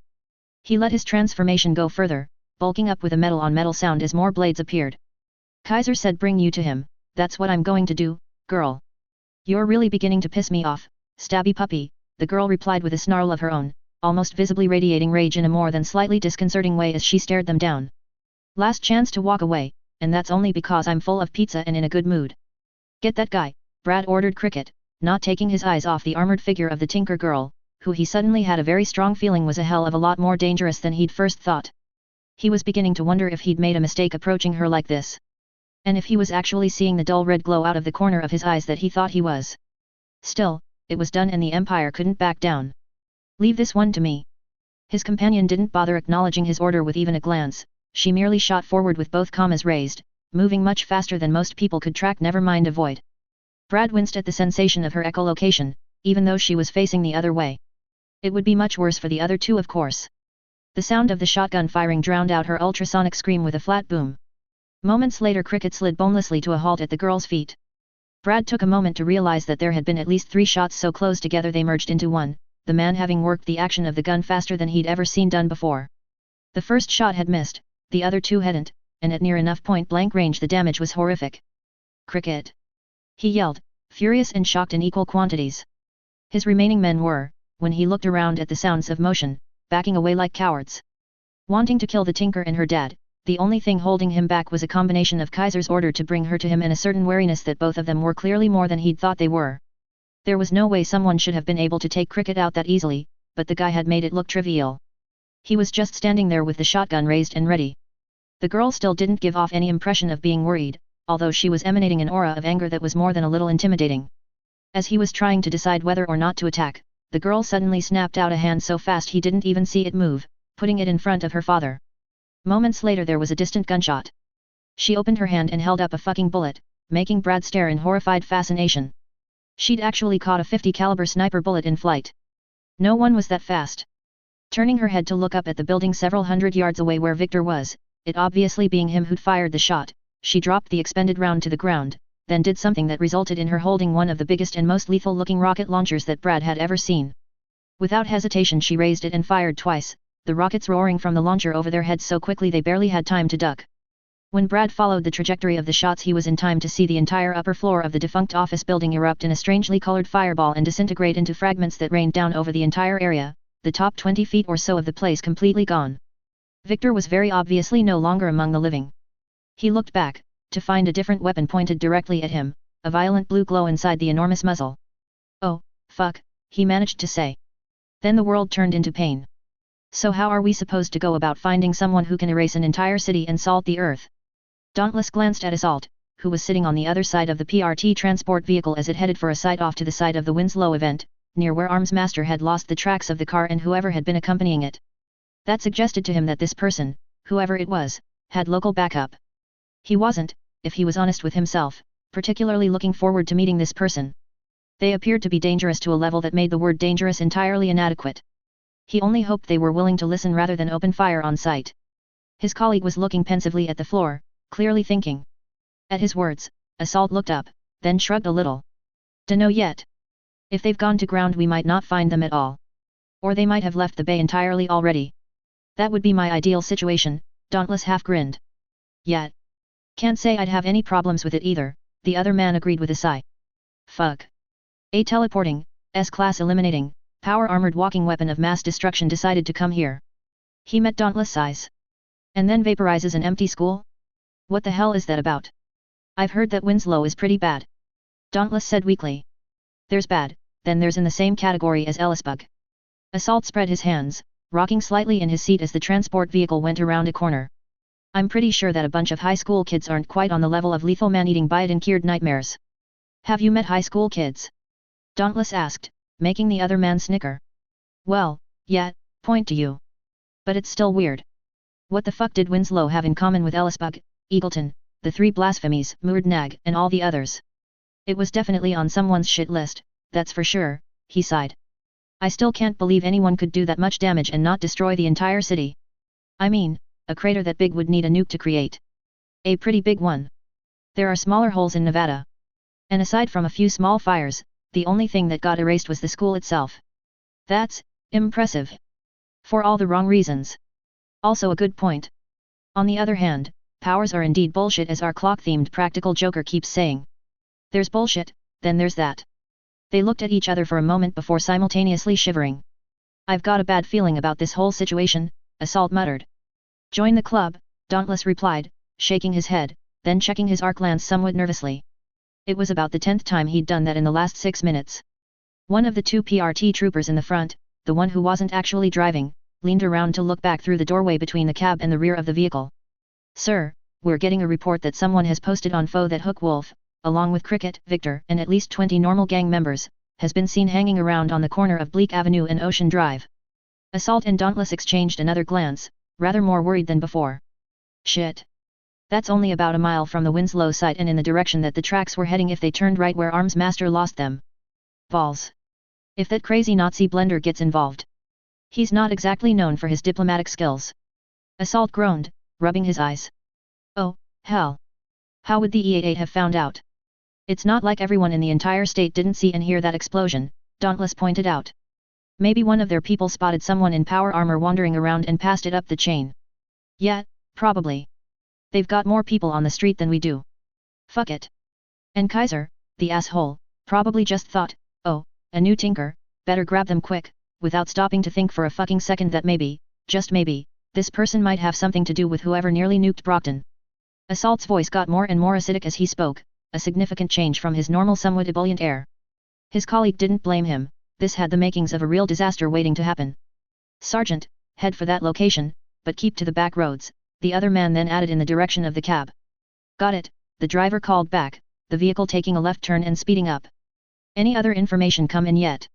Dauntless asked Daniels, the trooper who told them about the sighting and who was still peering back at them. No, we don't have anyone else in that exact area at the moment, Daniels replied, shaking his head. Our people were going in the other direction, towards the center of the city, not out to the suburbs. Well, we'd better keep everyone away for now, Assault put in. Tell the squads on the ground to keep at least a quarter mile away from that location unless we call them in, but have them stand by. Sir, the man nodded, turning back to the cab. They could hear his voice speaking quietly into the comms system a moment later. Assault looked at Dauntless, then tapped his own comms earpiece, as did the other man. A moment later, Director Piggott answered. Report, she said, sounding tired but alert. We're chasing up a lead that Hook Wolf and a group of E88 gangers along with 2 other capes were seen about a mile from Winslow, in one of the possible directions our unknown friend could have gone, the red-clad man said. There was a long pause during which they both glanced at each other, then a burst of almost inaudible swearing in which the words, should have been strangled at birth, could just be heard. When the director finished muttering to herself, she said more loudly and obviously with deliberately forced calmness, do anything you need to do to stop that lunatic from making a bad situation worse. An enormous explosion echoed over the area, causing the transport to slam to a halt. All the occupants looked out the windshield in time to see a fairly tall building about half a mile away directly in front of them erupt in oddly orange-purple-white flames and abruptly become a couple of stories shorter in an impressively large shower of burning debris that flew up and out a remarkably long distance. After several silent seconds of stunned shock, Assault said with remarkable restraint, "Yeah, we might be a little too late for that." Amy touched Dean's arm again, then shook her head. She'd repaired the damage caused by what seemed to be a stress-induced cardiac event, very rare in a teenager, but he was still deeply unconscious even though his brain was working overtime. And his corona activity was going nuts. She looked up at her very worried sister, then her adoptive parents, who'd come home to find the Stansfield boy laid out on the couch totally unresponsive. He's really out of it. I could get him conscious but I'm not sure it's a good idea. Whatever is wrong is still going on and it might cause brain damage the next time, not a heart problem. It's got to be some sort of attack, Vicky said, her hand on her boyfriend's head.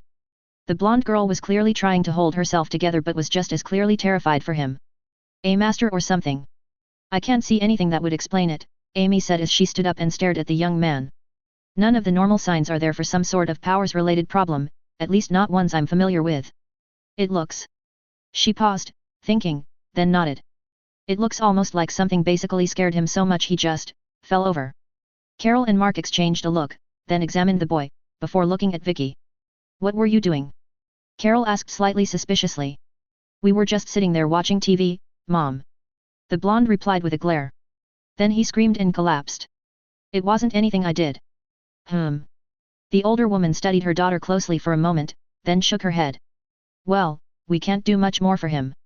Something bizarre is going on at the moment, with that enormous explosion earlier, and most of the BBPD and PRT running around like mad people. No one seems to know what though. And now this. She looked at Dean again. I can't see how this can be a coincidence. We'd better call the PRT and talk to the director, I suppose, Mark added with a shrug. The boys' award after all. Vicky and Amy exchanged a look. Please, I'm depressed, not stupid, Mark chuckled. I've known he was gallant for quite a while now. Not my business, but it wasn't hard to work out. Oh. Vicky sighed, but almost looked impressed. He won't be happy about that. He can be as unhappy as he wants when we find out what's doing this to him, Amy said acerbically. Call Director Piggott. Carol nodded and pulled out her phone, not even bothering to glare at Amy's tone. She dialed, then waited. This is Brandish of New Wave. Director Piggott, please, she said when it was answered. There was a pause, then she scowled. Tell her we have the Stansfield boy at our house. He's had some sort of medical problem that Panacea says might be the result of a para-human attack and he's currently unconscious. Everyone waited as she listened. Yes. That Stansfield boy. Thank you. Clearly whoever had answered was transferring her call. A few seconds passed until she said, Hello, Director Piggott. Sorry to bother you, I know something big is going on, but we've got. Yes, he collapsed here at our house about. She glanced at Amy, who held up 3 fingers. 3 hours ago. Panacea says he had some sort of heart problem out of nowhere, which she's fixed, but there's an ongoing issue that might be para-human in nature. She's unwilling to interfere without backup. Yes. Yes, we can bring him to you. You're that short-handed? I see. All right, we'll be there shortly, with Panacea and Glory Girl too. Disconnecting, she dropped the phone into her pocket, then shook her head. That woman. Turning to the 2 girls, she said, get your costumes on. We'll take the car. I don't want anyone flying tonight until we have a better idea of what the hell is actually happening. Amy merely nodded, while Vicky looked at her boyfriend, stroked his hair, then followed the other girl out of the room. A few minutes later all of them had piled into Carol's SUV, Vicky carefully putting Dean in the back seat, then sitting next to him, with Amy on the other side keeping an eye on his vitals as they drove towards the PRT building. Jesus, what the hell is that? Ethan shouted over a noise like a slow-running but very big engine with no muffler on it that suddenly came out of nowhere from just ahead of them, accompanied by rapid flashes of brilliant yellow-white light. Moments later both he and Dauntless stopped in their tracks as a glinting mass of metal blades shot past the end of the street. They'd been cautiously approaching the area where the building had inexplicably exploded a couple of minutes ago. The transport vehicle was parked down an alley out of sight with 2 very nervous and heavily armed troopers guarding it, under strict orders to stay away unless their aid was requested. Now, they watched in horror as Hook Wolf flew, obviously not under his own power, past the end of the road, apparently propelled by something, or multiple somethings, hitting him with enormous force over and over again. Blade fragments flew everywhere, many of them looking melted and scorched. The sound of whatever weapon it was got steadily louder until the owner of it came into sight, striding forward at a steady rapid walk. The noise rose to a deafening level as the matte purple power-armored figure, who was holding a fucking enormous rotary cannon that was so large most people probably couldn't even pick the thing up, never mind survive firing it, passed the end of the road and vanished again. A constant stream of muzzle flashes lit the entire area and the sound of the thing firing was like an angry god roaring in rage. Almost overwhelmed by the sound and sight, both men had put their hands over their ears until the noise diminished again, then they exchanged horrified looks. Apparently the Nazi cape had not only found but severely annoyed the person they were also looking for. Is it me, or did that person look angrier than anything you've ever seen? Dauntless said loudly, still barely audible over the sound of the huge gun firing. Ethan merely nodded, almost awestruck. Then, with another look at his companion, he carefully and somewhat unwillingly edged forward, Dauntless following, until both of them could stick their heads around the corner and see what was going on. In the direction the power-armored lunatic with the portable anti-aircraft gun had come from there were a number of bodies lying in the road, with half a dozen more standing against the wall, their faces pressed against it and their hands behind their heads. A single figure was leaning on a battered car holding a truly enormous gun and covering the rest with it, while looking in their direction. They took that in with a glance, then looked the other way. The armored person released the trigger just as they looked, the huge rotary weapon spinning down with a whine, possibly out of ammunition, although neither wanted to swear to that. It did something which made the thing disappear, then produced a smaller but still very impressive rifle-like gun which came to life with a deep hum they could hear from 100 feet away, several tally lights coming on down the thing. Hook Wolf, clearly badly injured and far past the point of being a threat to anyone, was lying in a heap of blades against a wrecked car that looked like it had been dumped there by the side of the road. As they watched, the armored person stopped about 10 feet from the Nazi cape and looked at him. "I warned you, knife dog," it, or more likely she, said in a voice that nearly made them piss themselves. "I don't like Nazis. I especially don't like Nazis that threaten my father, or interrupt me when I just want to go home and relax." She lifted the weapon to a firing position. "I'd say this was fun, but to be honest it's just annoying pest control." There was a very loud sound and a series of brilliant blue-white flashes, then the woman in the armor turned away from the small glassy molten crater that was all that was left of Hook Wolf and the old car and headed back towards the other end of the street. She nodded politely to a gaping Assault and Dauntless as she passed without slowing. Both men stared in horrified shock, looked at where one of the most dangerous capes in Brockton Bay had died, at each other, then after the armored woman, who had just joined the man who was leaning on the car apparently waiting for her. He handed her the very big gun he'd been holding, which she made vanish, then picked up a much smaller but still very lethal shotgun from inside the car and resumed covering the presumably E88 members. "You want these guys or do I just shoot them too?" The woman called, her voice no longer quite as pants-shittingly terrifying but with an underlying note that made both of them feel extremely worried. It was pretty apparent that she wasn't joking. "Once they tell me where Kaiser is I don't need them anymore. I have to go have a word with that asshole." "Oh, fuck me, this isn't good," Ethan mumbled. "You think?"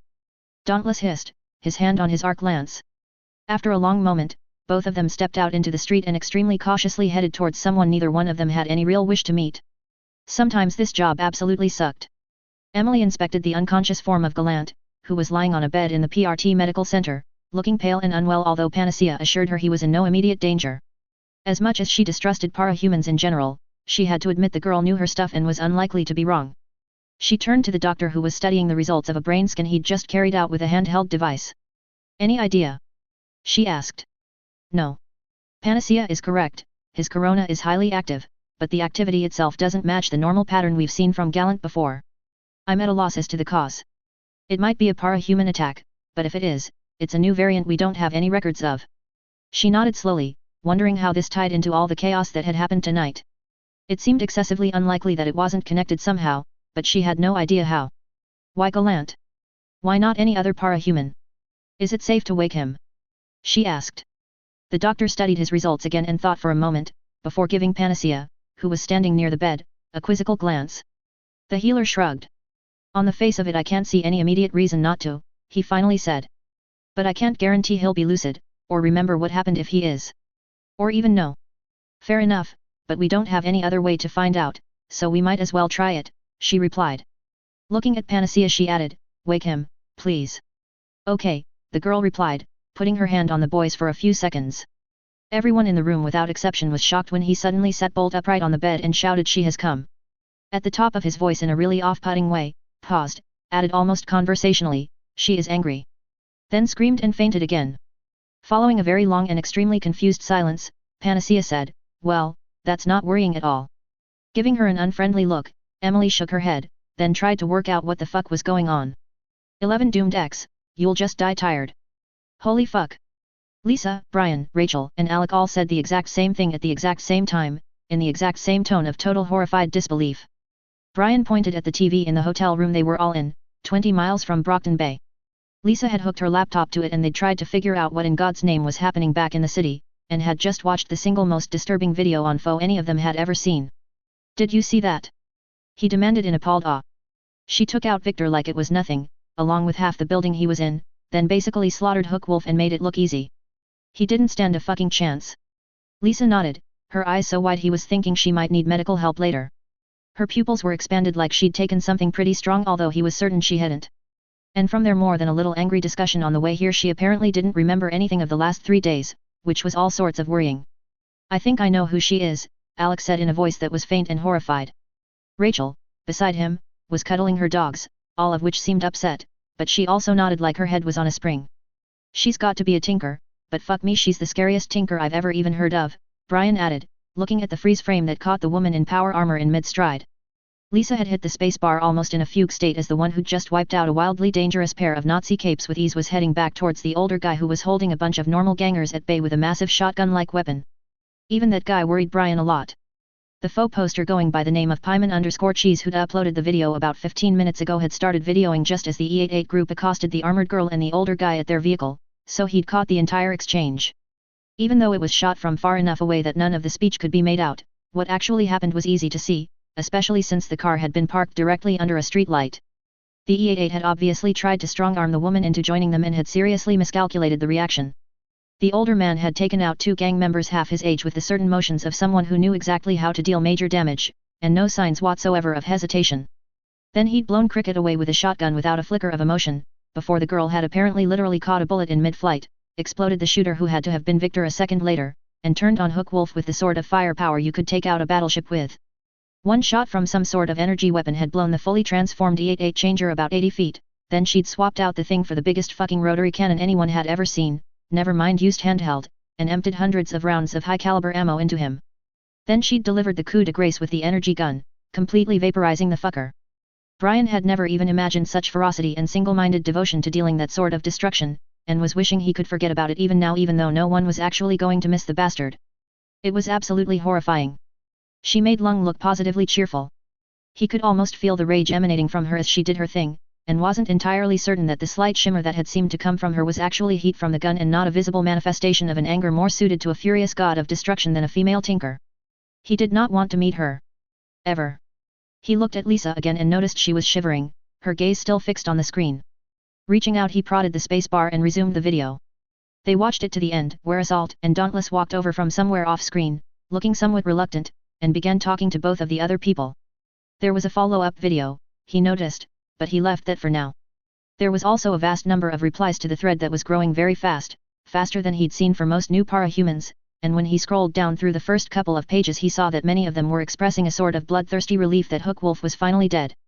A lot of people in Brockton Bay, and many other places, had wanted the murderous Nazi dead for many years. He'd left an impressive trail of bodies behind him and no one could really work out why the PRT hadn't done something permanent about it years ago. Considering there were 2 separate birdcage sentences on the guy and he was rumored to be 1 murder away from a kill order, the authorities really should have gone after him more enthusiastically. That they didn't was generally taken as yet more proof that they were either incompetent and/or corrupt, and possibly in the pay of the Nazis to begin with.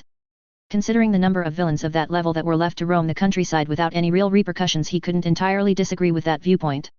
Between them, the major E88 capes had killed to his certain knowledge at least 500 people just between them in the last decade and no one really did anything about it.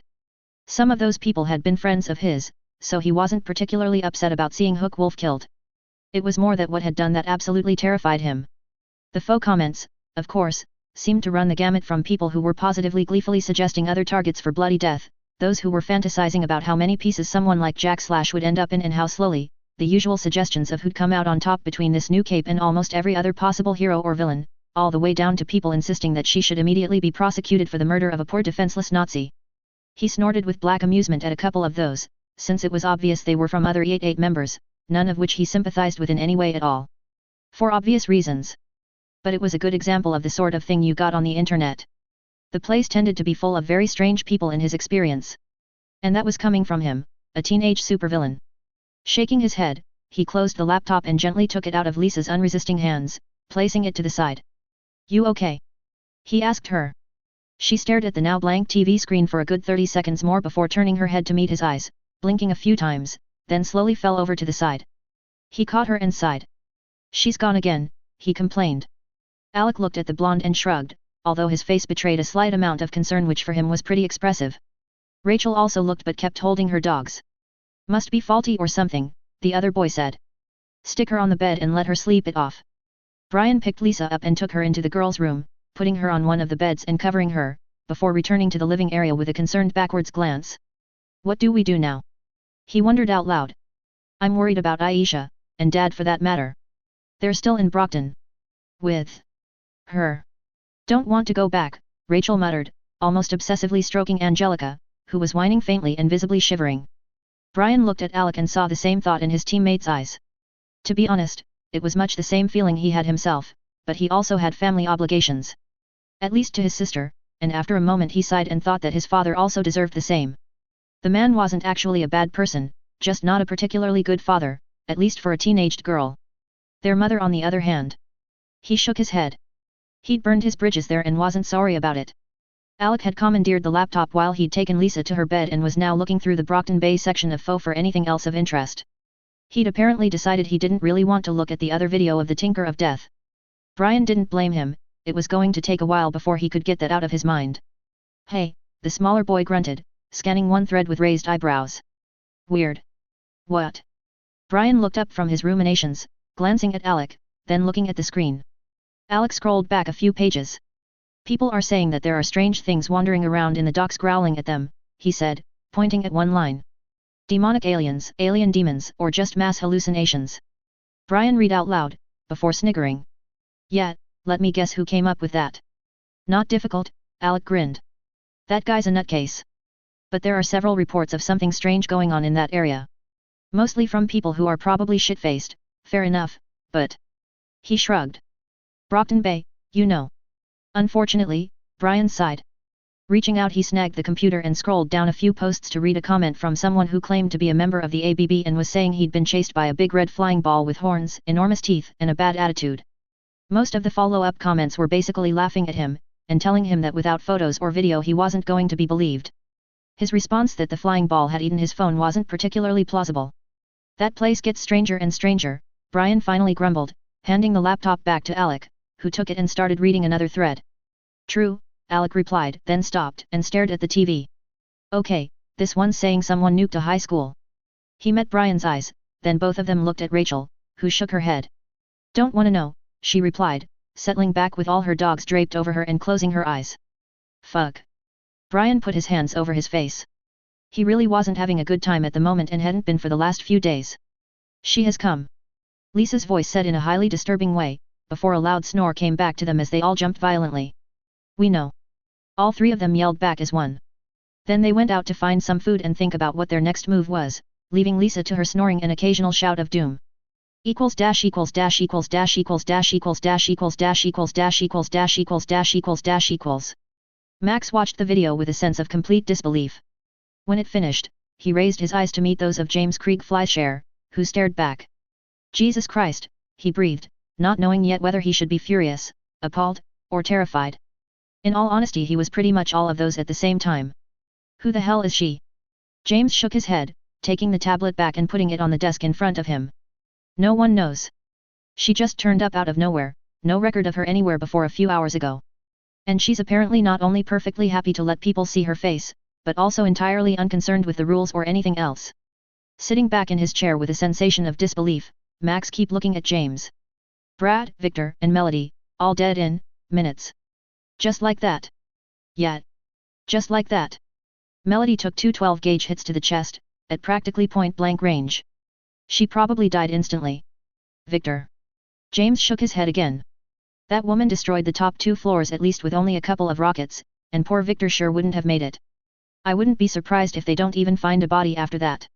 He looked at the tablet for a moment, then went on, Brad, well, that first shot would probably have killed almost anyone else on the spot. The Gatling cannon thing she was using would probably give Leviathan a headache. And those final shots to finish him off. It was the most brutal killing I think I've ever seen. He sighed a little. Might even have been a mercy, I doubt even Brad would get up after God alone knows how many 100 armor-piercing rounds like that. But I don't think she did it to be merciful. Making a point, Max said slowly. James nodded. Yeah. The point being she didn't give a shit and doesn't take prisoners. And she's perfectly content to not only tell us that but the PRT too.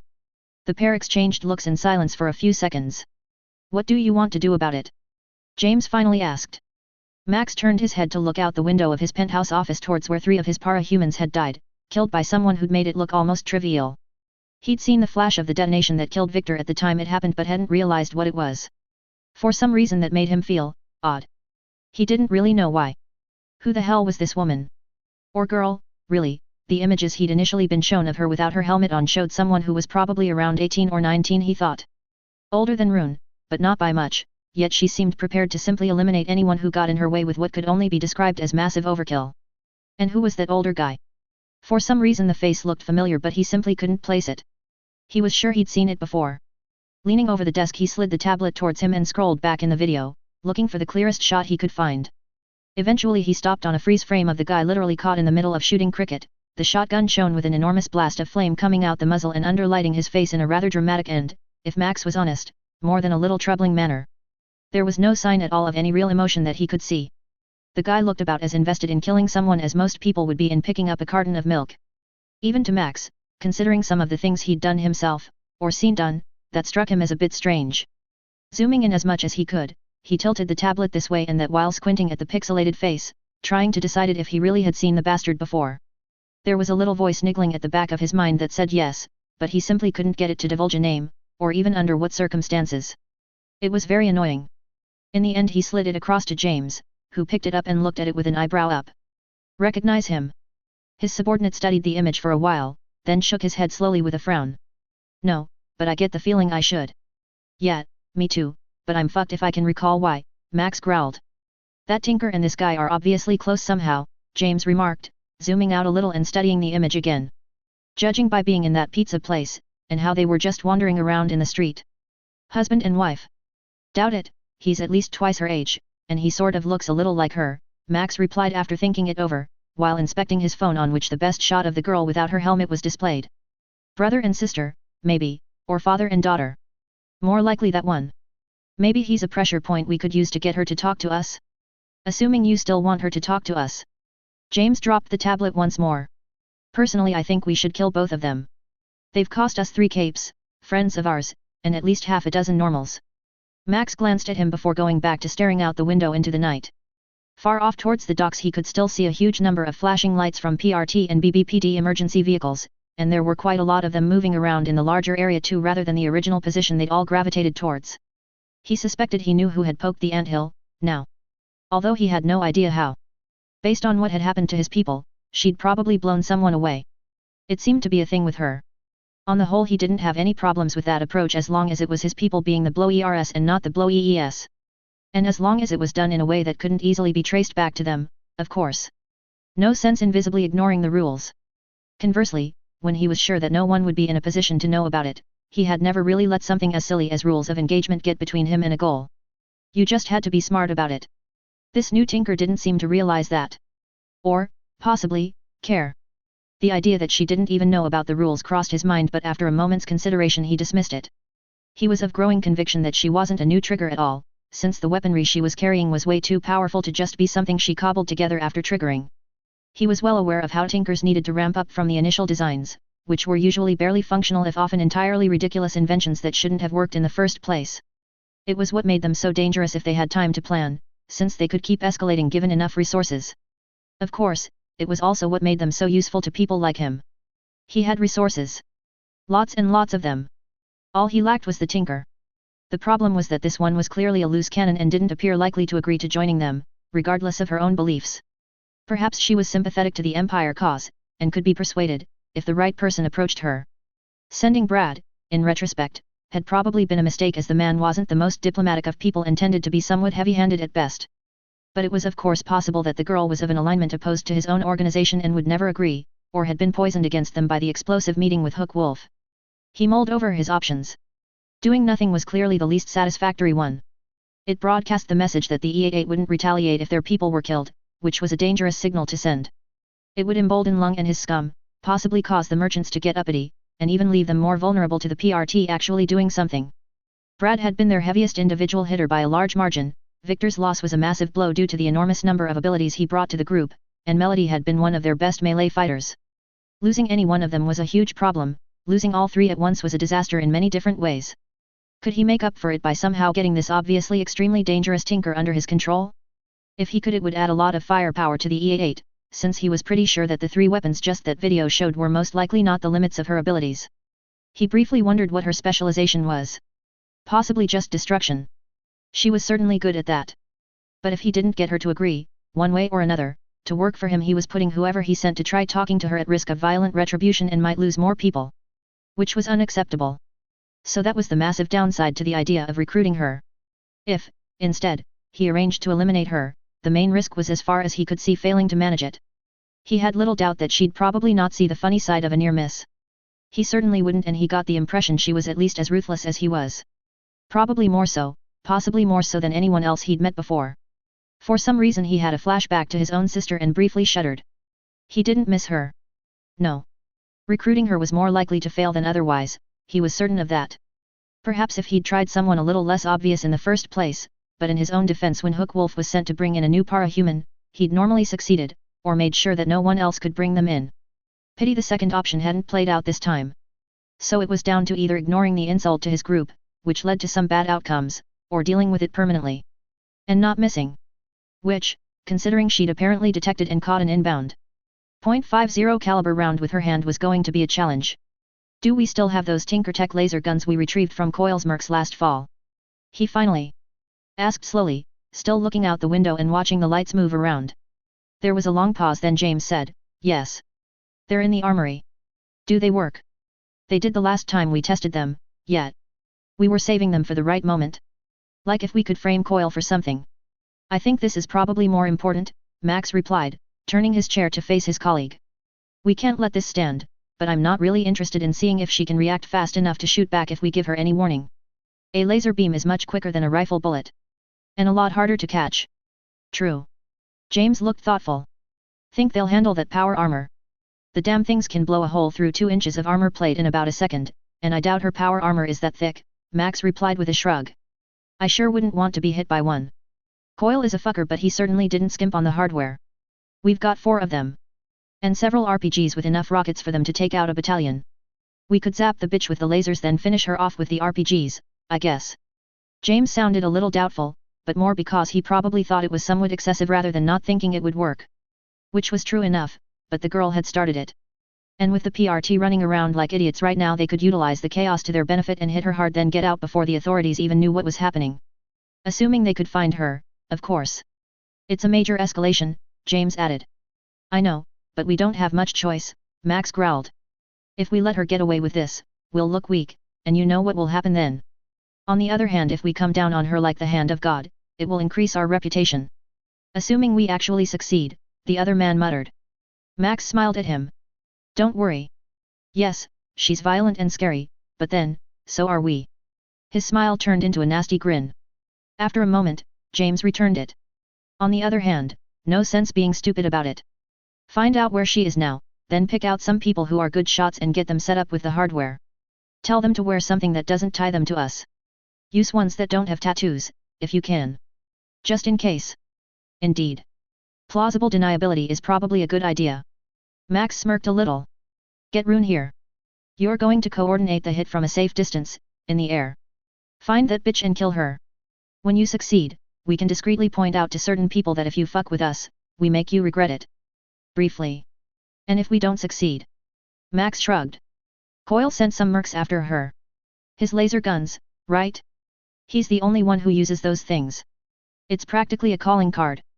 And if she gets pissed and goes after him, so much the better. Win-win, as long as we're smart about it." He fixed the other man with a hard look. "Don't fuck it up, and don't get too close to that crazy tinker." "Don't worry, I like living," James replied as he stood. "A good pair of binoculars and about 1.5 miles distance should be safe enough." He turned and headed for the door, then stopped with his hand on the knob. "If we don't get her, what next?" "We can ask certain acquaintances to loan us people with the right skill set to do the job," Max replied after a moment. "I'd prefer not to. I don't like owing people favors, especially them, but we can't ignore this situation. It puts everything we've worked for at risk." "Agreed." James, who Max knew was a true believer, unlike himself, nodded. Moments later he was gone. Standing, the leader of the E88 walked over to his drinks cabinet and poured himself a very expensive glass of alcohol, then lifted it in salute towards the direction in which the place his people had died lay, before taking a sip and returning to his desk to make contingency plans. Equals dash equals dash equals dash equals dash equals dash equals dash equals dash equals dash equals dash equals dash equals. When Ethan and Sean arrived at the car which the purple-armored woman and the older man were standing next to, while both rather wishing they had the option of walking in the opposite direction, they were worried they were about to witness a series of executions. The captured, still living, E88 members clearly felt the same thing based on how tense they were, and how they kept looking at the still figures of the ones that hadn't made it. Including Cricket, who had a pair of holes you could have put a fist into in her back. A point-blank buckshot blast made a pretty nasty mess. 2 of them was almost gratuitous. She'd probably been dead before she hit the ground. The man was holding the weapon that Ethan assumed had done the damage, a pump-action shotgun with a pistol stock, and the way he was holding it made it obvious that he not only knew exactly how to use it but had no compunction about doing so if required. The manner in which it was not quite pointing at the pair of them also made it apparent that this requirement wasn't necessarily off the table quite yet in his mind. Both Ethan and Sean made very sure to not make any sudden moves. "We'll take them off your hands, so there's no reason to do anything." "Unfortunate," Ethan finally said, after several seconds of trying to think of the right words that were least likely to cause a massacre. He was of the opinion that this woman, who somehow radiated a sort of cold fury that was making his teeth itch and causing him to wish he was home in bed, was being totally truthful when she implied she'd just as happily finish the gang members off as let them go. It wasn't a nice feeling. Strangely, at the same time he didn't feel she was actually aiming the anger at him or his companion, and if anything was pretty much neutral towards them. She did not like the gangers, though. "You sure?" she asked, producing a very, very disturbingly large knife that was closer to a sword from wherever she kept her weapons, then waving it meaningfully at the gangers. The three that were looking back over their shoulders, apparently braver than their compatriots, went stark white under the streetlights and sweated even more heavily when they saw it. "Yes," he hastily said. "We're sure. I can call for backup to remove them and clean up. And maybe then we could just talk for a while." She turned her helmet to him for a second or two, then looked at the man next to her, who shrugged while not letting his gun drop at all. It had been sort of nearly pointing at the gangers while somehow also sort of nearly pointing at them. Ethan wasn't sure how that trick was done and didn't much like it. "Your choice," the guy said. "Fine," she replied. The sword knife vanished, taking an aura of imminent death with it. The aura of nearly imminent death she was producing all by herself had remained. "I just need to have a word with them." Walking closer to the half-dozen shaven-headed and terrified E88 men, she studied them, then pointed at one. You're the leader of this lot, right?" The neo-Nazi, who was at least 6 feet tall and built like a linebacker, with shaven head festooned in swastika tattoos, swallowed hard. For an instant Ethan actually felt sorry for the fucker, then felt disgusted with himself for doing so. The man stared at the armored woman over his shoulder as she moved closer.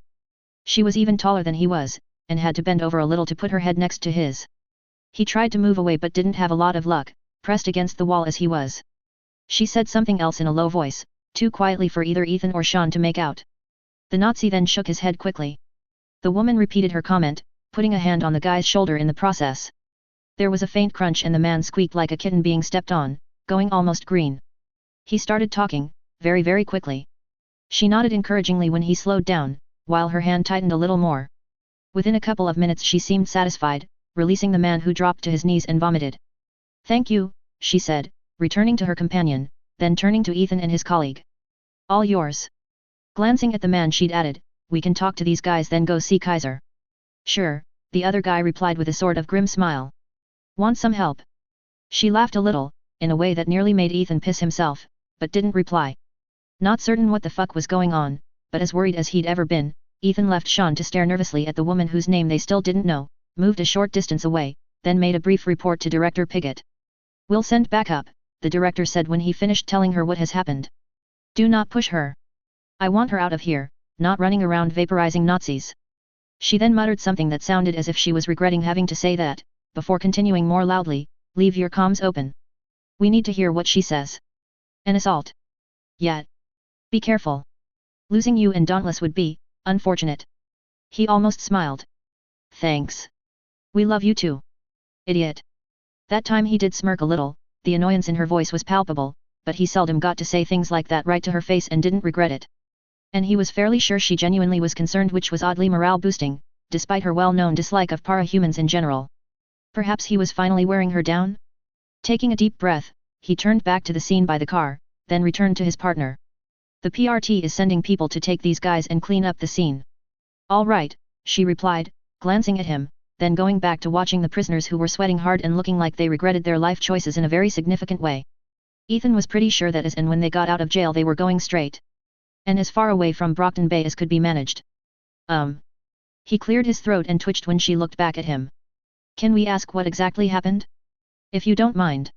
For some reason he really didn't want to give her the slightest idea they were a threat. He'd seen how she dealt with those. The woman shrugged a little. "I got home a little while ago after a very annoying trip and just wanted to have a pizza with my dad. These assholes and Stabby Puppy basically turned up and told me Kaiser wanted to see me. I told them to fuck off. They didn't, and got pushy." Turning her head towards the shortened building which was still occasionally disgorging debris as it settled, then glancing at Cricket's body, before finally looking down the street to the small glassy crater, she finally turned back to him and Sean. "I don't take threats well. That much I think we worked out for ourselves, he carefully didn't say, but by God he thought it very hard indeed. Meeting Sean's eyes, he could see similar thoughts were going through his colleague's head. Was it necessary to do that? The other man said, waving at the building, then the other signs of destruction. Assault winced slightly as it wasn't really the ideal thing to say at that precise moment in his view. Luckily she didn't seem to take offense. They started it, she replied almost mildly. I finished it. Here, anyway. I still need to clean up some loose ends.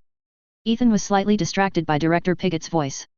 She'd cut off a vicious obscenity halfway at the point that the woman had said her dad and then gone so quiet he could almost hear it. After several seconds there had been some faint mumbling which sounded horrified. Now, after another short silence, the woman was apparently saying something almost inaudible to someone else in the room, probably with her hand over the microphone. He wondered exactly what that little bit of information leakage had revealed, other than that this woman wasn't even slightly concerned about people working out her identity.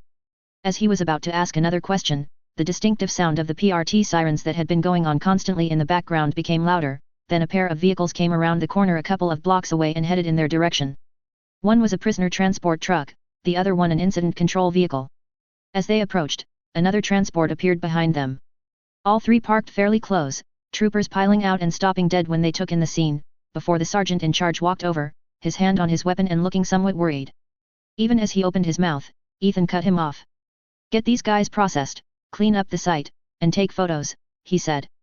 We'll handle the rest. Closing his mouth, the man saluted. Sir, he said crisply. Glancing at the two other people who were watching without moving, he looked mildly concerned, but didn't ask. Instead he went back to the group of PRT people and started directing them as they got to work. Maybe we should take this somewhere quieter, the man with the shotgun said. The woman looked at him and nodded. He'd slung the weapon over his shoulder and scooped a handful of shells off the roof of the car, putting them in his pocket, and now he locked the vehicle again. You guys like pizza?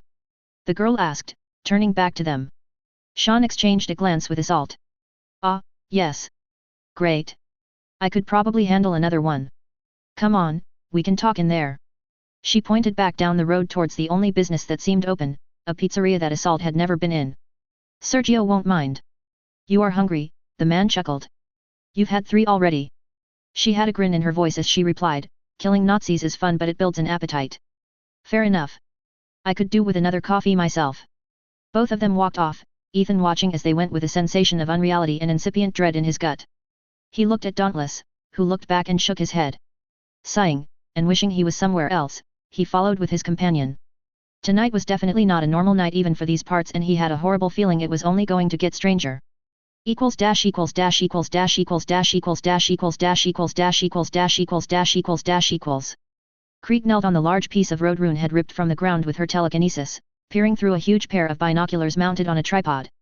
Hold it there, he instructed the robed girl, who slightly rolled her eyes behind his back, but otherwise didn't respond. She wasn't fond of the man, but like a good little E88 member she knew how to follow orders. Why they were floating here like this no one had bothered to tell her, but that wasn't unusual. The entire city was going strange at the moment anyway, starting when that huge explosion hours ago had lit the entire room she was in and nearly given her a heart attack. No one seemed to know what had caused it, and Kaiser had called everyone in an hour or so later so she hadn't even really had a chance to poke around on Foe to see if she could find out. All she got to do was sit around waiting to be told to do something, which as usual was providing air support for other people. It was annoying, she hadn't had a proper fight in weeks and was bored out of her skull. Up about 10 feet, Creek ordered.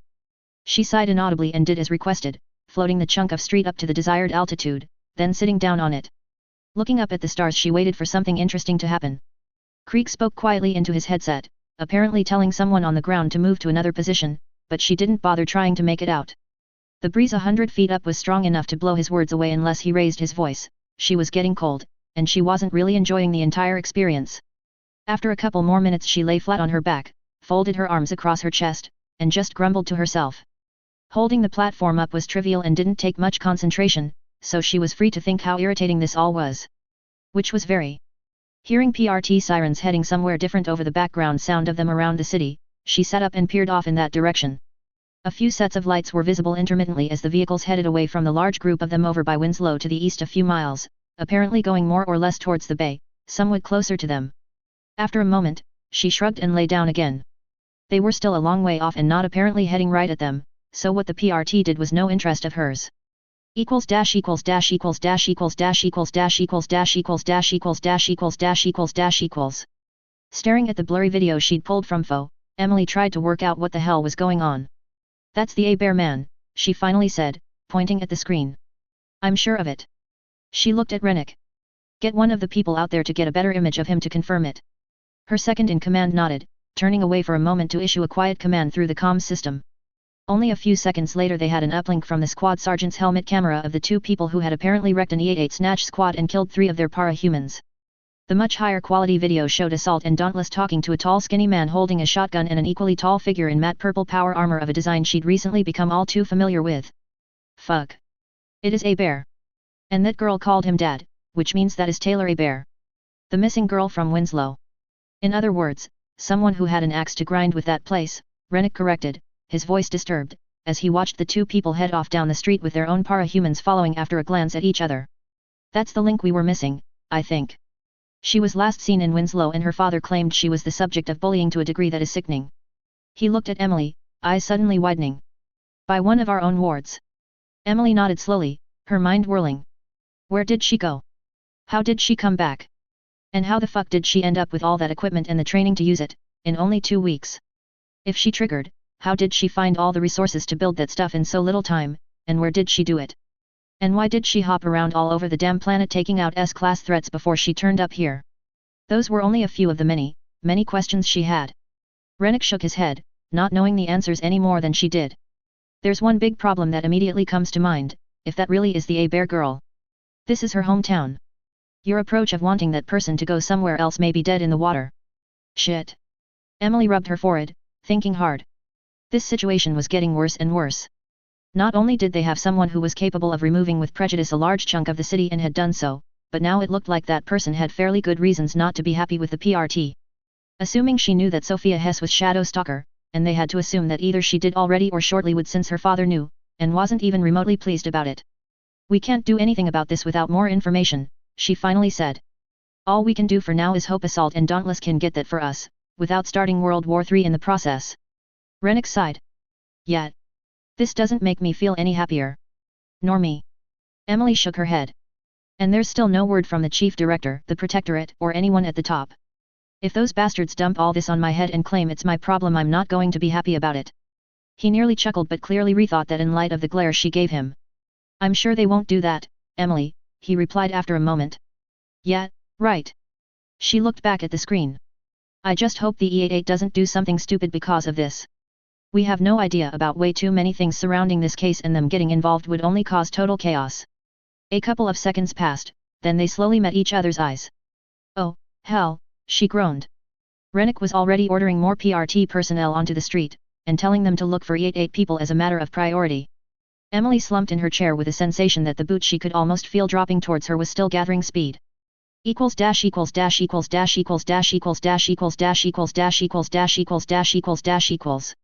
Assault watched as the girl nodded to the guy behind the counter as she headed for a table. No one else was in the place at the moment. The proprietor didn't seem all that surprised to see them, and not particularly worried either. He merely nodded back. Still hungry? He asked, smiling a little. Yeah, built up an appetite again, she said, laughing. Sorry about the noise. No problem.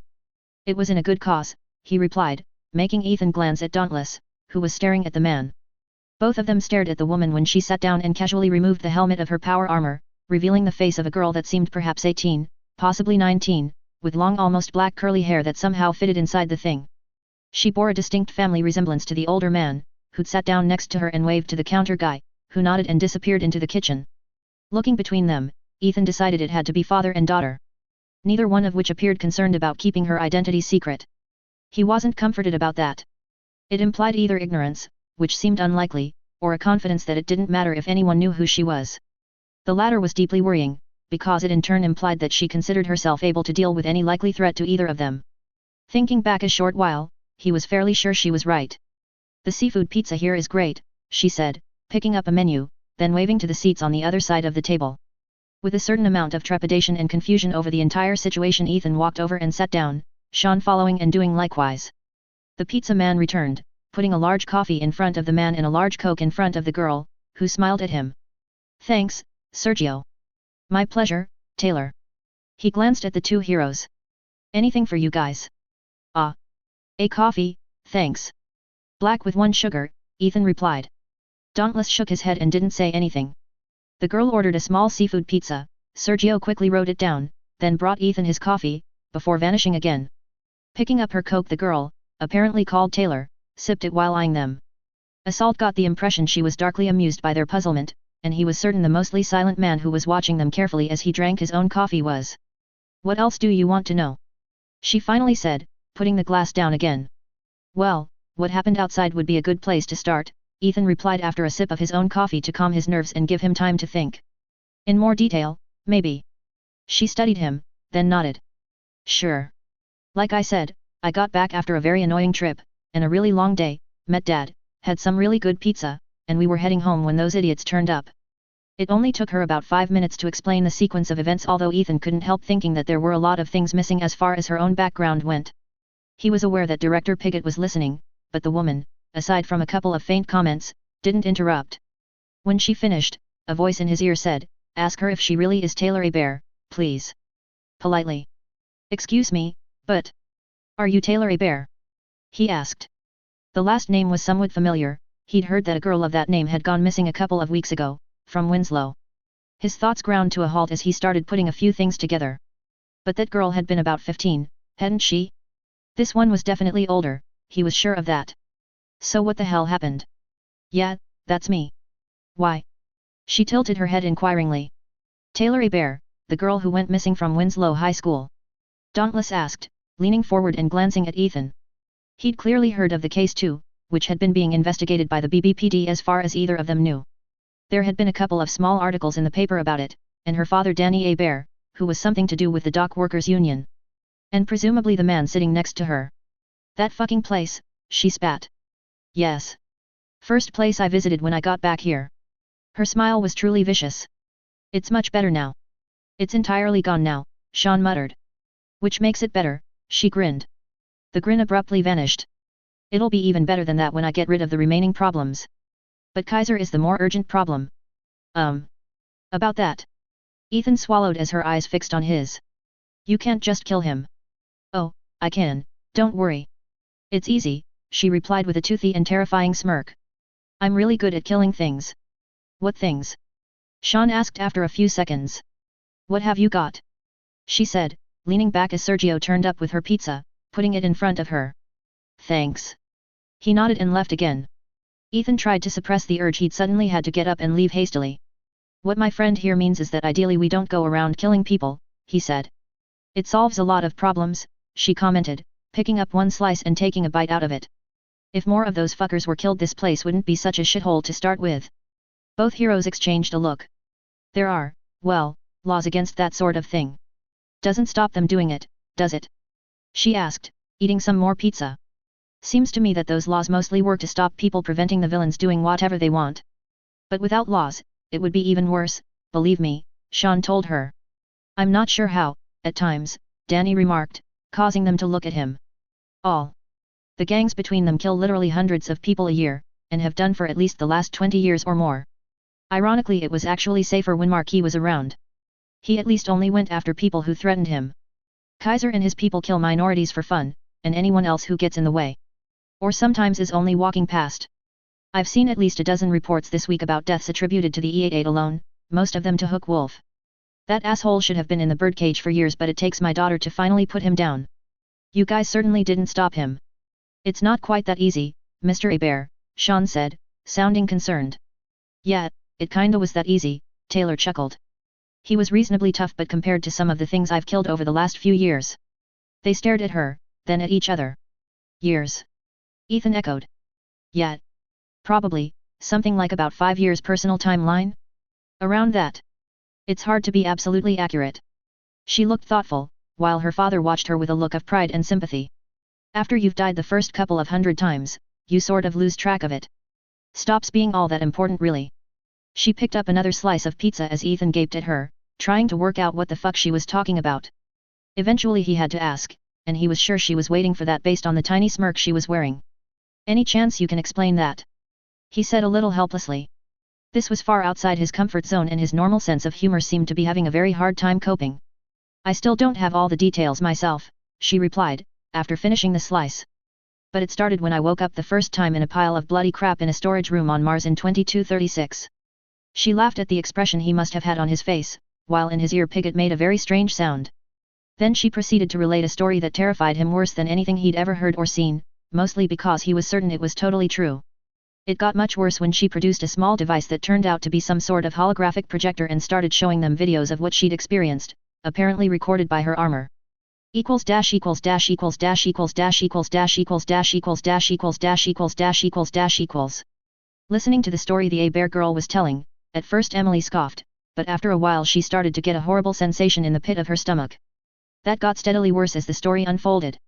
While she was sure a lot was being left out, there was far too much detail in it to be entirely fictional, and it was backed up by certain evidence. And her finely honed bullshit detector which was screaming at her that the damn girl was both entirely truthful and the single most dangerous and angriest person she'd ever heard of. If she found Sophia, that idiotic girl was dead. That much was abundantly clear. Emily had a brief thought that perhaps if she threw Sophia to the entirely absent mercies of the A-Bear girl that it might save the city. She and Rennick listened as the girl talked, getting more and more concerned. And deeply scared. Equals dash equals dash equals dash equals dash equals dash equals dash equals dash equals dash equals dash equals dash equals. By the time the A-Bear girl stopped talking, Sean was literally shivering. The undercurrent of raw rage that had come into her voice a few times left him nearly shitting himself, despite all the things he'd seen in his time as a hero. She was not someone he'd want aiming that at him or anything he cared about, since it was blatantly obvious that she would have zero compunctions about dealing with problems permanently. Hook Wolf had discovered that to his cost. And it seemed likely that Kaiser would as well unless they could persuade her to let them handle it. He wasn't at all certain that was even possible, not to mention likely. She seemed like the sort of person who didn't leave a job unfinished. How and why she'd ended up where she did was a total mystery, and a lot of the story seemed to be missing since she obviously wasn't telling them everything, but considering that, if she was right, she'd experienced close to 5 years of essentially constant combat in the 2 weeks of real time she'd been gone, that was entirely understandable. And it explained how she'd become so fucking dangerous, too. 5 years of never-ending combat in an environment that almost literally sounded like hell was far, far more than any soldier would have. Even in a war you normally had some downtime, and you didn't have these plasma imps shooting fireballs at you. And if you died, you certainly didn't restart at the beginning and have to do it all over again. The fact that she was more or less sane, if extremely annoyed by the entire experience, was almost unbelievable. He wondered what else she'd learned during that other than how to kill things really efficiently. Both he and Ethan simply sat there and looked at her as she fell silent, his colleague holding a cold and half-finished cup of coffee in one hand, which was shaking slightly. The girl picked up the little projector thing that had shown them scenes that would feature in his nightmares for years to come, turned it off, and put it away somewhere. So that's pretty much it. Now I'm home. Got a few last things to deal with and then I can sit down and work out what I'm going to do next. Obviously going to school isn't on the list. I doubt there's anything I could learn there anymore. She shrugged. I can probably figure out some way to make some cash. I learned a few neat tricks. Standing, she looked down at them as she put her helmet back on, while her father, who had remained mostly quiet during the story, also got up. Now if you'll excuse me, I have some more Nazis to find. I need to explain a few things to them. They watched as she headed for the exit, her father stopping at the counter to hand Sergio some cash, then waving and following her. Both men exchanged a look, blinked, and jumped up. Oh, fuck, Dauntless mumbled. He was certain she wasn't joking. They went after her, finding her standing outside looking off to the left, away from where the PRT had finished cleaning up the scene before they went away. He followed her eyes to see a dozen men dressed in dark clothes and carrying weapons coming around the corner near where Hook Wolf had died. His eyes widened, but he didn't even have time to react before things got very complicated very suddenly indeed. Equals dash equals dash equals dash equals dash equals dash equals dash equals dash equals dash equals dash equals dash equals. Tammy sat up again as she heard Krieg's voice become more urgent. He was still looking through those ridiculously large binoculars at something in the distance. She squinted to try to make out what he was so interested in, while wishing that people would tell her what was going on. Through the gaps in the taller buildings, she could make out some sort of illuminated window at ground level, some sort of shop or something, on a street at least a mile away. There were some people outside it, silhouetted against the light, but the figures were so small at this distance all she could tell was that they were there. The street ran at an angle from their position, going off at about 45 degrees until it vanished behind the buildings. Krieg said something that sounded like "shoot the bitch," into his headset. Tammy's head snapped around to stare at him, then she looked back in time to see a number of purple flickers of light. Equals dash equals dash equals dash equals dash equals dash equals dash equals dash equals dash equals dash equals dash equals. Taylor watched the men, obviously E88 gangers, as they stopped a couple of 100 meters away. She'd felt them coming for the last 20 seconds or so. Her armor systems instantly highlighted the weapons they were all carrying, assessing them and assigning a threat level, which was low. She stepped in front of her father, hearing him chamber around in the shotgun he'd acquired from that first E88 fuckwit. Before she could say anything, the men opened fire. She heard Dauntless make a sound of shock but didn't bother looking around. Half a dozen bright purple energy beams hit her, 2 more missing and going past, 1 on either side. Her armor registered the hits and showed a small momentary drop in integrity before it compensated. Her eyes narrowed as she pulled out her plasma rifle. The first RPG round screamed past some 2 meters to the right, the rocket flare briefly illuminating the entire street with a yellow flash. She didn't move a muscle, hearing it explode somewhere in the distance behind her. The next 2 were fired simultaneously, both of them tracking towards her this time.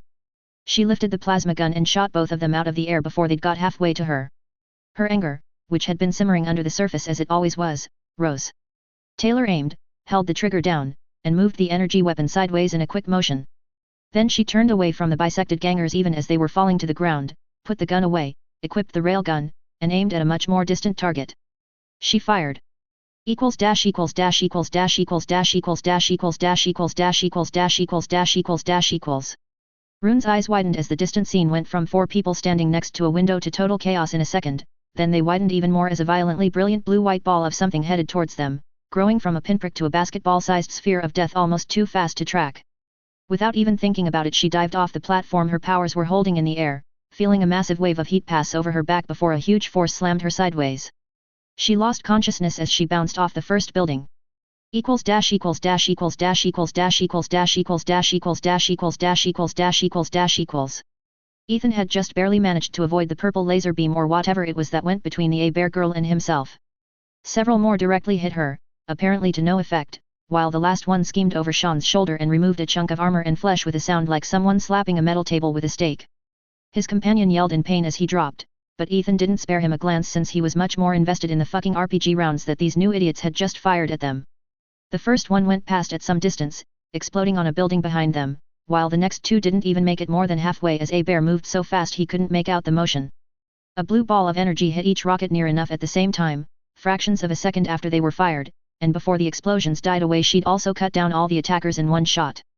Then she whipped around, the weapon changing to something even larger, and a much bigger blue-white discharge roared off into the distance, causing him and Dauntless to duck while staring. The noise was incredible. Far in the distance a moment later there was a large explosion over the rooftops of the buildings, the whitish flash illuminating the scene. Christ, he said, bewildered at how quickly everything had happened. He was used to fast-moving battles but this was ridiculous and had come completely out of the blue. Not to mention the sheer efficiency and brutality of her actions, which were clearly aimed at eliminating the danger permanently and immediately. He wondered a little hysterically if she even understood the concept of non-lethal takedown. Or overkill. Director Piggott was yammering in his ear, but he ignored her as he watched the horribly lethal young woman put her enormous weapon away, while wondering how many other weapons she actually had on her. And where she kept the fucking things. Right. Enough is enough. Kaiser's beginning to piss me the hell off, the armored girl said in a hard voice. Time to point out how that ends. Walking over to Sean who was moaning in pain, a large cauterized and blackened wound on his right shoulder where his costume had been vaporized, she shook her head. For God's sake, it's only a small third-degree burn, she said, sounding slightly annoyed, although she was almost visibly radiating rage again. Ethan was profoundly grateful that it wasn't aimed at them. Man up, will you? She produced a small device like an auto-injector and bent over him, stabbing it into his exposed skin. Here, this will fix it. Stings a bit, but you get used to it in the end. She walked off with her father next to her as Sean screamed in agony. Ethan watched, amazed and a little sickened, as the blackened flesh quickly repaired itself. By the time his friend was only groaning a little and apparently entirely healthy, he looked up to see both Heberts had disappeared. Assault. The voice in his ear was furious. Report. What the fuck is going on? He realized that she'd been shouting for some time now. He got to his feet and hauled Dauntless to his own, the other hero feeling his shoulder in shock. Both of them looked at the fresh batch of dead gang members at the far end of the street. We may have a problem, Director, he said as calmly as he could, which wasn't very. Ethan had a feeling that this night was going to be a very long one, unless you were a Nazi. Equals dash equals dash equals dash equals dash equals dash equals dash equals dash equals dash equals dash equals dash equals. When they came back with Chinese food, Lisa was sitting on the sofa looking out the window next to the TV with the weirdest expression Brian had seen on her yet. She didn't react when they entered, just continued peering out into the night. He looked at her, then at the window, not seeing anything of interest out there other than a few street lights. He did work out that she was looking towards Brockton Bay. As Alec and Rachel unpacked the bag of food, he walked over and poked her. Very slowly, she turned her head to meet his eyes. He saw her pupils were tiny pinpricks, giving her a very disturbing look which immediately worried him considerably. "Hey, you all right?" he asked, concerned. She blinked, then opened her mouth. In the second age, at the final battle, when all that hell could field had been vanquished, one stood. Tempered by the fires of rage, she overcame all. In her fury she broke the forces that dared stand against her, taking her place as the rightful heir through trial by combat. The umbral plains lie in ruins, the Dark Lords are cast beyond the outer realms for all eternity, while across the worlds all know that she has come. Absolute in her determination to bring eternal torment to those who wrong her and hers, yet merciful to those who follow her in awe of her glory, power, and anger, she is named the Doom Queen. The deep ghastly voice that spoke those words was not that of a 17-year-old girl, Brian thought in horror as he pressed himself against the wall as far from her as he could get in the hotel room, next to Rachel and Alec who were doing the same thing. He could smell urine from the direction of the dogs, who were hiding under the table. He wasn't even sure that the voice was human. Lisa blinked again, then shook her head. "Oh, great, you got Chinese. Did you remember beef chow mein for me?" she said perfectly normally as she hopped to her feet and went over to the table. Sniffing, she looked down, then grimaced. "Rachel, your fucking dogs have peed all over the floor." She glanced at them and frowned. "What's wrong with you guys?" Peeling himself off the wall, Brian felt very much that whatever was going on he didn't like it at all and wished it would go away and leave him alone. 12 doomed 11, and doom followed with her. Skidmark looked out the window of the merchant's main safe house, staring at the strange procession of figures that was moving along the badly lit street several floors below. Not a one of them was even slightly normal and most of them made the backs of his eyeballs itch in a highly disturbing manner. A sea of bizarre creatures walked, flew, slithered and deliquesced their way past as he gaped in stunned horror, a sensation of creeping awe making the hairs on the back of his neck stand on end. Beside him, his girlfriend and second in command of their gang was motionless and silent, her eyes so wide he could see the whites out of the corners of his own. In the midst of the pack, one of the things paused, turning a misshapen head up to stare directly at them. Glowing red eyes met human ones. Several more of the creatures also stopped, until a constellation of differently colored gazes were fixed on their observers. The tableaus held for 30 seconds or so, then the first one turned away, the others quickly following as it scuttled after the main group. All of them vanished from sight seconds later, leaving the street as empty as it had started as. For the first time in what seemed like hours, Skidmark let out the breath he'd been holding, feeling faint and for once absolutely stone-cold sober. There was a sensation going through his bones that something fundamental had just changed and it wasn't something he wanted any part of in any way at all. Looking at the woman next to him, he could see in her eyes as clearly as if she'd said it out loud that she felt the same, and was terrified to the bottom of her soul. He knew exactly what that was like.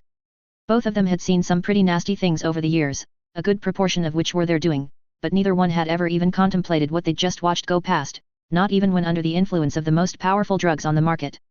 And neither wanted to experience what had just happened again. Ever. Dropping the crack pipe in his hand to the floor without a thought, he grabbed Squealer's hand and dragged her deeper into the building. Only minutes later the entire gang was battening down the hatches in a very literal sense, nailing up doors and windows and retreating to the most easily guarded areas of the old factory, behind solid concrete walls and steel doors. He wasn't sure it would be enough, but it was all they had.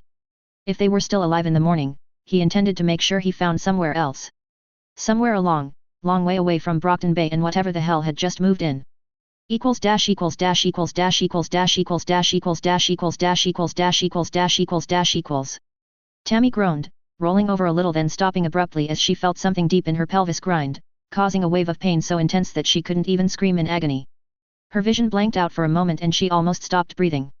When it finally subsided, she very gently settled back into position, the pain reverting to a background level that under normal circumstances would have been more than enough to make her yell. As it was almost a relief compared to what had just happened. She tried to work out what had happened, and where she was. The last thing she recalled was. The girl suddenly remembered an actinic blue-white fireball that had instant death written all over it zooming towards her at a ferocious speed. Creak screaming in shock, the scream cut off halfway, herself flying through the air, a blast of heat and a sound so loud it was a physical impact from behind and above her. Blinking, she attempted to put all the clues together. Creek had been running some sort of operation from a distance, but he hadn't told her what it was. He'd ordered someone to open fire on the bitch then everything went to hell. From what she'd seen whoever it was had shot back, some sort of energy weapon flashing brilliantly in the distance, then that fireball coming right at them. Somehow this person had detected Creek and herself from more than a mile away and taken them out with one shot. Tammy herself had only lived because she'd flung herself off her own platform without a second thought, the incoming fireball looking so lethal she didn't even hesitate. Krieg, from the sounds she could remember, hadn't been as lucky. But now where was she?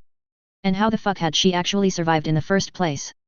They'd been nearly 100 feet in the air, and that was certainly far higher than was normally survivable.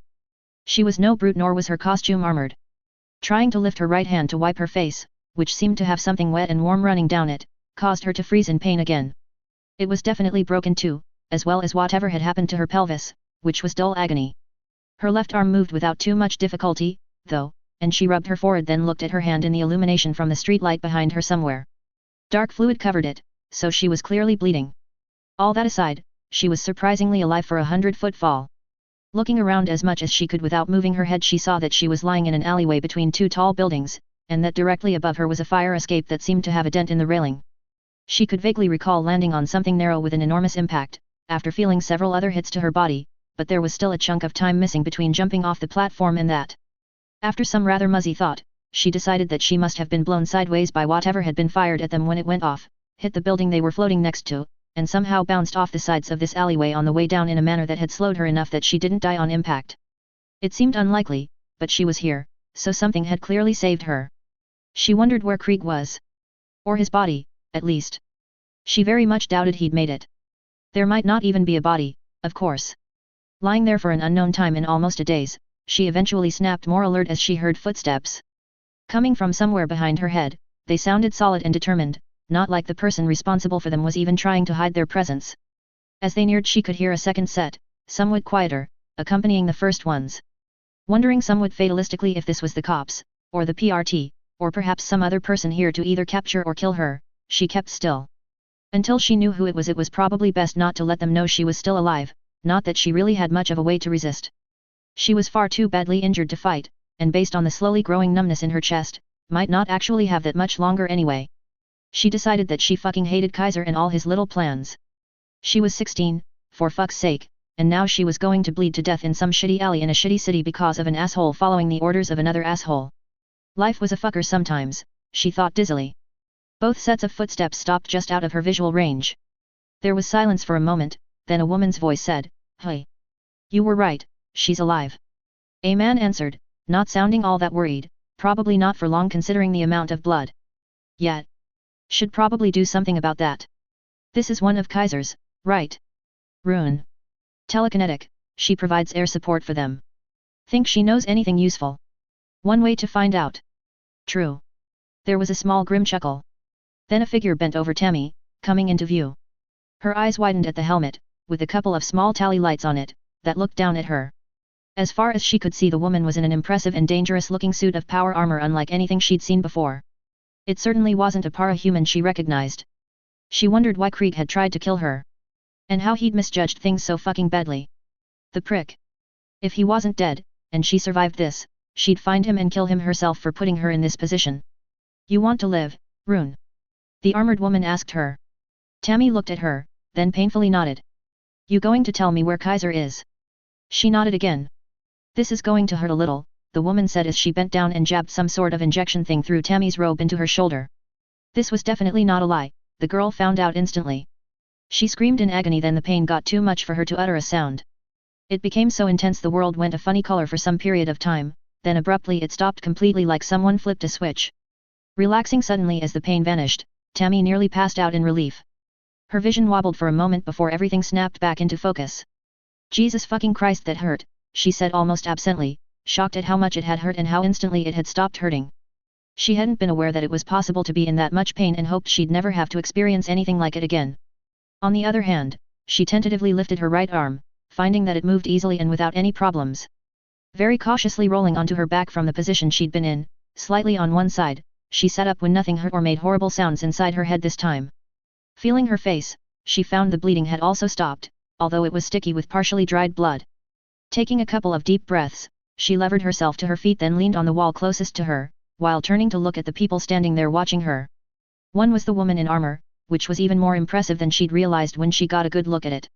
It seemed under the bad lighting to be almost black, but when the woman moved a little, a gleam of a dark purple was seen on her shoulder in the illumination coming from behind them. The other one was a man, tall and thin, holding a riot shotgun in one hand in a way that Tammy felt indicated he was very practiced with the thing. It wasn't pointed at her, but she was all too aware of it, and was certain it was loaded and ready for action. While the man looked like some sort of office worker or something for the most part, there was something hard about his expression that belied that, and his eyes made her shiver inside. Even behind glasses they were terrifyingly flat. So.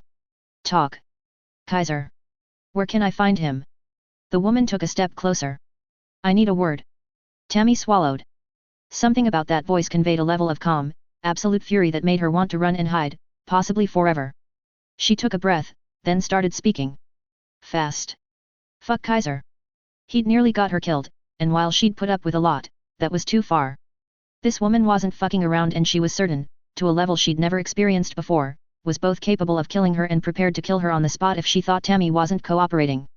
So she was going to cooperate like no one had ever cooperated before, then hope she'd live to run away. Kaiser was scary. This woman made him look like a fluffy little kitten. When she'd told the pair everything she knew, suspected, or guessed, about the E88 the armored woman nodded.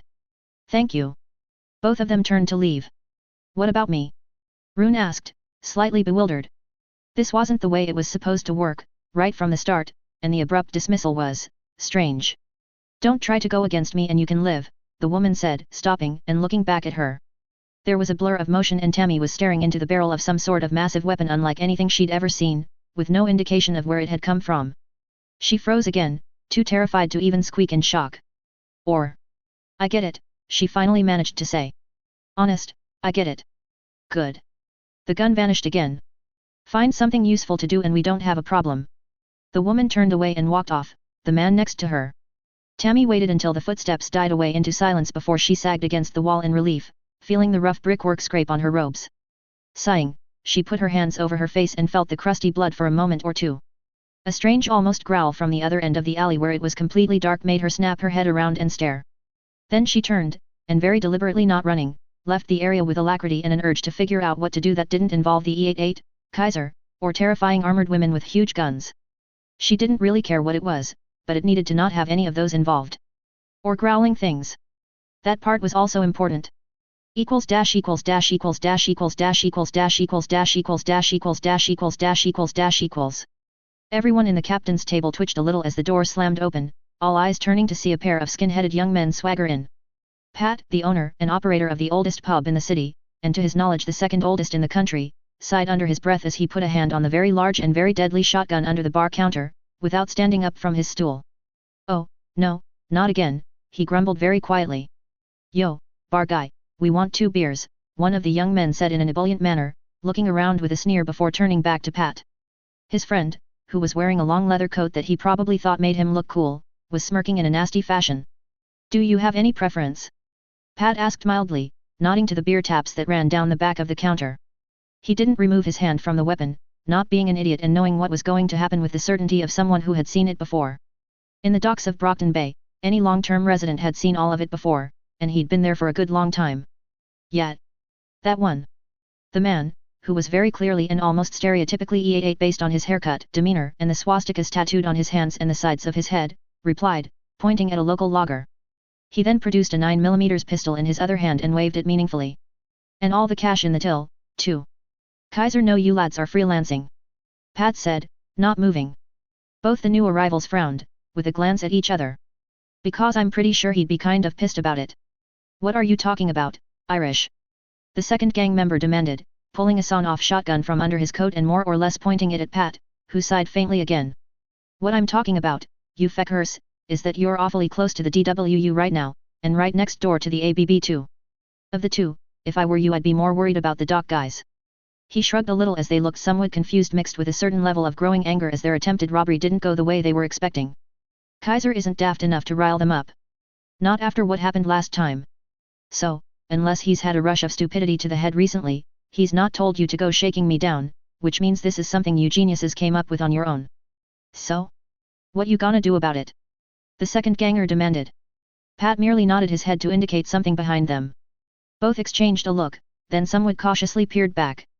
The 4 men and 2 women standing about 20 feet away grinned at them over 3 handguns, a shotgun, and 2 baseball bats, one of which had a nail through the end in a somewhat gratuitously vicious way. You're interrupting my drinking time, boys, the elderly man in the front of the group said evenly, his very large and very well-used handgun not wavering from the lead ganger. He was at least 70 but was almost as substantial as both of them put together, while his eyes had a completely flat glint to them. I don't like people interrupting my drinking time. I especially don't like Nazis interrupting my drinking time. So fuck off and we won't shoot you in the knees then chuck you in the bay. The two E88 men swallowed, paling noticeably.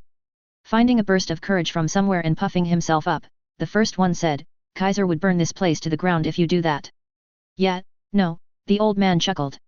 Trust me, that won't happen. Never has before, certainly. He pulled the hammer of the pistol back with his thumb, the click loud in the otherwise quiet bar. Everyone else present was watching silently, without any real expression. The second ganger looked back at Pat, his eyes widening when he saw that the barman was now looking at him down the barrel of his own shotgun.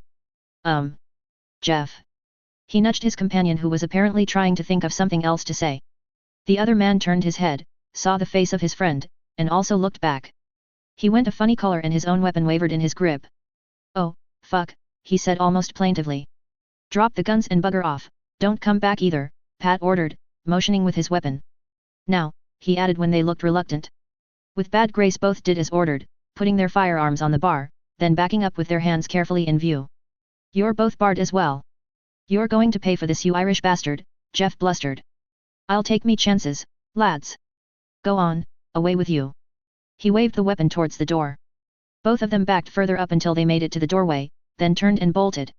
Sighing and shaking his head, Pat put the safety back on and stashed the gun under the bar again. Idiots. Third time in the last 2 months. Kaiser may need a reminder, the old man said as he uncocked his pistol and put it away, while the others went back to their tables. Might have to do something about that. He walked over to the bar, grinning. Worked up a real thirst defending the honor of the pub, there, Pat, he added meaningfully. Pat looked at him, shook his head, and moved to fill a pint glass. Are you ever going to pay me, you ancient pain in the arse? He asked almost rhetorically. I'm sure we can come to an arrangement eventually, Pat my lad, the other man chuckled. Yeah, like I haven't heard that about 1,000 times, Pat grumbled under his breath, causing the much older man to laugh again. So, what do you think that fecking enormous boom was earlier? Sounded like it came from over by Winslow, but other than that, no idea. Surprised you didn't go and look. Not my problem. Cops and PRT are all over the place, let them deal with it. I'm just here for a quiet pint or 2. Or 10. Pat handed over the full pint, which very shortly became a half-full pint. That's the stuff. Picking up the 2 abandoned weapons, Pat inspected them with an expert eye, then unloaded both and put them and their ammunition under the bar as well. Might come in handy, he said as he sat down again. Push off, Erwin, and drink that somewhere else, the noise is disgusting. Erwin saluted him with the glass and wandered off, rejoining the small group he'd been telling ridiculous tall tales to. The pub background sound level rose again to the normal point, while in the next hour or so various regulars came and went. Pat put his book down and served drinks when required but otherwise merely read quietly. A second, much quieter yet still fairly substantial explosion made everyone look up from their conversations for a moment, but they all resumed their current occupation when nothing else happened. This was, after all, Brockton Bay, and explosions in the night were fairly common. Nothing on the scale of the first one, but as Erwin had said, it wasn't their business and they all knew when to stay out of things. Some time after that, the door crashed open once more. Everyone looked up to see an unpleasantly familiar face smirking at them as half a dozen more like him came in and pointed automatic weapon around the place. Jeff strutted over to the bar, putting his hands on it and leaning forward to glare at Pat, who looked back expressionlessly. I told you were going to regret this, he said triumphantly with an evil grin. You really don't want to do this, laddie, Pat replied after a moment, his eyes flicking past the man towards Erwin, who made a very tiny motion of his head. One of the gangers was pointing at AK at the old guy's entire table, all of whom were sitting extremely still in a manner that Pat at least knew meant trouble. I'm telling you, Kaiser is going to have words about it when he hears. One stupid bar in the docks burns down. Jeff laughed. Why would Kaiser care about that? He shook his head.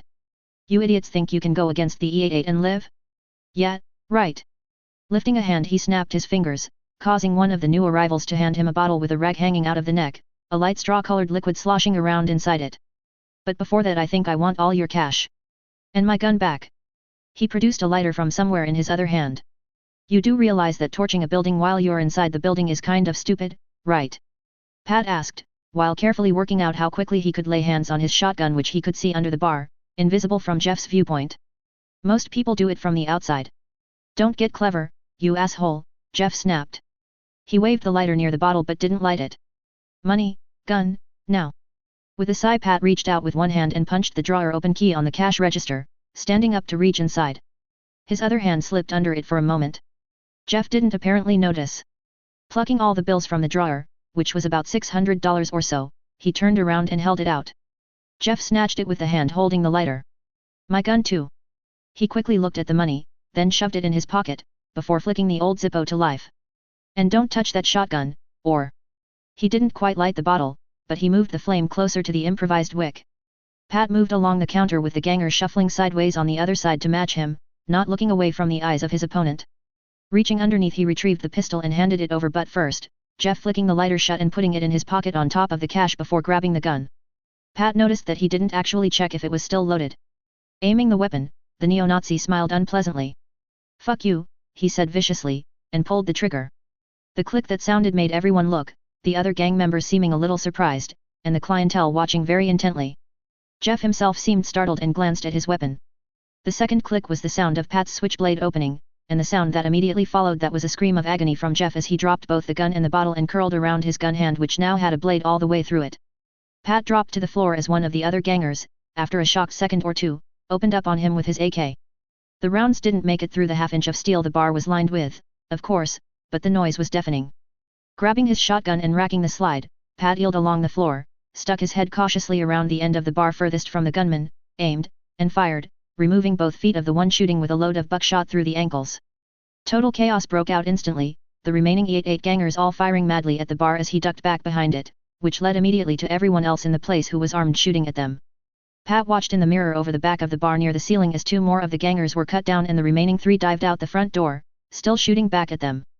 Jeff was writhing around on the floor screaming, which lasted until Irwin stomped over and kicked him very precisely in the neck. There was a loud snap and he went quiet. The man that Pat had defeated was still and silent, and the other 2 were so full of holes they clearly were also no longer among the living. There was blood all over the place and a strong smell of gasoline from the shattered bottle. Pat sighed heavily. Cleaning all this up was going to be a pain in the ass. Well, fuck, he said grimly as he stood up, leaning over to look at the bodies on the floor.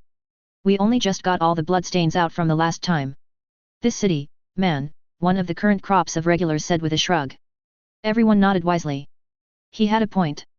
Just as Pat was about to call the cops, who he had an understanding with, there was a terrific uproar from outside, more shooting going on from a number of guns which made it apparent that the group who'd come in had friends.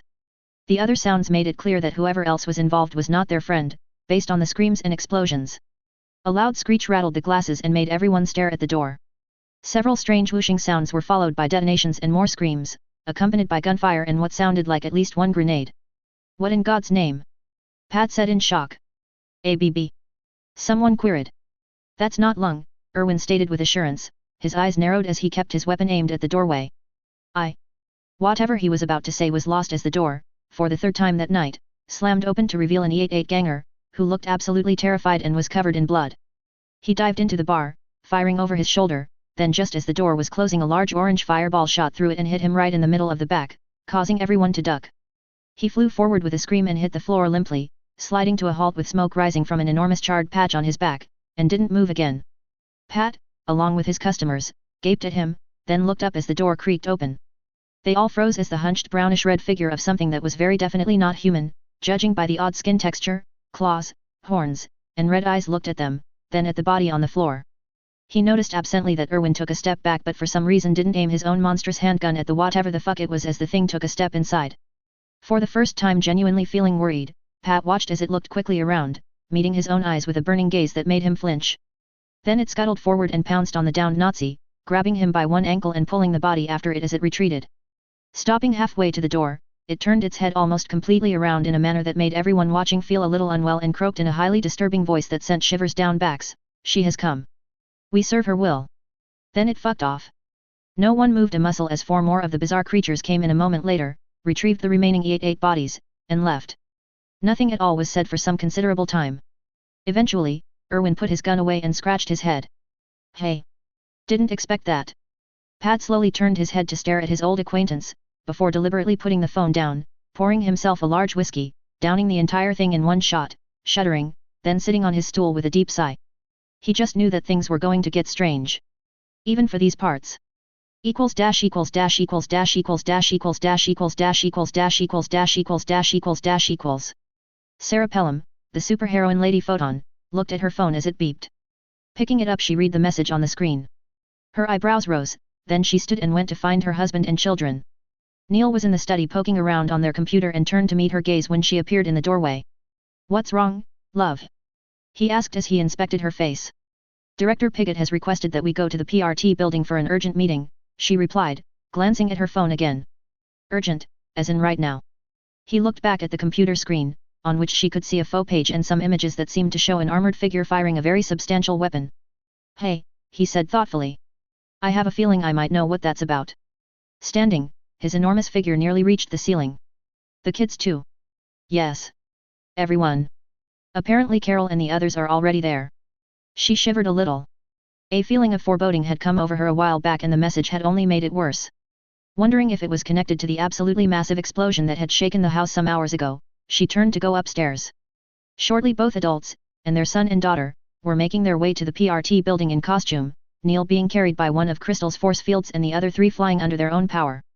Equals dash equals dash equals dash equals dash equals dash equals dash equals dash equals dash equals dash equals dash equals. The tinker known as Leet, or sometimes that asshole Leet, depending on who you asked, stared at his screen in shock for some time. Eventually he shouted, "Hey, dude, you won't believe the message I just got." "What's so unbelievable about it?" his friend and partner Uber shouted back, not looking up from his game. "It's from Director Piggott." There was a long pause, then his friend's head popped up above the back of the sofa, his eyes wide. "What? Director Piggott? Honest? It checks out, it's definitely real." "You're shitting me." The other young man jumped over the back of the sofa, game abandoned, and came over. He followed Leet's pointing finger to the screen. "Holy crap! You're certain it's her?" "Yeah, it's using her own crypto signature and checks out on the PRT authentication site." "It's her." Uber leaned closer. "A meeting under truce, and a guarantee that we'll be allowed to leave at any point?" "What the fuck, man?" Leet shrugged helplessly. "I haven't got the faintest idea either. All she says is that she wants a meeting about a matter that concerns everyone, villain or hero." "Jesus. An endbringer or something?" "You got me. Not a clue. But I doubt it's an endbringer or the sirens would be going off. Might have something to do with that fuck-off Big Bang earlier." His friend nodded slowly. The enormous explosion and flash had scared the shit out of both of them, and when they'd recovered they'd talked about going to have a look to see what had caused it, but the vast number of emergency services that were running hither and yon had made lying low seem a more sensible use of their time. Curiosity had its place and tonight didn't seem like one of those places it would be healthy. And now this. The night was getting stranger. "Think we should go?" he asked. Uber hesitated, then replied, "I don't know. I've never heard of the PRT asking to meet a villain before. Even people like us. They're normally all squeaky clean and down on hobbies like ours." "True. But that alone makes me think they're desperate or something. Might be a good idea, if this really is something that's going to bite us in the ass." Leet shrugged while looking at his friend, who finally nodded. "Fuck it. Okay. I hope this isn't some sort of bizarre plot to arrest us without putting the effort in, though. We'd look like idiots falling for it." They exchanged a glance, then went to find suitable low-key costumes. No point in pushing their luck, but at the same time, they had to find out what the fuck was going on. Equals dash equals dash equals dash equals dash equals dash equals dash equals dash equals dash equals dash equals dash equals. Staring at the email, Faultline scratched her nose and thought hard. Then she got up and went to track down her team. She had no idea why the director wanted to talk to them, and was somewhat hesitant about putting herself and her people within reach of the legendarily bad-tempered woman, but her instincts were telling her that this was such an unusual move that there had to be an important reason for it. Her instincts were usually right on this sort of thing, which is why she and her colleagues were still alive. And it might also shed light on why Elle had been staring at something that wasn't there for hours, while occasionally clapping her hands and giggling. That was getting weird. Equals dash equals dash equals dash equals dash equals dash equals dash equals dash equals dash equals dash equals dash equals. "You sure about this, Emily?" Rennick asked, glancing at his superior. She read the tablet someone handed her, then shook her head and handed it back. Turning to him, she replied, scowling, "No. I hate it. But I don't see any other choice. In light of what's happened and what we heard, this might be the only way. Especially since headquarters is still ignoring us. They've dropped this in our lap, we have to figure it out for ourselves, and if they don't like it they can fucking well fix it later. But for now, we need to make sure no one else pushes the A-Bear girl into acting against them. Because I prefer this city not glowing in the dark and molten, thanks very much. She leaned back in her chair and rubbed her tired eyes. Hours of reading steadily more worrying reports from all over the entire fucking planet had taken their toll, and what she'd heard through Assault's microphone had only made it worse. Much, much worse. Wherever that young woman had been, it had left her with enough weaponry to fight World War III and IV single-handed, along with the skill to actually win. If you could believe her own account, she was probably the most highly skilled warrior on the face of the planet, entirely self-taught, and fresh from a level of combat that had probably never been seen before. The most unbelievable thing Emily saw in all this was that she was as restrained as she appeared to be. So far, every incident except possibly the Winslow event had clearly been initiated by someone or something else, and even there one could argue it was merely delayed reaction to what Shadowstalker and her minions had done.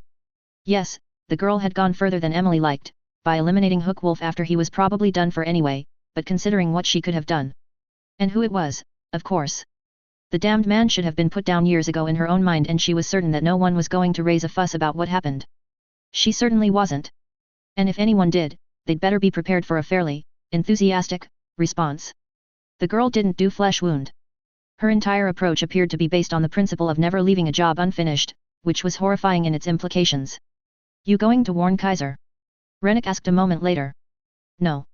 He brought this on himself, and I'm not going to put the PRT between her and him. Because I'm absolutely certain that she'd go right through us without breaking step, and right now she seems fairly neutral towards the PRT.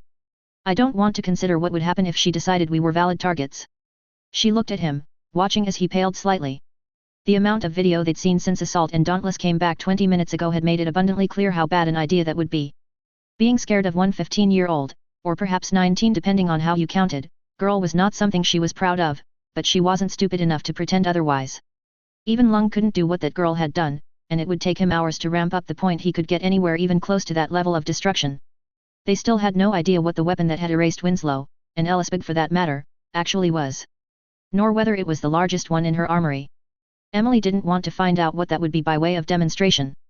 And that was all leaving aside all the other ramifications of possible interdimensional, and temporal, travel raised by her story. Never mind whatever the fuck her return journey had been and where it had gone. She was still trying not to think about the images Assault's helmet camera had recorded from the hologram widget the girl had shown them. Even at one remove, the recordings were so far past unnerving it needed a different word. When, and if, this all ended, she was going to have to think about that, but here and now she needed to ensure that nothing horrible happened. Which was the reason for what she was arranging. She had no doubt that when the higher echelons of the PRT finally got their asses in gear that she was going to get shouted at a lot, but that was a problem for future her. Present Emily had a much more immediate issue, and as far as she was concerned the chief director could wait. Ideally forever, but she doubted she'd have that amount of good luck. What about Lung? We can't find a way to contact him quickly, she sighed. I checked every source I could think of. I've left word with a couple of more or less neutral ones to get in touch, but I doubt he will. And we have no idea about Coil, we don't even know more than his rough location at best. Lung is a much bigger problem than he is, though. And Skidmark's gang is a waste of time. Yes. That asshole would forget anything we told him in about 5 minutes even if he listened, and he probably wouldn't. Hopefully he'll have the sense to stay out of things, but even if he doesn't, I can't see him putting up much of a threat to her. What about to her father? By tomorrow her identity is going to be common knowledge, even assuming it isn't already, and if someone decides to go after him. She winced. That certainly wouldn't end well, although she was sure it would end extremely rapidly and loudly. But at the same time, the A-Bear man was clearly no pushover in his own right, and she'd heard a lot of rumors that the DWU had something of a reputation as people it was best to leave alone unless you liked taking your teeth home in your pocket. Hopefully that would keep things relatively non-hostile until she could figure out a better method to spread the word that you left the Heberts alone or you died screaming. This was only an interim solution, not in any way an ideal one, and likely to bite her in the ass in the near future, but it was all she could think of doing. With any luck she could arrange to talk to the girl and try to get her to not react to any threat with a kiloton-level response. Picking up one of the other tablets scattered across the table in the control room, her second-in-command studied the report on it. Still no idea why Gallant is reacting like he is, I see. No. Panacea and the doctors think it's possibly some sort of master effect, but it's unlike anything they've ever seen before, it doesn't match anything on record, and no one can figure out how it's being done. They don't want to try waking him up again unless we can work out either how to stop whatever it is, or block it somehow. If that's even possible. She sighed. And I just know it'll be connected to A-Bear somehow. I have no idea how, but it's far too much to think it's a coincidence that she comes back from wherever she's been and this just happened at the same time. There's a link, we just don't know what it is yet. There are strange reports coming from thinkers all over the place, which are eerily similar to what Gallant said, he pointed out uneasily. Something has had a global effect on them. Both of them looked at the screen that had been displaying the Winslow crater and now showed the image of a tall figure in dark purple armor. Christ! This just gets better and better, doesn't it? Emily sighed. Both of them looked around as one of the junior PRT agents cleared his throat, sounding nervous. What is it, Tim? She asked waspishly. Ah. Rune just walked in off the street and said she wants to turn herself over and maybe join the wards or something. He said hesitantly, causing both of them to stare. She said she has information on the E88. A&D. He looked at the monitor. Her. Emily, after a long moment of wondering what was next, sighed and stood up. Maybe we'll look back on this and laugh, she said acidly, but that's going to take a long time to happen. She followed the young man out of the room, shaking her head, as Rennick watched her go. Then moved on to the next report, his expression troubled. Equals dash equals dash equals dash equals dash equals dash equals dash equals dash equals dash equals dash equals dash equals. What weird voice? Lisa asked, staring at Brian. He looked at his other friends, then back at the blonde, who seemed to be having trouble believing them. He'd tried, with Alec and Rachel's help, to explain what had been happening, but Lisa just didn't appear to get it. She was currently looking at him like she suspected this was either a joke she wasn't in on, or they'd all gone a bit nuts. He couldn't honestly swear that the latter thing wasn't true, based on the last few hours. Even so, he sighed, then tried again. Lisa's expression didn't get any less confused, which would have amused him under more normal circumstances, but at the moment was just another worrying aspect of whatever the hell was going on. Equals dash equals dash equals dash equals dash equals dash equals dash equals dash equals dash equals dash equals dash equals. Amy looked around as she, following the rest of her family, filed into the large room which had dozens of chairs around the largest table she'd ever seen in her life. At one end was an enormous screen mounted on the wall, while the table itself had multiple telephones, smaller monitors, and keyboards arranged down the middle. It looked like something from a movie, the sort of place you'd expect to see lots of men in uniform sitting around discussing the end of the world or something of that nature. Right now, it had Director Piggott, Deputy Director Rennick, and half a dozen senior PRT people that she vaguely recognized at one end, with the entire local protectorate contingent sitting next to them down one side. All the wards, despite the late hour, it being nearly 11:30 at night by now, were next to them. On the other side were a number of people she paused to stare at for a moment, shocked. They were all separated from the PRT people by a few spaces, and from each other. Two were young men wearing masks, but otherwise in normal street clothes, that she recognized with amazement as Uber and his partner Leet. Next to them, but at a distance, were a woman wearing a costume that seemed to be a cross between a long dress and some odd sort of nearly martial arts clothing, with the welder's helmet over her face. On either side of her were a young man who was bright orange and had a long tail, looking somewhat reptilian in nature, and minus any form of mask, and an older and considerably larger man with oddly translucent skin. Faultline, Neuter, and Gregor the Snail, she realized, a local para-human mercenary group. Carol had also stopped and was staring at the occupants of the room, her face wearing a strange expression, but Mark put his hand on her shoulder and gently urged her to keep going. He was much more alert and present than was often the case, apparently having his depression take the night off.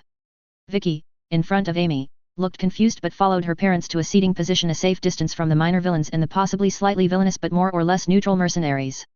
Amy just went along with it and sat next to her sister. A moment later Aunt Sarah came in as well, accompanied by the rest of her family, paused to look around with a slight frown, then walked over and sat down beside Amy, the other three filling the next few chairs. Uncle Neil required two of them. Everyone looked around, none of them other than the director or deputy director appearing to know what was going on. Amy studied the faces, then reassessed that viewpoint. Assault and Dauntless both seemed subdued and worried, wearing similar expressions to the two PRT senior staff. Arms Master appeared grim, Miss Militia was looking somewhat puzzled and also unusually quiet, while the rest of the adult protectorate members just seemed to be wondering what was going on as much as she was. The wards all looked both tired and confused too. There was no sign of Shadow Stalker, Vista was yawning widely, Clock Blocker was nodding slightly like he was about to fall asleep, and both Aegis and Kidwin were looking at everyone else with amusement. She met the latter's eyes across the table and he shrugged. Just as Carol opened her mouth to say something, doubtless in an acerbic manner, a PRT agent came in the door with a blonde girl of about 16 following him. She was wearing street clothes and a generic mask that covered the upper half of her face, while the bits that could be seen appeared to convey a sense of worry and nervousness. The agent indicated a seat some distance from the wards, which the girl took, while he sat next to her. Amy wondered who she was. She didn't seem happy to be here. The door closed, one of the guards outside pulling it shut, then there was complete silence for a moment. What's all this about, Director? Carol demanded a few seconds later. What are they doing here? She pointed accusingly at Uber and his friend, both of whom swallowed. They're villains. And while Faultline and her people may not quite be that, I'm not entirely pleased about. Brandish, be quiet and listen, Director Piggott said harshly, causing Carol to snap her mouth shut and go red. Keep your questions for later. Opening her mouth again, Carol paused when her sister said her name with a note of warning, then grudgingly subsided. Amy relaxed a little, having been dreading the older woman's temper getting the better of her. She wanted to know what was going on, and having Carol and the director get into yet another screaming match wouldn't help in that regard. Director Piggott looked around the table, meeting the eyes of everyone present. Then she tapped a key on the keyboard in front of her. The vast monitor behind her lit up, displaying an image that Amy had to look at for some moments before she worked out what it was. I've asked all of you here to explain the current situation in Brockton Bay, a severe hazard that now exists in it, and what we're going to do about it. The heavy-set blonde woman looked around again. Her eyes rested on Arms Master for a few moments longer than anyone else, Amy noticed with mild puzzlement. A few hours ago, this was Winslow High School, Piggott continued after a second or two, gesturing over her shoulder. Now it is a crater nearly 300 yards in diameter. No trace of the school itself remains, the entire place has been completely and comprehensively erased. That was what caused the explosion and flash all of you may have seen earlier this evening. Everyone stared at the monitor, many of them in complete appalled shock. Amy was gaping. The entire school? How, why, and who? What? Carol tried to say something, appeared to run out of words, stopped, then tried again. What in God's name did that? She did. The image of the crater was replaced by one of someone wearing a very impressive set of dark purple power armor and holding some sort of enormous gun unlike anything Amy had seen before. It looked futuristic, like a form of Tinker Tech, but at the same time much more complete than such things usually did. More like it was a normal weapon that had seen hard use and been well cared for than a typical high-tech one-off ray gun. She had no idea why she thought that, but it was what ran through her mind. We have tentatively given her the code name Overkill. That's an unusual name, Uber commented cautiously. It's more of a description, Director Piggott replied with a scowl and a sigh, looking at him. An accurate one. She tapped another key, the image moving to the side to allow another one to come up, this one showing the same woman with her helmet off and her face exposed, smiling a little as she talked to an older man who bore a distinct family resemblance. Amy was shocked that they'd unmask a cape like that, as were almost everyone else around the table based on the sounds and expressions. Her real name is Taylor Hebert. She doesn't care who knows that, she's approximately 19 years old, although normal records will show 15, and she is the single most dangerous person you'll ever meet. Everyone present stared at the images, then at the director, who almost looked amused in a dark way. I am letting you all know this because it's vitally important that you all realize that no, you can't take her. And if any of you try, I will personally shoot you in the head. She looked around very slowly, her eyes hard. That girl, and her father, are off limits. From us, from you, from anyone. We don't know her full capabilities, and frankly I'll probably sleep better if I don't find out, but what we do know will give me nightmares for years. And I'm including the Protectorate in that order. That means you, Arms Master. You stay the fuck away from Taylor Hebert, you hear me? She glared at the Tinker, who shifted uncomfortably in his seat. Everyone was gaping at her, even Faultline's people. There was complete silence for a moment, then everyone started talking at once, the noise making it impossible to hear anything useful. Uber and Leet were trying to ask something, Carol was shouting at the top of her voice, Sarah was trying to both calm her down and ask her own questions, Faultline was standing up and leaning forward, Arms Master seemed to be arguing, and most of the rest were either looking around with confused expressions or adding to the chaos. Assault and Dauntless were about the only ones on the Protectorate side who were just sitting there quietly. Just as Amy was wondering how this was in any way helpful, while also holding her sister in her seat as the blonde had immediately wanted to join in, there was a horrifically loud bang. Silence instantly fell and everyone jerked around to gape at Director Piggott. The woman lowered the handgun she'd just fired into the ceiling, leaving a hole in the armored material covering it, and put it on the table. A small wisp of smoke rose from the barrel. Shut up, she said remarkably calmly, although with an air of danger to her voice that made Amy swallow hard. You will listen, and you will obey. Or we stand a very good chance of triggering the sort of disaster that would make Behemoth look like he wasn't really putting the effort in. Her glare raked the table from end to end. Things have changed, very suddenly and potentially very badly. I don't like it any more than you do, but you're going to listen to me and listen well. Total silence fell for a moment, then she hit another key.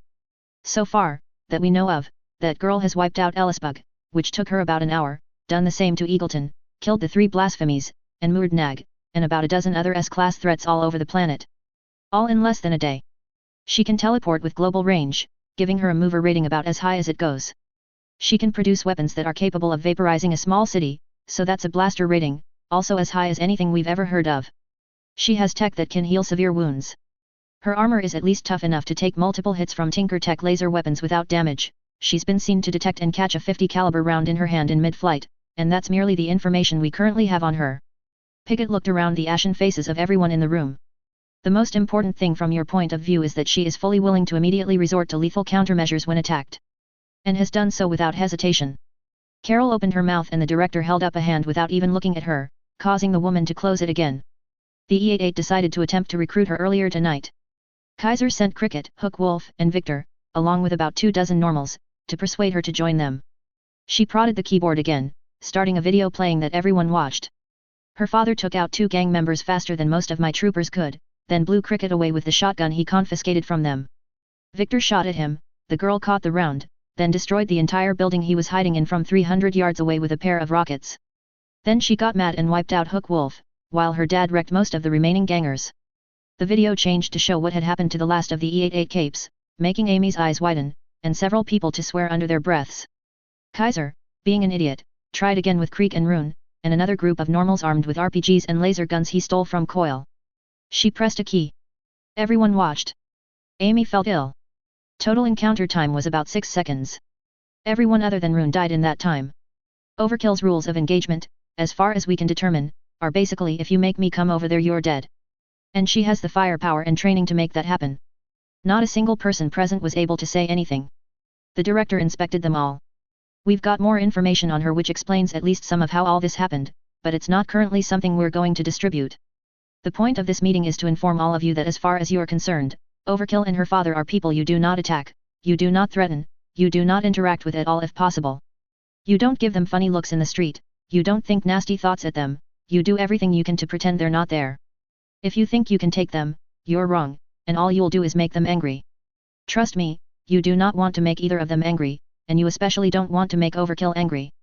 She does not do capture. She basically has 2 settings, ignore you and kill you. Looking around at the people in the room, the woman added, I fully expect that the E-88 will cease to exist as a functioning gang by tomorrow. Kaiser made a very, very large mistake, one that will most likely be his last, and unless he's extremely lucky he's probably only got a few hours at most to live. While I don't like it, I'm aware that there's basically nothing I can do about it, and he brought it on himself. She jerked a thumb over her shoulder at the image that had come up after the videos stopped, that of the armored girl. That is basically a force of nature at the moment and anyone who gets between her and her goal is going to end up dead. Hopefully when she's finished with her current hobby we can talk to her, but right now I'm going to step aside and let her get on with it, because I'm damn sure that if we get in her way she'll go right over us like a tank through a greenhouse. After a very long and very complete silence, Carol finally broke it, somewhat loudly. Director, you can't possibly mean that you're just going to sit there and let that murderer just keep on killing. Piggott fixed here with a glare that could have stripped paint from the wall. 1. Murderer is technically probably inaccurate, as everything she's done has been essentially a legitimate action after someone else initiated it. From the point of view of a military operation she's acting entirely consistently. And 2, I mean exactly that, yes. Partly because she seems content to go after the worst scum in the city right now, but mainly because we can't stop her. What she did to Winslow alone pretty much puts her into the category of nuclear superpower all on her own. She left a crater that would have required approximately a 10 megaton explosion to create and did it without doing more than breaking a few windows and causing a couple of small fires outside the target zone. There is nothing we have that can withstand that. She brought up an image that looked like a satellite view of a much, much larger crater. And what she did there was tiny. This is what she did to Ellisburg. I know that city all too well. And now it's gone. Right down to the bedrock. I do not want to have that happen to Brockton Bay. Carol had gone an unhealthy grey color, and most of the others were staring fixedly at the screen, many of them looking terrified. We can't get hold of any of the triumvirate, nor the chief director, for reasons I still don't know. This command is basically on its own for now with someone who's probably only barely less dangerous than an Endbringer wandering around the city killing any Nazis stupid enough to shoot at her. All we can do is stand back and wait for her to get bored with that. She looked around. I know your abilities, and trust me, none of you, either individually or together, stand any chance of doing anything other than making this worse. So stay the hell out of it for all our sakes. She's calm enough as long as you don't threaten her, so if you meet her in the street, just smile and walk on by, you understand me? After a few seconds, Assault said, his voice tired, listen to Director Pigott. I've talked to that girl, and she absolutely fucking terrifies me to the depths of my soul. The things she showed me. He shook his head. Leave her alone and she'll leave you alone. Attack her and the only thing to be thankful for is that it will be quick. Dauntless, next to him, nodded slowly. What about an attack from a long range? Neuter suggested a little nervously. Director Pigott looked at him, then at the blonde girl with the mask that had come in last. Rune can tell you how that went. Everyone snapped their heads around to stare at her. Rune? Aunt Sarah said in shock. Yeah, the girl replied quietly. Or I was. She healed me and let me live if I told her where to find Kaiser. So I told her. And I'm not part of that gang anymore. She visibly shivered. I didn't like it anyway. Kaiser is a massive prick and Krieg is worse, but after. No one said anything and she resumed talking after a moment or two. Director Pigott is right. You can't stop her. You've never seen anything like it. Krieg gave the order for his guys to kill her, she took them out so fast it was horrifying, then shot us down from over a mile away with one shot. I still can't believe I lived through it. Just lucky, I guess. She half shrugged, laughing under her breath. She told me flat out that if I went against her she'd kill me. I believe her. Raising her eyes from the table, she looked around at them, her eyes haunted. I don't know what she really is, I'm not even sure she's really human, but I know there's no way to win against her. There is almost always a hard counter to any para-human ability, Arms Master put in, making her look at him. Logically Overkill has a weak point that we should be able to locate and. No. Director Pigott glared at him. Even assuming that is true, which there certainly is no evidence of, you will not experiment with trying to find a possibly non-existent hole in the defenses of someone who could and would kill you without hesitation. Not in my city. Preferably not on my planet, you hear me? To put it into terms you might understand, the risk versus reward equation is far, far over to the risk side. He didn't look convinced, Amy noticed, but he nodded. She hoped that he'd pay attention to the director, since this entire situation was one that was making her want to hide under the bed. The discussion went on for a little longer, and it was a very subdued set of people that finally left the PRT building. Amy watched as Faultline's group got into an SUV that picked them up and drove off without a backwards look, while Uber and Leet left in the other direction in a heavily modified van of some sort. Uber nodded politely to her as they went past, causing her to wave. Dean was still unconscious in the PRT medical center, and the doctors were going to monitor him to see what happened. She still couldn't even work out what had caused him to collapse, but the timing, and what he'd said, seemed suspicious. Amy wasn't sure if it was connected to the A-Bear girl, and she also didn't know if her parents or sister had worked it out, but it was yet another thing that worried her. Vicky had wanted to stay with him but the doctors had kicked her out, telling her she could visit the next day but she needed sleep herself. It had taken Amy a while to convince her, but eventually the blonde nodded and followed, looking upset and worried too. Once Carol had retrieved the car, they got in and headed home, with the Pelhams flying overhead. She was sure that the adults were going to spend half the night arguing about what they'd learned at the PRT building, but for now she was exhausted and just wanted to sleep and forget about purple armored girls of doom who killed Nazis like most people ate Skittles. No one said much on the journey.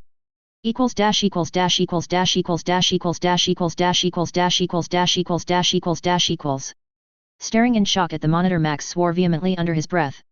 Krieg was definitely dead as far as he could tell, and Rune presumably was too. That fucking tinker had taken out 5 capes in 2 interactions, as well as close to 2 dozen of his cannon fodder. And she'd walked off without a scratch. That was unacceptable. The first time had been bad enough, but to have it happen a second time? No. He was taking the gloves off. Fuck her. She wanted to play hardball, he could play hardball. Turning to his address book, he started looking through it for the right phone number. He didn't keep this sort of record in an electronic form just in case. Paper was safer, it was hack-proof. Eventually he found what he was looking for and picked up the phone. The lights went out about 2 seconds into dialing, then the phone itself went dead. As the emergency lighting came on, he looked around, confused, then listened carefully. Why could he hear a chainsaw? 13 Doom 12, Actionable Intelligence of Doom. Dinah lay in bed plotting. All the excitement outside had, after a couple more loud explosions, although nothing on the scale of that first one, died away a while ago. Her parents had spent some time on the phone to Uncle Roy, then more time on the internet and watching the TV in an attempt to figure out what was going on. Everyone seemed very confused, from what she could see, and scared too. At one point, when she'd opened the window and stuck her head out, she could have sworn she heard a chainsaw in the distance, and someone laughing in a manner that was disturbing. Her mother had quickly pulled her back inside, closed the window, and told her it wasn't safe outside. Which was generally true in Brockton Bay all the time, so it wasn't like she wasn't used to it. She'd been sent to bed at that point, as it was very late and only the general chaos had allowed her to be up this long to begin with.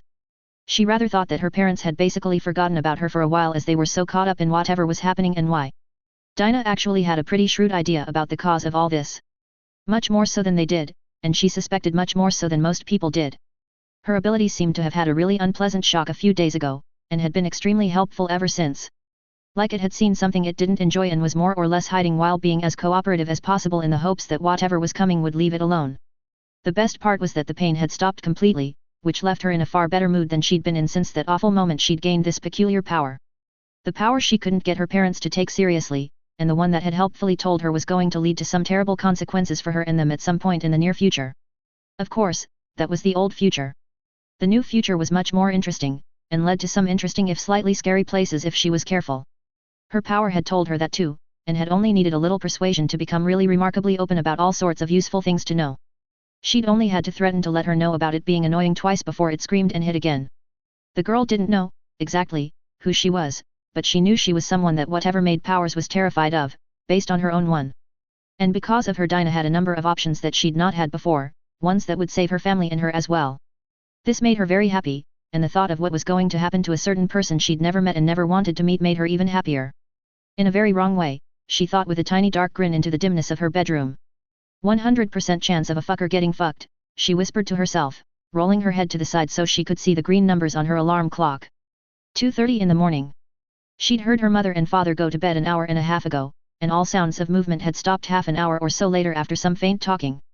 Even through the wall and across the hallway, they'd sounded worried, which she was upset about, but she was sure that trying to explain would only cause them to either look at her like she was nuts, or cause even more trouble if they believed her. Her power, when she poked it, agreed. Somewhat reluctantly before it hit again. Slightly amused, she kept waiting until the numbers clicked over to 3 o'clock, then very quietly indeed slipped out of bed and got dressed in warm clothing. Extremely carefully she opened her bedroom door, having arranged a few extra items of clothing under the covers, crept out onto the landing, closed it with a wince at the tiny sound it produced, then tiptoed down the hallway to the stairs. Avoiding the fourth one from the bottom which creaked, she made it to the first floor, and a few minutes later was outside in the backyard. Having waited for a little while to make sure her parents didn't wake up and notice she was missing, she silently asked a few specific questions of her ability, smiled grimly, and headed for the rear of their large yard. With the aid of a small flashlight she found the place she could climb the fence, dropped into the service alley on the other side, and trotted off into the oddly quiet city.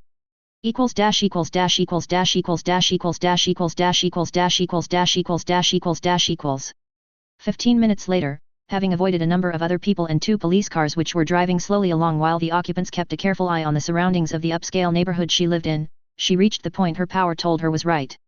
It didn't seem happy to do so, but she insisted, and it complied with a sort of a silent whimper. Dinah was having a lot more fun than she'd expected, and finding that she could twist a percentage chance of something happening into an effective method to avoid certain things while locating others was very interesting. And useful. When she finally got to the correct spot, which was in a particularly dark part of the city on the boundary between her own neighborhood and where things started to get far less well maintained, she stopped and looked around. Listening carefully, she could hear nothing other than the background sounds of the city, which included intermittent gunshots far in the distance, over the faint noises of cars and what nightlife there was at this hour. Nothing unusual, really. She prodded her ability with a couple of leading questions, nodded, and turned her head. "I know you're there," she said quietly into the blackness behind the garage she'd snuck down the side of. There was no answer, but after a moment she heard a faint scraping sound. She would approve. The pause this time was longer, but the silence was finally broken by a raspy voice that replied, "We serve her will." "I know," Dinah said. "You are not her." "No. I am not her." Another pause was followed by the voice saying, "She is busy. She is angry. I know something that would make her even angrier. I can tell you where it is." After a couple of seconds, another voice, equally disturbing but different, said, "Do you serve her will?" Dinah thought quickly, then replied, "In a way. I have information she would be angry about. Maybe, you could do something about it. She is very busy, of course. She is the Doom Queen. Even so, she must have more important things to do, right? There's no point in her doing everything herself. She can do anything, for she is the one." Dinah nodded, smiling a little. "I know that too. All I'm saying is that I know about something she would want to do something about, but it's not important enough for her to waste her valuable time on since you, who serve her will, could do it for her. That would make her happy, right? Or less angry, anyway. Which has to be good. And she'd be pleased with you. A very long silence followed, with only a slight almost inaudible muttering coming from somewhere, in a language that she was sure she'd never heard before. Her power was lurking in the back of her mind, basically staring at her in horror, but she ignored it. Eventually, the first voice spoke again. We serve her will. You serve her will. Speak. Dinah did. Concisely and accurately, using all the information she'd managed to derive about a specific threat that had been heading in her direction, with a large number of horrific possible outcomes she'd seen no way out of until recently. And the whole time she was smiling nastily. That's it. That's everything I know. It should be enough for you guys, I hope. We will execute her will. The voice was a third one, much deeper than the other two, and it sounded almost amused in a pretty terrifying way. The girl nodded, feeling an inner glee. Thanks. Oh, one other thing. Can you give him a message first? A moment or two passed, then the deep voice replied, Speak your message. She said a few words. Then she lifted a hand in a wave to the darkness, turned, and headed home. A few seconds of faint sounds which would have caused any witness to feel very worried occurred, then the area was completely silent once more. Equals dash equals dash equals dash equals dash equals dash equals dash equals dash equals dash equals dash equals dash equals.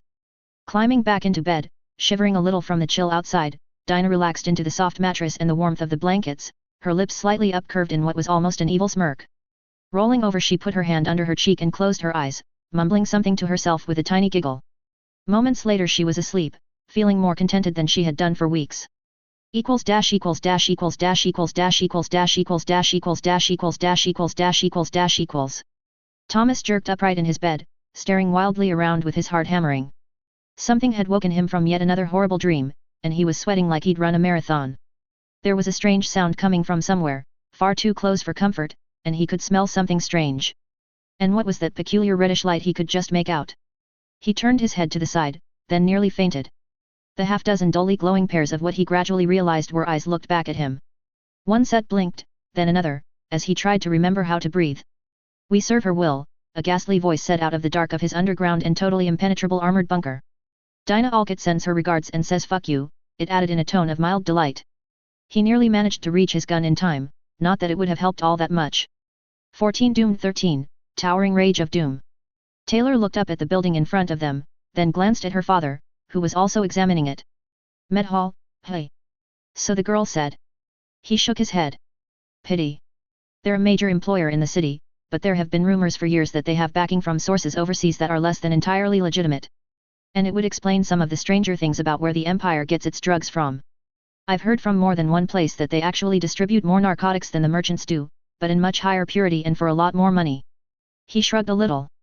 From what I've been told by at least one person, they might actually be supplying the merchants. Not that Skidmark knows, of course. I'd have thought the Nazi ideal would frown on narcotic use, she commented wryly. Ha. They say that, but I highly doubt they actually believe it. And, of course, money is money, he chuckled. Got to cost a lot, trying to get the Fourth Reich off the ground. Grinning to herself, she pulled out a small explosive charge and handed it to him, keeping another for her own use. I think we should make sure they fail. I don't like Nazis. It does run in the family, my dear, he said with a vicious grin of his own, taking it from her without hesitation. I'll get the phone lines, you get the power feeds. Sounds good. They'll have at least one backup, he warned. Yep. Already located it. Generator in that sub-building to the side there, above the parking garage. She pointed to where her armor systems had traced the wiring from the tall building they were scouting out. Looks like the main power distribution node too, so I can get both at once. All they'll have is emergency lights, with any luck. I expect there will be a lot of armed idiots in there, as well as possibly some of the researchers.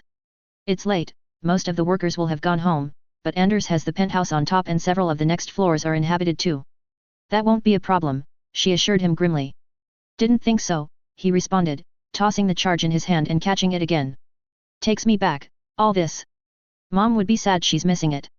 She'd already be in there shooting Nazis, he snickered before turning and walking off into the darkness, his shotgun over his shoulder, the leather trench coat he'd gone back to the car to retrieve flapping around his ankles with the pockets full of ammo. She looked after him with a fond smile, feeling happiness that she'd not only made it home but reconnected with her dad over a mutual hobby, then went about her business. 10 minutes later they regrouped in another location across wide plaza outside the front of the Med Hall Tower, about 200 feet from the main entrance. Taylor produced the detonator and flicked the power switch with her thumb, causing the display to light up and a self-test to run, finishing a moment later with a contented beep. All set. I'm jamming their radio and cell phones as well, so they're not going to be talking to each other when we go in. Her father looked up the 39 stories to the top of the building, where a number of lit windows could be made out on the last 3 floors. What rules of engagement are you using? He asked almost idly, thumbing shells into his shotgun, a mix of deer slugs and buckshot. If it shoots at me, I shoot back, she replied immediately. Fair enough. Good plan. Nice and simple. I like it. And when we find the capes? She turned and looked at him, knowing he could barely make out her toothy grin through her faceplate. He grinned back. That's about what I thought, he said. Any problems with it? Lifting the gun, he peered along the barrel, then flicked the safety off. No. To be honest, someone should have done this a long time ago. I'm proud it's you. She put her arm over his shoulders. And I'm so pleased I'm home again. I was getting very irritated by the end there. Releasing him, she pulled out half a dozen heal packs and gave them to him. Just in case. They sting a bit. Her father took them and put them into a free pocket without a word. Got a spare plasma rifle too, she added, producing it along with some power cells. The cells went into other pockets, and he slung the energy gun over his back after inspecting it briefly. In truth, she had quite a few spare weapons, having looted the Mars base to the bedrock on her way out the door that last time, and there wasn't much left in the ARC facility either. At some point she might go back and look around for more, she mused, along with looking around all the other bizarre places she'd visited on the way home, but that could wait. For now, they had something more important to do. And she was looking forward to sleeping in her own bed in the first time in far, far longer than she cared to think about. After that, and some time to relax, she could look into dealing with all the other things on the list, which was a very, very long list at this point. Thanks. You always did bring me thoughtful presents, Taylor, he said with a smile. Nodding with a sense of satisfaction overlaying the constant deep anger that burned deep inside, she turned to the building again and raised the detonator in her hand. Knock knock, Mr. Enders, she said, flipping up the protective cover and pressing the button under it with her thumb. 3 muffled thumps sounded from different places around the building, and all the lights went out. Always important to begin with a quip, her father snickered. It's traditional. Indeed, she replied, waving at their target. Age before beauty. Thank you, he responded, looking darkly amused, but you're the one in armor, and therefore the designated bullet sponge. You go first. It's always me, she sighed, although she was smiling, as she headed towards the main door, pulling out her combat chainsaw, while he followed chuckling to himself. It seemed like the ideal tool for the job. It was, of course, and they went through the remains of the doors without really breaking step. Equals dash equals dash equals dash equals dash equals dash equals dash equals dash equals dash equals dash equals dash equals. What the fuck was that? A faint humph.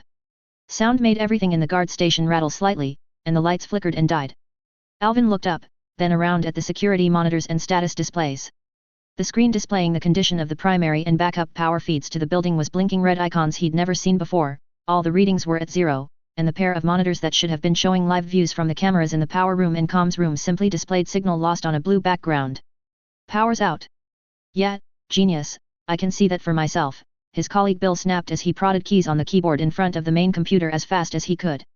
The lack of lights is something of a hint. Don't get nasty, Alvin complained. You always get nasty. Because you're an idiot who won't shut up, Bill growled. Fuck. Main power down, backup generator isn't kicking in, and we're on batteries. He glanced up as the dim emergency lighting came on with a faint click. All the phone lines are out too, he added, bringing up another screen of dire information. And internal lines are shot. Maybe it was a power surge or something like that. No, it's deliberate, there's no way everything would go out at the same time by accident, Bill replied, giving up on the computer, which was basically telling him that nothing worked. Someone's taken out the entire comms room, the 3-phase feed to the building, and the backup generator. Picking up the compact walkie-talkie at his elbow he turned the volume up, then keyed up the transmitter. Lower guard station to all security. Report status. When he released the button, both of them waited. There was no response. He tried a couple of times, then changed channels and repeated the exercise, with similar results. Pressing the squelch defeat control produced a horrible whistle, which made them wince and him quickly let go of it. It's being jammed. We're definitely being attacked. Who by? Slowly, Bill turned his head to fix a glare on the other guard. How the hell would I know that? He asked acidly as he got up and headed for the old-fashioned telephone hanging on the opposite wall. It was appropriately bright red. He picked up the handset, put it to his ear, then swore. This is dead too. Fuck. Someone knows their stuff. Why would someone attack this place? Alvin asked as he opened the cabinet on the side wall and pulled out his highly illegal M16, along with half a dozen magazines. Bill joined him and did the same, both of them loading the guns and putting spare mags in their pockets. Alvin also took a couple of frag grenades, offering Bill one, who looked at his companion as if he thought he was insane. Which he did. Well, let's think it through, okay. Bill sighed. We're in the largest, richest, pharmaceutical company in the entire state, with enough drugs in the labs to make the fucking merchants look like they're amateurs. And about $500 million worth of technology, never mind all the tinker stuff they've got upstairs. Oh. Alvin nodded. I get it. He frowned a little. But they should know that Kaiser will kill them all. Bill put his hand on his face. Jesus. Turning to face the other man, he glared at him. How long have you been here? 7 years. Alvin thought for a moment. No. 8. And in all that time, haven't you ever thought about the fact that no one is supposed to know that Medhall is run by the E-88? Alvin looked as if the light had dawned. Oh. Right. So, no one will know that Kaiser will kill them and they think they can just walk in and clean us out. Flicking him sharply on the forehead, Bill nodded. Exactly. It's a secret. And we're probably about to get hit by some asshole who's looking for drugs and tech. Might even be ABB, or some other subhumans. So we need to hold them off until reinforcements get down here. With all the power out, the elevators don't work, which means we're on our own for at least a few minutes. Go check the external cameras, there's probably about a dozen people headed our way. He turned back to the armory and dug out a pistol and some ammunition, working on the basis it was better to have too much than not enough. As he was putting a webbing vest on to hold everything, Alvin said from behind him, I can only see 2 people out there. 2. Yet. Some older guy in a long leather coat, A&D. Bill frowned as his companion's voice trailed off. And? He queried, turning around. And someone in the most serious power armor I've ever seen, Alvin replied, his voice quavering a little as he stepped back from the monitor bank and pointed. Angry power armor. Moving to stand next to Alvin, Bill stared at the image of 2 people walking towards the main door. The other man was right. It was the angriest power armor he'd ever seen either. And he didn't have the faintest idea why he thought that. Mind you, the fucking enormous chainsaw the armored figure was holding as they reached the door did add to that impression. As did the way the door simply collapsed under the thing's blade in a shower of sparks. Fuck me, he shouted, the sound of the chainsaw suddenly very loud and only 40 feet away in the main lobby. Cocking his M16, he dived for the door with it raised to his shoulder. Come on, let's get the bastards. He yelled as he opened fire. Alvin didn't sound convinced, but he followed anyway. They were proud superior humans and members of the strongest gang in the state and knew what they needed to do, after all. Despite this, neither of them made it more than 10 feet outside the security office. Equals dash equals dash equals dash equals dash equals dash equals dash equals dash equals dash equals dash equals dash equals. Max listened carefully. He could definitely hear, very faintly, a chainsaw. And explosions. And now a weird sort of zapfoam, sound unlike anything he'd ever encountered before. Was that someone, laughing? He felt a chill go down his back. There was something very wrong about that sound.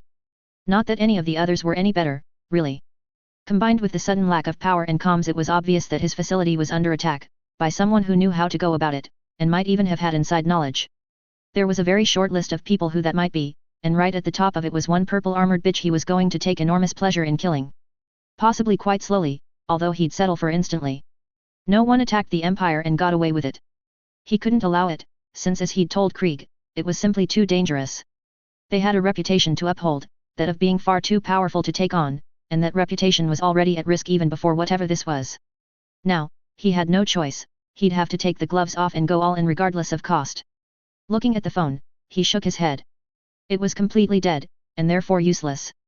The radio he pulled out of his desk and turned on quickly disabused him of the idea of using it, as all he got was a horrible sound that had to have been a deliberate jamming attack of some sort. Tinker Tech seemed likely. When he checked his cell phone, it didn't have a signal either. So, basically, the attackers had efficiently removed any simple and direct way to coordinate a reprisal. He was almost impressed. Not pleased, of course, not even a little, but impressed. So he'd have to do it the hard way. This was going to cause long-term problems, as there were most likely still people in the building that were unaware that Medhall was run by the Empire, and he was going to have to deal with the fallout of that, but there was no choice. All the security guards were 8 members with at least some form of training, a few of them ex-military even, and they were all in the know. So were a number of the other personnel, although many of the actual researchers who worked for him had no idea that their work was funding his group.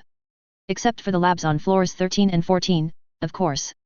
Special Projects was a highly secure place with staff who didn't mingle with the general population, since it would be all too easy for one of them to accidentally let slip that several tons of narcotics a month were made on site. At this time of night, though, those floors would be locked down and empty, although some of the more legitimate labs were still in operation, due to having experimental work that needed constant monitoring. All this went through his mind in a few seconds as he left his office and stomped towards his living quarters.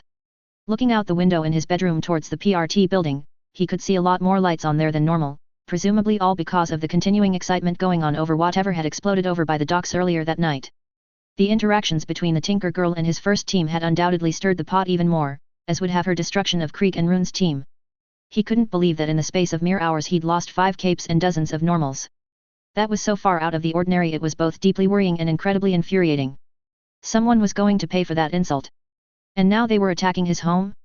Hadn't they heard of the rules? He quickly changed clothes, taking off his expensive suit and putting on more casual garb, as he didn't want to risk ruining a suit that cost over 10 grand, then stood in the middle of his huge bedroom and used his power to create his signature armor over the top of it. When the interwoven blades had finished forming across his body, he stretched a little to make sure everything was correct, then left the room, in a determined and coldly furious mood. He could hear the sounds of combat still going on below, that damn chainsaw coming and going intermittently. It was a pity that Purity had left, and highly annoying that she'd taken Crusader, Knight, and Fog with her. He was going to have to work out the best method to get all of them back under his sway when this was all over, as he'd need the firepower. In all honesty, he could have done with it right now, but it was too late for that. He'd just have to make do with what he had on hand, but luckily that should be enough. Having called everyone in when all this first began had been the right decision, definitely. Max had actually stopped in front of the penthouse elevator and prodded the button without thinking about it out of force of habit before he consciously considered the issue. Fuck, he muttered, his voice echoing in his helmet, when he realized that with the power off the goddamn thing wouldn't work. The emergency lighting was enough to easily see by, especially as his penthouse had a much more elaborate battery backup system which left it fairly well illuminated, although not much else was working, but that didn't help him in this case. Sighing, he walked a little further down the hallway and tapped a 9-digit sequence into the keypad next to the access door for the stairs. It beeped and unlocked, allowing him to pull it open and enter the stairwell, which was much less well lit, the only illumination being a couple of small LED fittings at the top and bottom of each flight of stairs. The sounds of mayhem from ground level were louder here, echoing up the stairs, although still faint due to distance and the intervening doors. As the door closed behind him with a slight click, he descended the stairs, his armored feet making solid thumps on the industrial rubber coating, until he reached the next floor down. Again, he tapped in a code, pulled the door open, and went into the hallway that led to the residential area below his, which was divided into half a dozen self-contained apartments surrounding a meeting room instead of being one huge dwelling. Passing the first door, he hit it with his fist. "Athala! Get out here, we need you!" he yelled, not stopping. As he turned the corner, he heard the door open and a confused voice say something he ignored. A couple of minutes later, he was standing in the meeting room at the head of the enormous polished table, looking at his remaining capes, all of whom were in costume, staring at him and twitching every now and then when the sound of shooting from far below them made itself apparent even through the soundproofing.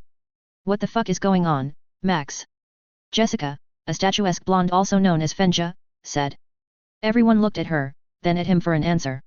"We're under attack," he snapped. "Obviously." "Who?" her twin sister Nessa, or Menja, asked. "That Tinker bitch. She's killed Hook Wolf, Cricket, Victor, Rune, and Krieg," he replied, then got distracted by a small scream of horror from the side as Athala gaped at him, her hands over her mouth. Belatedly thinking that he should probably have broken the news of her husband's death to her a little more carefully, he looked hard at her. "I'm sorry, Athala," he said more or less truthfully. "Victor died a hero's death and we will avenge him. I'll need your help for that.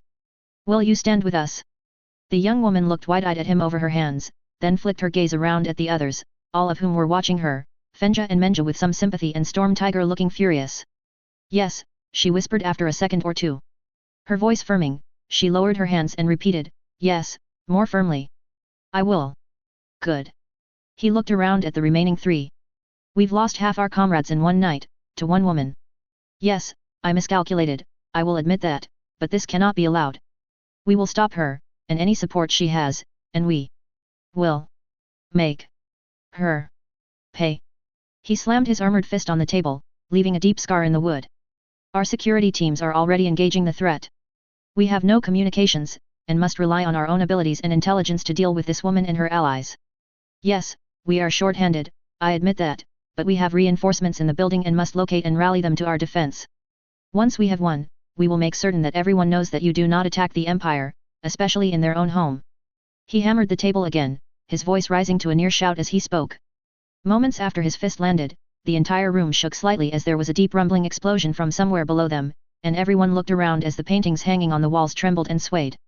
They are coming, so we must venture into battle immediately, he said after the sounds and vibrations died down. Storm Tiger, you will head towards the main security office on floor 12 and take command there. Pick a team to go out the emergency escape route and find backup, then bring it back in behind the attackers. Get the heavy weapons out, don't hold back. We're not concerned about damage at this point, it's gone past that. All that matters is that we win and they die, you understand me?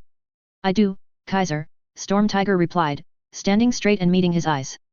Fenja, you are to protect Uthila, and proceed to the secondary armory on 22. Take any guards and other personnel you encounter on the way with you, and set up a backup line of defense. Uthila, we'll need you to heal any wounded, and provide Fenja with any of your abilities she needs should the attackers make it that far. We're at a disadvantage here since most rooms and corridors are too small to allow either Fenja or Menja to reach their full size, but that can't be helped at the moment. The armory has a 15-foot ceiling which should help to some degree. Both the woman he was looking at nodded, Uthila wiping her eyes again but looking determined. He turned to the last of his remaining capes. Menja, you're with me. We're going to find these attackers and take the battle to them. We don't know how many there are, but from the sounds I doubt it's just her. She has allies. They could be coming up any of the stairwells, so everyone stay alert. Gather any information from the guards you can, and keep your eyes open for anything that will help us. Maybe we can take out their jammer. Storm Tiger suggested, frowning a little. If we could get at least the radios working again, it would let us coordinate. And call in some backup faster. Phones would be even better. Max nodded. If you spot anything that might be a jamming system, destroy it, but we don't have time to go looking for it. It might even be outside the building. We don't know the range either, but when you get a team out they can keep trying until they get through. Without any way to talk to each other, this is going to be a pain in the ass, Menja sighed. I know, but we don't have a choice, he replied with a glance at her. But it doesn't matter. We're smarter than they are, and if we're careful, we'll prevail. Straightening his back he looked at each of them in turn. The Empire will prove, yet again, why we are the most powerful organization in this city. And when this is over, we will have a far greater reputation than we did before, I can assure you of that. All right, you all have your missions, so let's go. We don't have the luxury of time. All four of them saluted him, then all but Menja left, Storm Tiger going one way at a run, the other two turning in the other direction and hurrying off. He turned to Menja, who had grown to the maximum size she could manage in the building, which was about 9 feet tall. Her spear was in her hand and she looked determined but worried. Come on, we have a tinker to kill. The woman nodded, and followed as he stalked out of the building, heading for the north stairwell. He was not in a good mood. And was about to make that abundantly clear to everyone. Equals dash equals dash equals dash equals dash equals dash equals dash equals dash equals dash equals dash equals dash equals. Lisa looked at her friends, who were all sitting around the table in the hotel suite's main room. They'd finished the Chinese food half an hour ago and were now staring at each other, trying to think of something useful to say. Both her power and her own native wit told her that Brian wanted to return to Brockton Bay and retrieve his sister, and if possible his father, but at the same time didn't want to go anywhere near the fucking place. Based on what they'd seen online, she sympathized enormously with that latter viewpoint. Rachel was being quiet even for her, and kept glancing nervously at both the TV and Lisa herself. And Alec, despite his lack of normal emotional tells, clearly was also more nervous than she'd ever seen him before, although he was covering this with his usual lackadaisical manner. In her own case, she didn't know what the hell was going on. She'd found herself in her familiar bedroom in the Undersiders' loft, sitting in her bed staring at her teammates, who were all looking at her like they'd seen a ghost. Before she could even begin to try to work out why the loudest explosion she'd ever personally heard had lit the entire place like daylight in a strange color and nearly blown the windows in, then everything had gone entirely nuts. In a remarkably short period of time she'd been dragged downstairs, bodily thrown into the back of a van they didn't own and she'd never seen before, and they were driving hell for leather out of the city while she was asking a lot of questions and getting more and more annoyed and worried about the lack of answers. The actual answers she did eventually get made her even more worried, as well as scared, as they made no sense whatsoever. And her power was playing up. That had never happened before. But she got, somehow, the distinct impression that it was more scared than she was, which was insane. It was starting to feel for all the world like her power was an entirely separate thing from her, and a thing that was terrified. The data she was getting from it made no sense whatsoever most of the time, and when it did actually seem to give a straight answer, it only made her confusion deeper. There was also the little problem of her apparently missing chunks of time here and there. As, for example, about 20 minutes or so ending when she found herself looking at the other three who were hugging the wall like idiots and staring at her wide-eyed, over couple of bags of piping hot food. The explanation that she'd received, several times, about what had allegedly happened between the last thing she could remember previous to that and then was entirely ridiculous, and obviously wrong. Except she could tell from their expressions and voices that they believed it utterly. Alec, she could accept might be pulling her leg, thinking it was hilarious, although he was also lazy enough that he probably wouldn't keep it up this long. Rachel, on the other hand. Not a hope. She didn't do practical jokes. She barely had a sense of humor at all most of the time. And Brian, while he was quite content to go along with Alec a lot of the time, or her for that matter, wasn't the type for this sort of little jape. Not to mention that she knew him pretty well and she knew when he was telling the truth, even without her powers. Which were also telling her something fucking bizarre was going on, while trying to hide under the bedclothes. How that worked she had no clue whatsoever. But if she accepted that the ridiculous things they'd told here were actually true, what did that mean? For her, for them, hell, for the entire world for that matter? It implied that something fundamental and deeply disturbing had happened, possibly changing everything in ways she couldn't begin to work out. And who or what was? The Doom Queen. That was what Brian had said she'd said during her latest lapse of whatever the fuck it was, along with mentioning a lot of things that were terrifying, all in a voice that wasn't hers. Clearly it referred to the maniac in purple armor who was all over foe, but who was she? The name didn't exactly inspire confidence. Lisa blinked. Brian was now standing, not having apparently covered the intervening distance in the normal way of actually moving, while Rachel had vanished and Alec was pointing at her with one hand, his eyes wide and worried. She did it again, Brian, he yelped, backing away as Lisa looked around at them, confused yet again. Make her stop doing that. It's creepy as fuck. I'm not doing anything, you asshole, she snapped, glaring at him. Yeah, sure. Just suddenly sounding like someone playing a heavy metal record backwards at half speed is entirely normal behavior, he retorted, moving to stand behind the sofa while keeping a wary eye on her. A whimpering sound under the table made her look to see Rachel's dogs all huddled around Rachel, none of them looking happy, although at least this time the floor was clear of urine. Neither dogs nor humans seemed prone to coming out, so she just shook her head and straightened up again. This is ridiculous, she complained, rubbing her temples with her fingertips. What's going on? I have no idea but I don't like it at all, Brian finally replied, cautiously coming back to the table, righting the chair he'd apparently toppled in his rush to leave the vicinity, and sitting in it, not taking his eyes off her in the process. So what did I allegedly say this time? She asked a little warily, still not entirely believing all this. In response, he pulled out his phone and put it on the table. She looked at it, then him. I had a recorder app running just in case, he admitted with a shrug. Somewhat impressed, she nodded, watching as he tapped the screen. The fires of hell are hers to control, all demons submit to her might or perish, now and forever. Her rage is unlimited and she has risen to overcome all that could stand against her. She is the Doom Queen, rightful ruler of the dimensions of hell, unbeatable and unvanquished. Yet she is capable of mercy to those who offer her peace and do not stand in her way. Worship her glory, bask in her anger, fear her on the field of war. Serve her will and thrive. Become her enemy and perish screaming in despair. When Lisa stopped shivering, she slowly raised her eyes from the innocent phone, which was now gently smoking as it melted into the tabletop. Brian and Alec were also staring at it in horror. The voice, that ghastly voice that she was told had come out of her mouth. She was abruptly very glad she couldn't remember it. Hearing a trickling sound, she looked under the table, sighed, and shook her head. Rachel, go take a shower. You think that means we're safe if we go back to the bay? Alec asked, his face pale. I mean, if we don't go against her. Brian looked at him, then Lisa. He also didn't look even vaguely happy. I don't know. After a moment, he shook his head. But I can't leave Aisha there. I have to go back. In and out fast, then, keeping our heads down, Lisa said. At the expressions of the others, she shrugged. We're a team. For better or worse. And this is, probably about as worse as it gets. You're telling me, Alec mumbled. He was still staring at her. Are you going to do that a lot? He asked. It's kind of worrying. I'm not doing it on purpose, fucker, she shouted. I don't have a goddamn clue what's going on or why it's picking on me. Calm down, both of you, Brian yelled. He tried picking what was left of his phone up, swore when it sizzled against his fingers, and stuck them in his mouth. You owe me a new phone, Lisa, he mumbled more quietly. Lisa glared at him, then beamed him with a pot of plum sauce. They were still bickering when Rachel came back and sat on the sofa surrounded by worried dogs, but in the end they all decided to go back, very carefully, and try to find Brian's sister and father. But only in the day.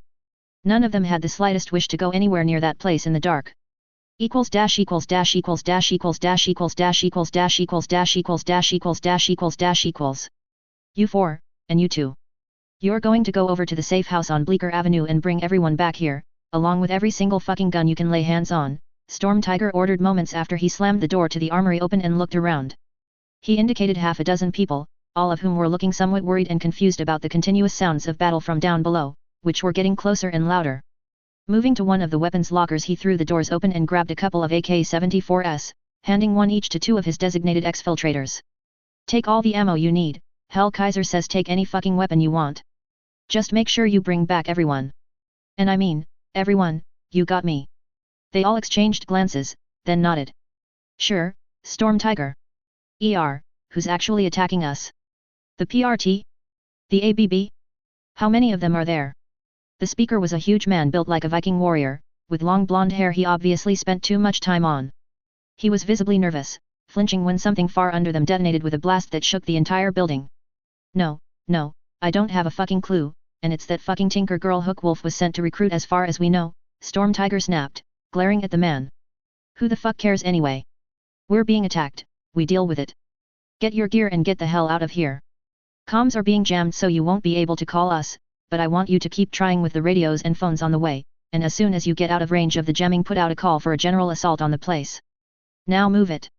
All 6 men jumped to attention, gave him a hasty Nazi salute, and started rummaging frantically through the vast collection of weaponry in the huge room, all of which would have made the authorities salivate at the number of charges that could be laid on the possessors.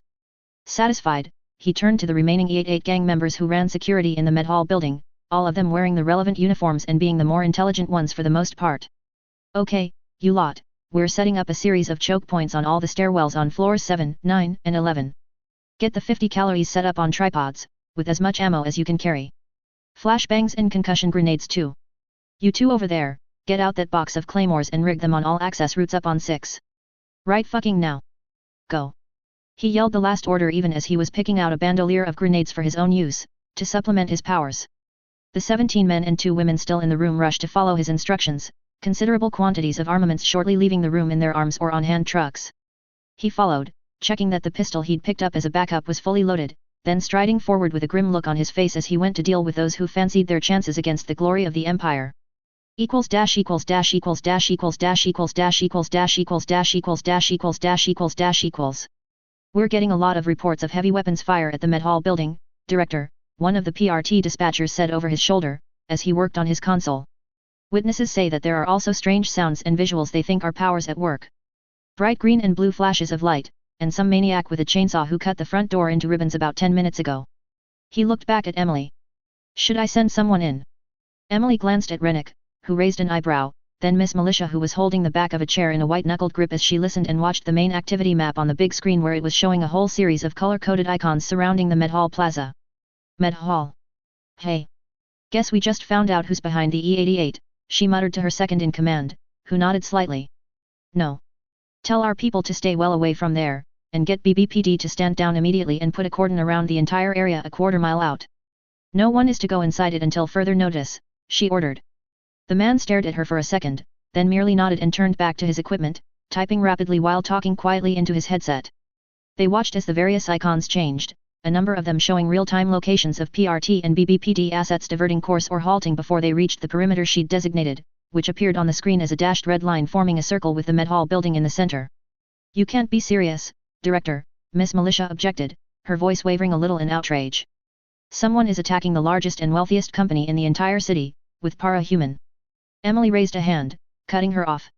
I'm entirely certain that the person attacking that place is overkill, probably with her father, and the reason she's doing it is that it's an E88 asset, somehow, she said with a growl. I don't know for sure, but we're going to want to talk to Rune some more, I think. Assuming she's still being cooperative. She's extremely cooperative, Rennick put in.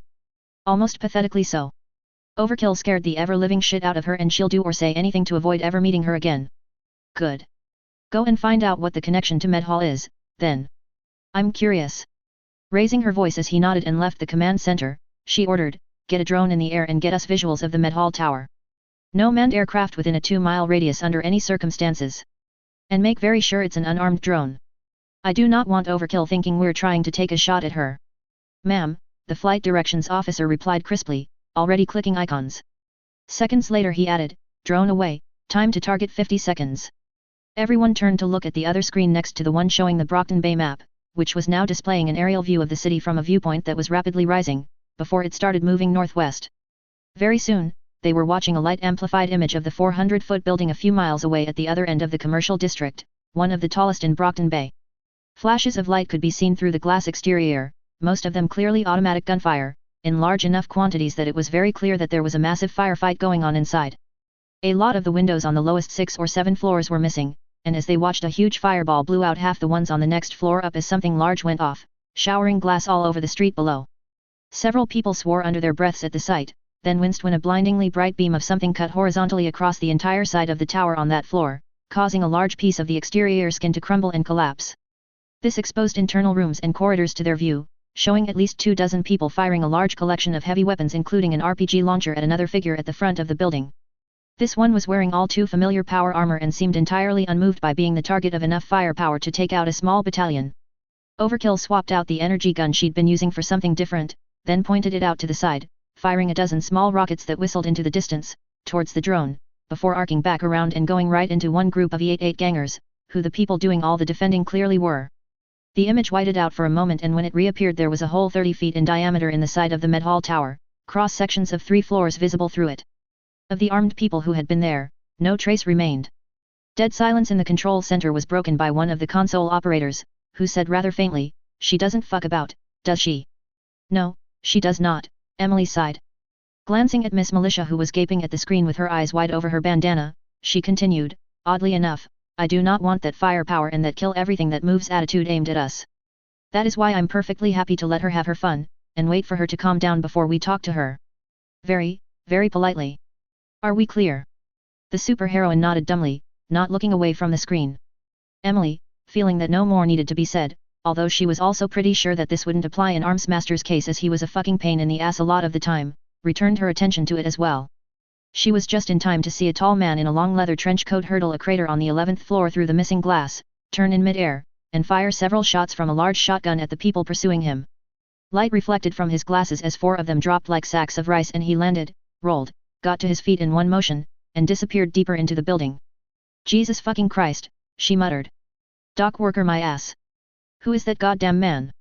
His daughter leaped out of the floor under him, grabbed one of the twisted I-beams sticking out of the wreckage of the building's outer skin, flipped over it, and went feet first through one of the few unbroken windows in a shower of glass, wielding a chainsaw single-handed as she did. A second later half a body came back out through the opening. Emily winced. Hannah was now sitting limply in the chair she'd been holding the back of watching the screen like someone who couldn't believe what she was seeing, and everyone else in the room was completely silent. Emily looked around, then shook her head. Clearly no actual work was going to happen until this was over, but on the other hand, life had gone so fucking surreal in the last few hours there wasn't really anything to do except wait to see how it all ended. She still wondered where the buggering hell Costa Brown and all the other pains in her ass were right now, but in all honesty she couldn't see how they could do anything other than make a bad situation far worse, so she wasn't going to waste any time worrying about it. All she could do was try to keep a lid on things until whatever this actually was came to an end, hopefully leaving most of the city intact, and her people could clean up the resulting mess. Tomorrow was a long way away, and it was going to be a bitch to deal with, she felt gloomily certain. On the other hand, by then the E-88 would be history, so it wasn't all bad. And she still had Shadow Stalker to terrify at some point soon, which was something she was looking forward to. Although she had no idea what she was going to do when Overkill came looking for her head. Oh well. Another problem for a future version of her. She pitied the bitch. Right now, she could do little but watch the Heberts having a family moment. So she sat down and did exactly that. Equals dash equals dash equals dash equals dash equals dash equals dash equals dash equals dash equals dash equals dash equals. The purple demon is destroying the Med Hall tower, Great Lung. Lung, from the darkness of his room, looked at the messenger, who was sweating and visibly terrified. The Med Hall tower. He mused on the ramifications, while trying to keep his internal feelings at bay. "I see. Interesting. Do you want us to do anything?" "No. It is not our business. We will have nothing to do with her activities. Merely watch and report. As you command. What of the reports of strange creatures in the docks? He asked. The man flinched. We are unable to confirm it, but there are many stories. None the same, other than that demonic creatures roam the night and growl at people. Nothing else. The messenger swallowed hard. We heard a rumor that a bar on the waterfront was visited by the E8, then the demons arrived and ate them. Lung stared at the man. Ate them. He echoed. Yes, Great Lung. After a short but violent battle. None survived. We did not risk going into the bar itself. That establishment is known to be dangerous if provoked. Dock workers go there. He nodded thoughtfully. He'd heard much the same more than once, and there were tales of some very strange things in the docks going back for years at least. Demons wandering the place were actually slightly less peculiar than some of the things he'd heard. Leave me, he ordered. And withdraw any of our people in the docks for now. No one is to risk a confrontation. Yes, Great Lung, the man nodded, bowing low, then quickly backing away and closing the door. Lung looked at it, then at his hand, which he flexed a few times. What is going on? He wondered under his breath. What has happened to my power? He looked around, unable to answer the question, then added to himself, and where the hell is Oni Lee? There was no answer, so in the end he went back to thinking and wondering. And playing Candy Crush, which was something he didn't let other people know about. Equals dash equals dash equals dash equals dash equals dash equals dash equals dash equals dash equals dash equals dash equals. Storm Tiger ducked as a ravening violet-white beam the thickness of his arm went so close over his head he ended up with a reverse mohawk and punched a hole right through the wall in front of him. He gaped at it for a fraction of a second, seeing a flash of far-off streetlight through it at the other end of the building, the beam having gone through the entire tower like it was made of rice paper, then dived sideways and used his flight powers to fling himself up the stairwell. Below him, the entire thing collapsed as a massive blast blew the walls in with a boiling fireball in eldritch colors, the heat rising from it throwing him into the next floor hard enough to wind him. Ripping the door open, having slashed the lock off with his aerokinetic claws, he shot through it and around the corner. Fuck, that crazy bitch is insane. He gibbered, shocked despite himself. He'd been in some violent cape battles over the years, but nothing like this. The Tinker Girl went right for the lethal option from the outset, took no prisoners, and had more weapons than the US Army did. He was very concerned that he might not have seen any of the really big ones yet. And why the fuck was she so invested in using that damned chainsaw? He'd never be able to look at a lumberjack the same way again after seeing what he'd seen. She's closer to a fucking endbringer than a human, he thought frantically, looking around for reinforcements. Her armor was far, far tougher than Armsmasters, or even dragons, his most lethal attacks doing absolutely nothing to it. He couldn't even scratch the paint. And he'd seen an armor-piercing RPG round hit her dead in the back and do about as much damage as a paintball gun would do, except that at least the paintball would leave a mark. She hadn't apparently even noticed. Just kept hunting down some of his people while the guy with her had taken out the RPG man with a shotgun to the chest from much further away than seemed reasonable, before disappearing back inside one of the labs just in time for Stormtiger's return attack to shred the wall where he'd been standing. He had no idea who the guy was, but he had a healthy respect for his aim. And his ability to simply ghost away without trace. Clearly some sort of stranger, but not one he'd ever heard of. At least 80% of the people he'd had with him were dead, along with half the other 50 or so they'd managed to get together from around the building. He had no idea where Max was right now. Menja was dead, having been pretty much cut in half by the crazy Tinker's chainsaw when the woman had dropped on her head from 2 stories up, and right now all he could think to do was fall back to the secondary armory. Hopefully Fenja and Uthila had managed to set up a decent line of defense, although he wasn't certain that it would do much against whatever was following him. Around the next corner he ran into half a dozen security people, all armed to the teeth. "She's coming," he said as he joined them. The claymores didn't do a damn thing except wreck the area. "Keep your eyes open for an older guy with a shotgun, as far as I can see that's all her backup, but don't underestimate the bastard. He's a combat stranger or something like that. Jake, Wilhelm, you go that way, set up the incendiaries. Maybe that will slow them down. Heinrich, Fred, you two go the other way, toss a charge down the south stairs and blow them. Anything we can do to slow them down. You two, come with me, we need to get to the secondary armory right now." "Any sign of reinforcements, sir?" one of the guards said nervously. "No. Nothing yet." He looked over his shoulder as the floor shook. "Fuck. Get on with it, all of you. Fall back to 22 when you're done." As everyone scattered to their assigned tasks, he took off at a flat run with the other pair following closely. Moments later there was a horrible descending scream from outside the building just after a large boom. Made the floor shake again. "Wilhelm. One of his two current companions stopped for a second, yelling out the name, only for his friend to push him into a run again. He will be avenged, Storm Tiger vowed. He wasn't sure how at the moment, but it was important to keep morale up. All three of them kept running, quickly reaching a stairwell and ascending as fast as they could. Behind them, the explosions, shooting, and screaming kept on approaching floor by floor, lighting the dark of the tower as the attackers pressed further and further in. Equals dash equals dash equals dash equals dash equals dash equals dash equals dash equals dash equals dash equals dash equals. Max swore violently and spun on one heel, changing direction as he spotted a flash of purple armor at the far end of one of the long corridors running across the building from side to side. That bitch was still coming, and still wiping out every single person who came into sight. He was lucky to be alive, as he'd paused in sheer shock when she'd dropped on Menja with a yell of triumph that had made his blood run cold, accompanied by a roar from her fucking chainsaw and the most horrific scream he'd ever heard from his cape. Who had found her power nowhere near enough to help against an armored lunatic wielding a huge powered tool like a bread knife, with apparent glee. He shivered despite himself. He had no idea who these A-Bear people really were, since the cover story he'd been told was clearly entirely bogus, but they were nuts. Absolutely barking mad and homicidal with it, to a level he'd never encountered even in the craziest capes Gesellschaft could produce. A massive impact right in the middle of his back, accompanied by a very loud bang, made him fall forward. Swearing, and wincing in pain, he rolled frantically across the floor, knocking chairs and desks aside in the large open-plan office he'd been strategically retreating at speed across. Deer slugs slammed into the floor and furniture, blowing holes the side of his fist into the latter, until he managed to scramble out of the room into another corridor. Getting to his feet he took the opportunity of his opponent, presumably the elder A-Bear, reloading to leg it as fast as humanly possible to the next flight of stairs, then shot up it like he wasn't covered in steel.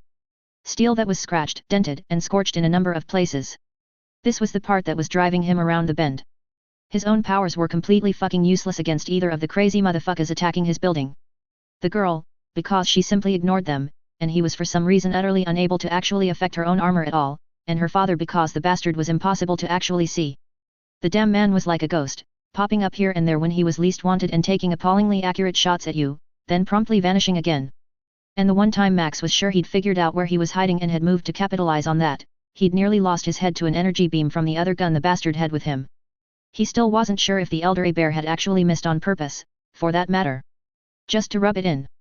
It seemed like something he'd do. Swearing, Max kept running, trying to get up to the second-level armory, while wondering where the fuck the rest of his people were.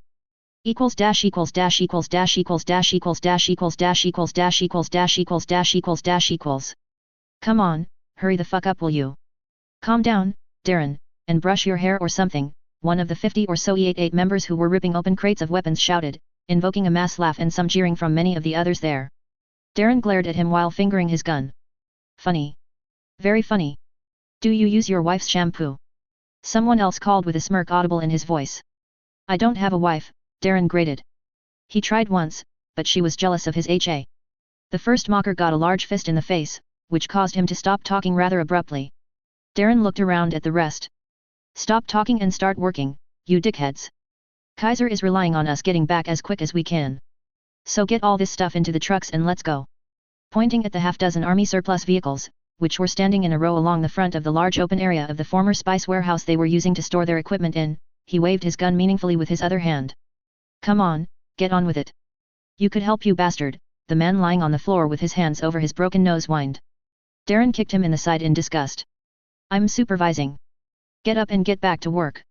With ill grace the ganger did as ordered, mumbling obscenities under his breath and casting Darren dark looks. Satisfied that things were proceeding to plan, the currently senior E88 man leaned on a crate full of rocket launchers and put a cigarette in his mouth. About to light it, he turned his head as there was a thump on the main door, sounding like someone had hit it with the butt of a gun. Finally.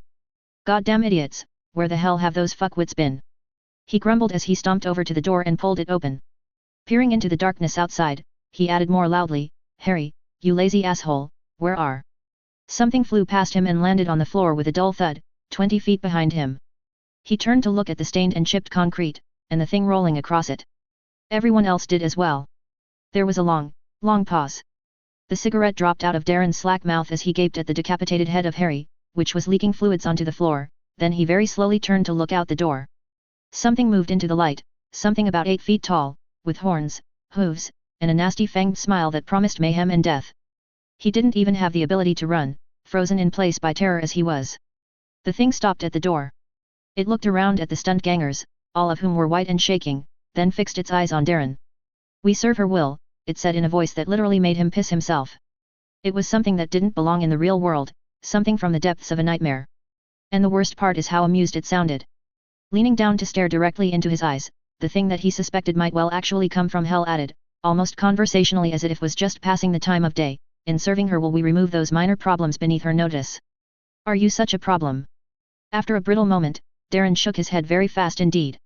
He was standing in a puddle of yellow, his pants warm, and was wishing he'd never listened to some of the stories his grandmother told him about what happened to naughty boys. "Pity. We do so look forward to serving her will," the thing said reflectively. A bullet bounced off its head. Everyone, including the demonic thing, turned to look at the man who was pointing a gun at it, looking like he regretted every life choice not only he, but his ancestors, had ever made up to that point. The demonic creature smiled. Several people fainted. Many of the rest backed away from the man with the gun. "Ah. I suspect that you do not serve her will." "Excellent." Darren had the presence of mind to jump out of the way as the horrors of the night came through the door in a rush, amid a vast amount of gunfire and explosions, as about half the gangers decided to shoot. When he was found some hours later by a very cautious PRT patrol, along with less than 10 other survivors, he was rocking back and forth and apparently trying to persuade his long-dead grandmother to stop telling him things. Equals dash equals dash equals dash equals dash equals dash equals dash equals dash equals dash equals dash equals dash equals. Peering out her bedroom window, Amy listened to the distant explosions and screams that rang out across a weirdly silent Brockton Bay, faint but peculiarly clear in the night, like that tiny whine from a mosquito that you can hear even though it's right at the threshold of detectability. She shivered involuntarily, wondering what morning would bring. Things had changed, that much she was sure. This new cape, Overkill, was. She didn't know what she was, aside from the single most terrifying thing in existence going on what Director Piggott had said. From the look in the woman's eyes, she meant every word. Amy didn't know what that meant in the longer term, but in the immediate future it apparently meant the city would be down one gang. The girl was actually okay with that, having put far too many people back together as a result of Kaiser and his bastards to really care much about how they died, but she wasn't sure what else was going to change and how. Probably everything and drastically, she felt, but it was far outside her own field of expertise or knowledge. Hopefully it would end there, at least until some other asshole decided to poke someone who could and apparently would simply shoot an enemy dead on the spot without hesitation. Amy wasn't entirely sure that was good, it being pretty solidly against normal para-human politics, but on the other hand, who was going to tell Overkill not to do that and make it stick? Apparently not the PRT, so that didn't leave much. Hopefully she was of a normally calm disposition or there were going to be a lot of dead people and craters in the near future. She sighed, leaning both elbows on the windowsill and watching as flashes of light came up from somewhere just over the horizon, roughly in the middle of the city. Today had definitely not gone like it normally did, and she was both worried about and confused about Dean aside from anything else. She didn't actually like him for a number of reasons, but she respected him in many ways, and didn't like seeing anyone in that state. Especially as she had no idea what was behind it. Unless it was somehow connected to Overkill? Thinking for a moment, she finally shook her head. She couldn't see how, although powers were weird at the best of times. Oh well. Sooner or later she, or someone else, would figure it out. It was Vicky she was really sorry for. Her sister hadn't taken Dean's whatever it was very well. And Carol had spent quite a lot of time grumbling about Director Piggott, Arms Master, Overkill, and a number of other things that didn't bode well. Aunt Sarah had finally lost her patience and extracted a promise from her sister that the other woman would fully comply with the director's orders, which had been extremely clear and forceful. Hopefully that would be the end of it, regardless of how annoyed Carol was. Which was very. Shaking her head, she finally got cold enough to close the window and go to bed, finding that her dreams were much less normal than she was used to. Equals dash equals dash equals dash equals dash equals dash equals dash equals dash equals dash equals dash equals dash equals. Danny jabbed the heel pack injector into his bicep, hissing a little at the mild full body agony as it worked. Should have ducked faster, his daughter's amused voice said from next to him. He fixed her with a hard look while removing and discarding the injector. Perhaps you could remember the difference between left and right next time, he suggested acidly. I know left and right perfectly well, thanks, she said mildly. I meant my right. Very helpful, he grumbled, poking the hole in his coat arm. I like this coat. I'll buy you a new one, she chuckled. Your mother gave me this. I'll pay to have it repaired, then. Forget the coat. Let's finish the job. Both of them looked around, inspecting the dark corridors surrounding them, wind blowing through where walls and windows had been, with flickering emergency lights in a few places. Far below the city spread out all around the Met Hall building, except to the south where the dark water of the bay reached to the horizon with only the glittering force field surrounding the rig in the middle of it visible. I can see our house from up here, he commented. Really? Yeah, look, just over there and up a little. He pointed. She peered along his arm. Oh, yeah. Neat. Right, let's deal with the rest of these fuckwits and we can go home. Sounds good, he smiled. Pity I'm out of bubblegum. She snickered, then kicked Kaiser's office door in with one foot and walked in. He followed, grinning to himself. Hello, Max, she said calmly to the man in armor who was standing on the other side of the room, a very battered storm tiger next to him clutching what was left of his right arm, which currently ended about the elbow. A younger woman was cowering by a door that seemed to lead into a bedroom, presumably the penthouse suite. What do you want? Kaiser, who was missing quite a lot of his armor, and seemed too exhausted to replace it, said as he slumped against the wall. You've killed all but 2 of my capes, wiped out my entire security team, wrecked my entire fucking building, and destroyed my life. What more do you want? He shouted the last part, making the girl, presumably Uthila based on her costume, twitch a little. Taylor examined him, then Storm Tiger. She glanced at Danny, who shrugged. He didn't mind one way or another. This was her operation. She raised her plasma rifle and pointed it at him. He looked back at the weapon, appearing resigned. Storm Tiger tensed, winced, and passed out. I am not interested in joining your gang, Taylor told him. Don't ask again or I will be very angry. You really wouldn't like me when I'm angry. After several seconds, Kaiser yanked what was left of his helmet off his head and threw it to the floor, then pointed at her wordlessly. Then he waved a hand around the room, before pointing at her again, his mouth working. Eventually his voice seemed to come back. Angry. He screeched in disbelief. What the fuck is this if not angry? Taylor walked slowly over to him, put the muzzle of the energy weapon to his forehead, and flicked a switch on it. The thing hummed almost eagerly. Me making the point that I don't like Nazis and don't like being threatened, she said quietly. Fuck with me again and I'll do something really horrible. She leaned in, as he paled to the color of bad milk. Listen to me, Max Anders. I am Taylor a Bear. I have killed worlds, destroyed entire civilizations, walked through dimensions that will know my name for all time and fear it. And your people interrupted me having a pizza with my dad. Don't ever do that again or I'll come back, destroy everything you have left, and personally drag you to hell by the balls. You understand me? Kaiser nodded jerkily. Danny smiled. Great. And stop pretending to be a Nazi, both of us know you're just an asshole. She lowered the gun and stepped back. Take your 2 capes and get out of my city. Don't ever come back, and don't ever let me hear about you again, because if I do. She put the gun away and turned to Danny. Behind her Kaiser fell to his knees, while Uthila seemed to have passed out just like Storm Tiger. Come on, we're done here. How are we getting downstairs? Danny asked reasonably, smiling a little. He felt very proud of his daughter. They're suffering a deficiency of stairs at the moment. Hey! Portal to our house, now, Taylor called. Don't make me move you up the list. Danny watched as a dark pink mist appeared off to one side, causing Taylor to nod in satisfaction. That's a good trick, he said mildly. It's useful, but you wouldn't believe the trouble I've had with it, she grumbled as she walked towards it. I'm going to have to talk to someone about that very soon. But right now I need to relax for a while. She walked into the mist without slowing. Danny paused at the threshold, looking back at Kaiser, who was watching him. He smiled grimly. Making a motion to his eyes, then at the other man, he waved, and followed his daughter.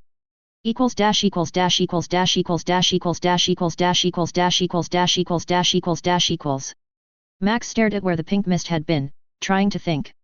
It was difficult, he'd had far too many near-death experiences and his head was aching like it was about to fall off, plus he was totally, absolutely exhausted. He looked around at the wreckage of the building. It was slightly amazing that it was still standing, considering the number of holes in it and how much was in pieces on the ground. Then he looked at Storm Tiger, and Uthila. The only ones left of his entire empire. He was pretty sure that the fucking Heberts had done for everyone else. Then he lay on the floor and laughed bitterly for about 5 minutes, before getting up to poke Uthila awake so she could heal both him and Storm Tiger. As he did that, he looked at his phone, which although cracked still worked, and saw it had full signal.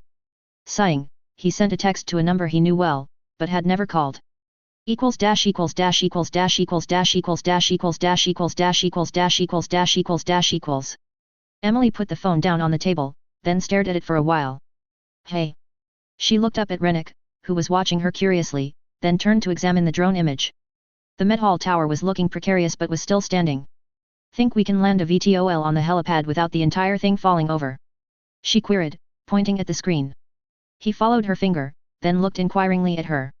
Kaiser, who is indeed Max Anders, says that if we rescue him, Uthula, and Storm Tiger from his penthouse and guarantee that none of them ever see Brockton Bay or the Heberts again, he'll tell us everything we want to know about the Empire 88, Gesellschaft, and 4 separate international weapons and drugs smuggling operations.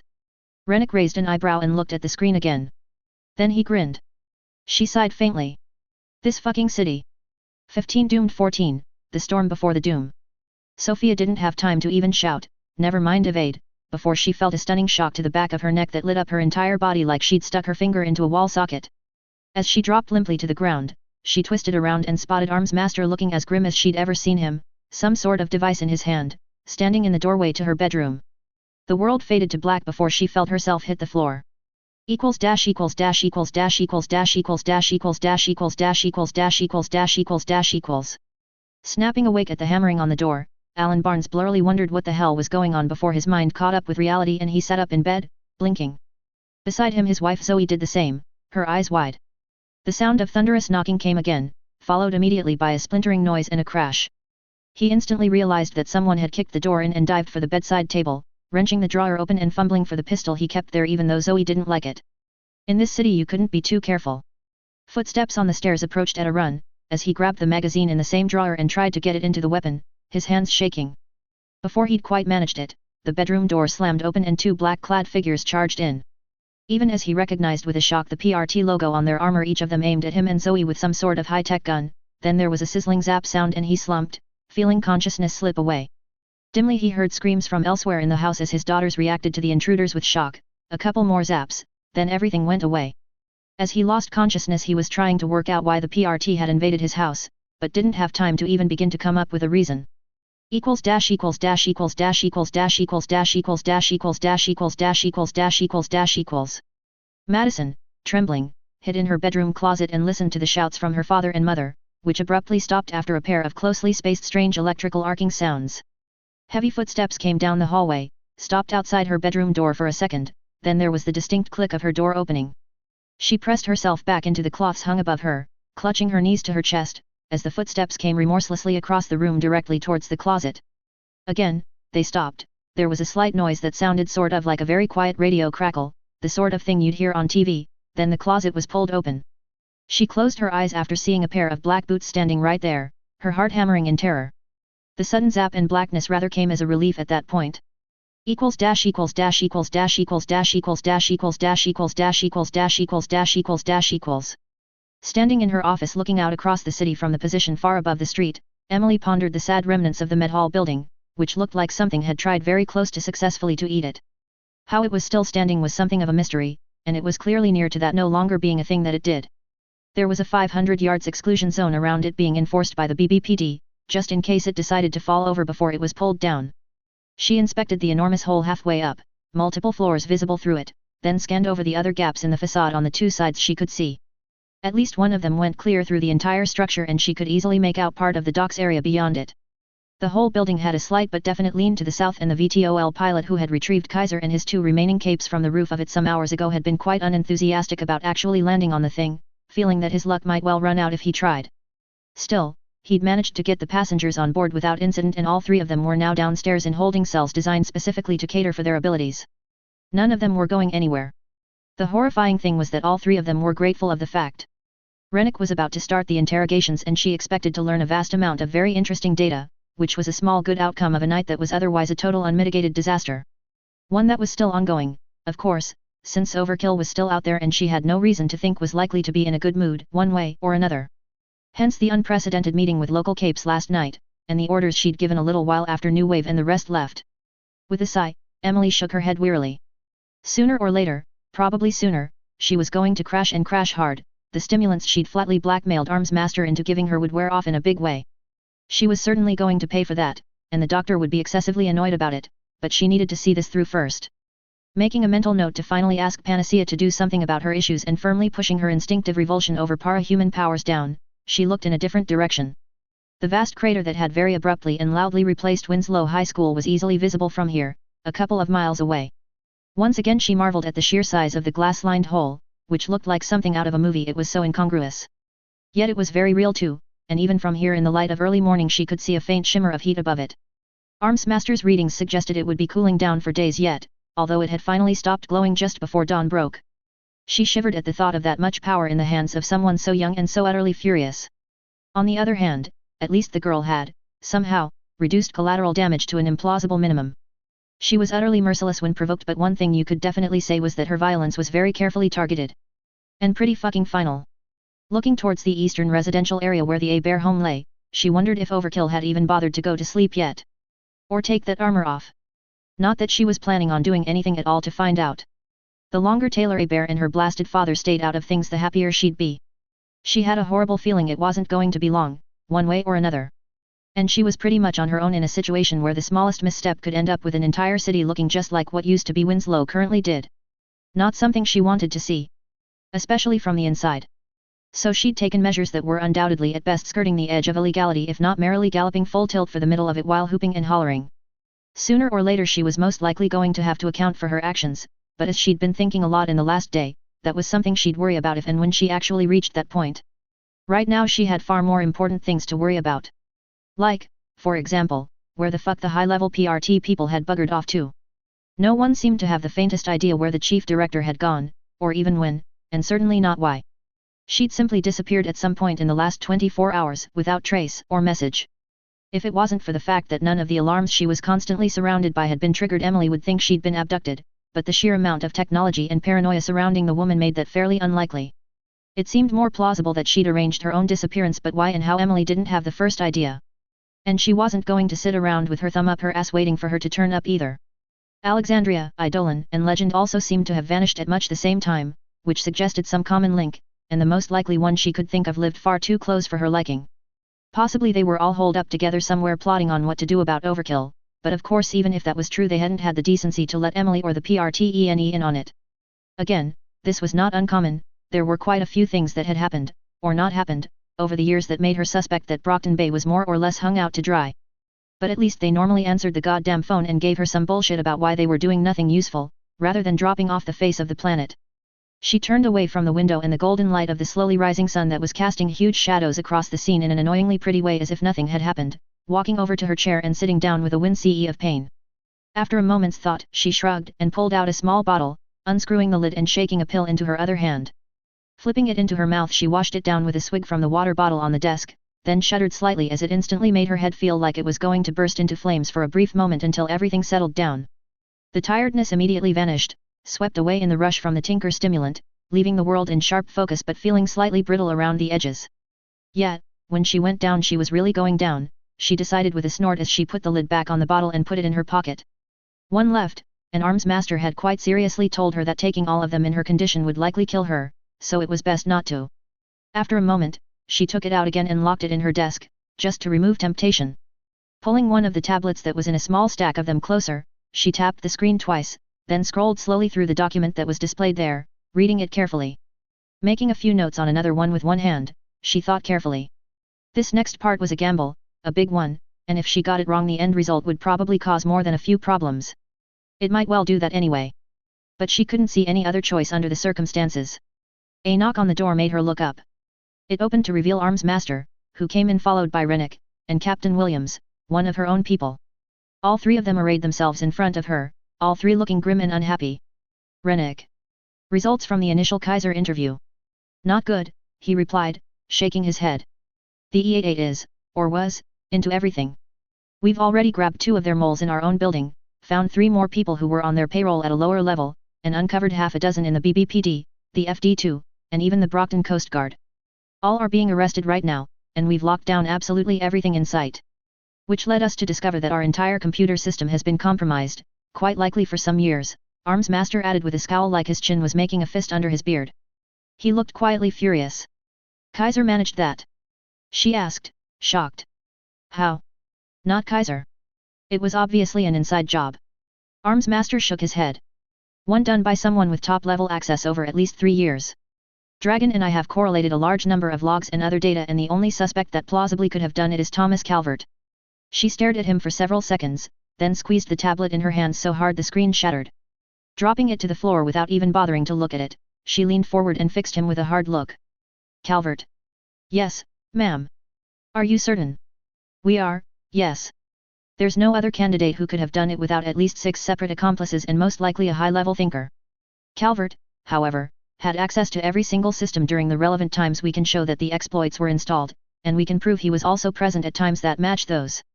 There is a 99.84% likelihood of him being the architect of the compromised system. We've so far traced a number of illicit accesses made through the subverted systems to somewhere in the commercial district, Rennick told her. It's going to take longer to narrow it down, but we will. Most likely he has a rented office or something of that nature that he's using to tap our systems, probably full of servers. He's been siphoning data from us the entire time, all the way up to top secret classification material, and I for one would very much like to ask him why and what he was doing with it. I would as well, she grated. Quite forcefully. Do we have him in custody? Unfortunately not, Arms Master replied. Why not? She demanded. We can't find him, he admitted with a sigh. His house is empty, although there are no signs of a hasty exit. By all appearances he left intending to come back, but didn't. Nor is he in any of the usual locations and no one has seen him that we've been able to find for at least 48 hours.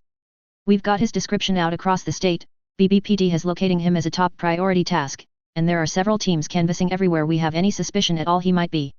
We'll find him sooner or later, but it may take a while.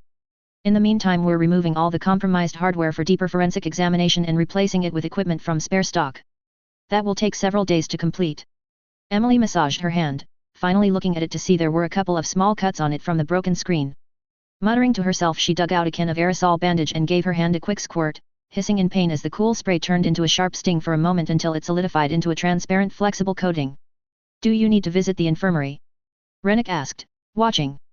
She shook her head, dropping the can back into the drawer and slamming it shut. That can wait. Okay. One disaster after another, apparently. With a look at Arms Master, she continued, at least tell me that you got everyone you went after other than Calvert. Now he looked darkly satisfied. Yes. I acquired Shadow Stalker in her home without trouble. She is in a holding cell wearing suitable restraints, currently unconscious, but unharmed. And her family? Also in holding, not in contact with her. They are quite upset but nothing we can't handle. Nodding, she looked at Captain Williams who was standing at parade rest and listening calmly. The other two. My teams retrieved the Barnes family and the Clements family without difficulty, ma'am, he reported. There were no injuries although there was a small amount of property damage. They made sure that both houses were secure before leaving. All personnel of interest are in the low security cells with a guard on hand. No problems to report although they are highly upset about it, not surprisingly. I can imagine, she said with a small sigh. Good. We're never going to hear the end of it, but good. Turning back to Rennick, she asked, any further news from the chief director's office? He shook his head. No. I've tried several times and I get the impression that everyone is frantically running around trying to figure out what the hell they should be doing. The problems reported with thinkers worldwide has seriously impacted normal operations, and even without that problem, Overkill's exploits across the entire planet are occupying the attention of virtually everyone. Almost every military or intelligence agency that exists is on high alert and trying to work out the next move, but no one seems to want to be the first to jump in. He paused, then added, I suspect that none of them yet know she's here in the city. We may get a lot of very upset visitors when they do realize that. Which will make a bad situation far worse, in all probability, she snarled. Wonderful. Let's see if we can keep them in the dark for long enough to try to keep a lid on the whole thing, shall we? I don't want Overkill wiping out the fucking US Army or something because they interrupted her breakfast. She got up and shuffled through the stack of still functional tablets, choosing 3, as the others exchanged glances. You think she actually could? Williams finally asked. Looking at him for several long seconds, she then turned her head and looked meaningfully at the distant crater through the window, before returning her gaze to him. You think she couldn't? She inquired with a flat look. The captain followed her eyes, then nodded his understanding. Ma'am. I believe you are right. I'd really prefer not to find out, she said as she headed for the door. Let's go and put the fear of Overkill into some extremely stupid girls and see if we can somehow prevent a PR nightmare. All of them trailed after her, looking both thoughtful and very worried. Equals dash equals dash equals dash equals dash equals dash equals dash equals dash equals dash equals dash equals dash equals. Blinking, Sophia stared at the ceiling, wondering why her bedroom had been repainted a strange color when she wasn't looking. Then the memories came back, and she quickly looked around, seeing Miss Militia standing in the doorway of what was obviously a para-human containment cell, one of the ones in the PRT building basement. What the fuck is going on? She shouted at the top of her voice, only then realizing that her hands were cuffed behind her back and she was lying on them. Apparently on some sort of bed, based on the feeling of cloth under her skin. Instinctively trying to phase through the bindings, she yelped in pain when she instantly got a vicious electric shock that made her arms nearly go numb. Miss Militia, her eyes hard above her bandana, shook her head.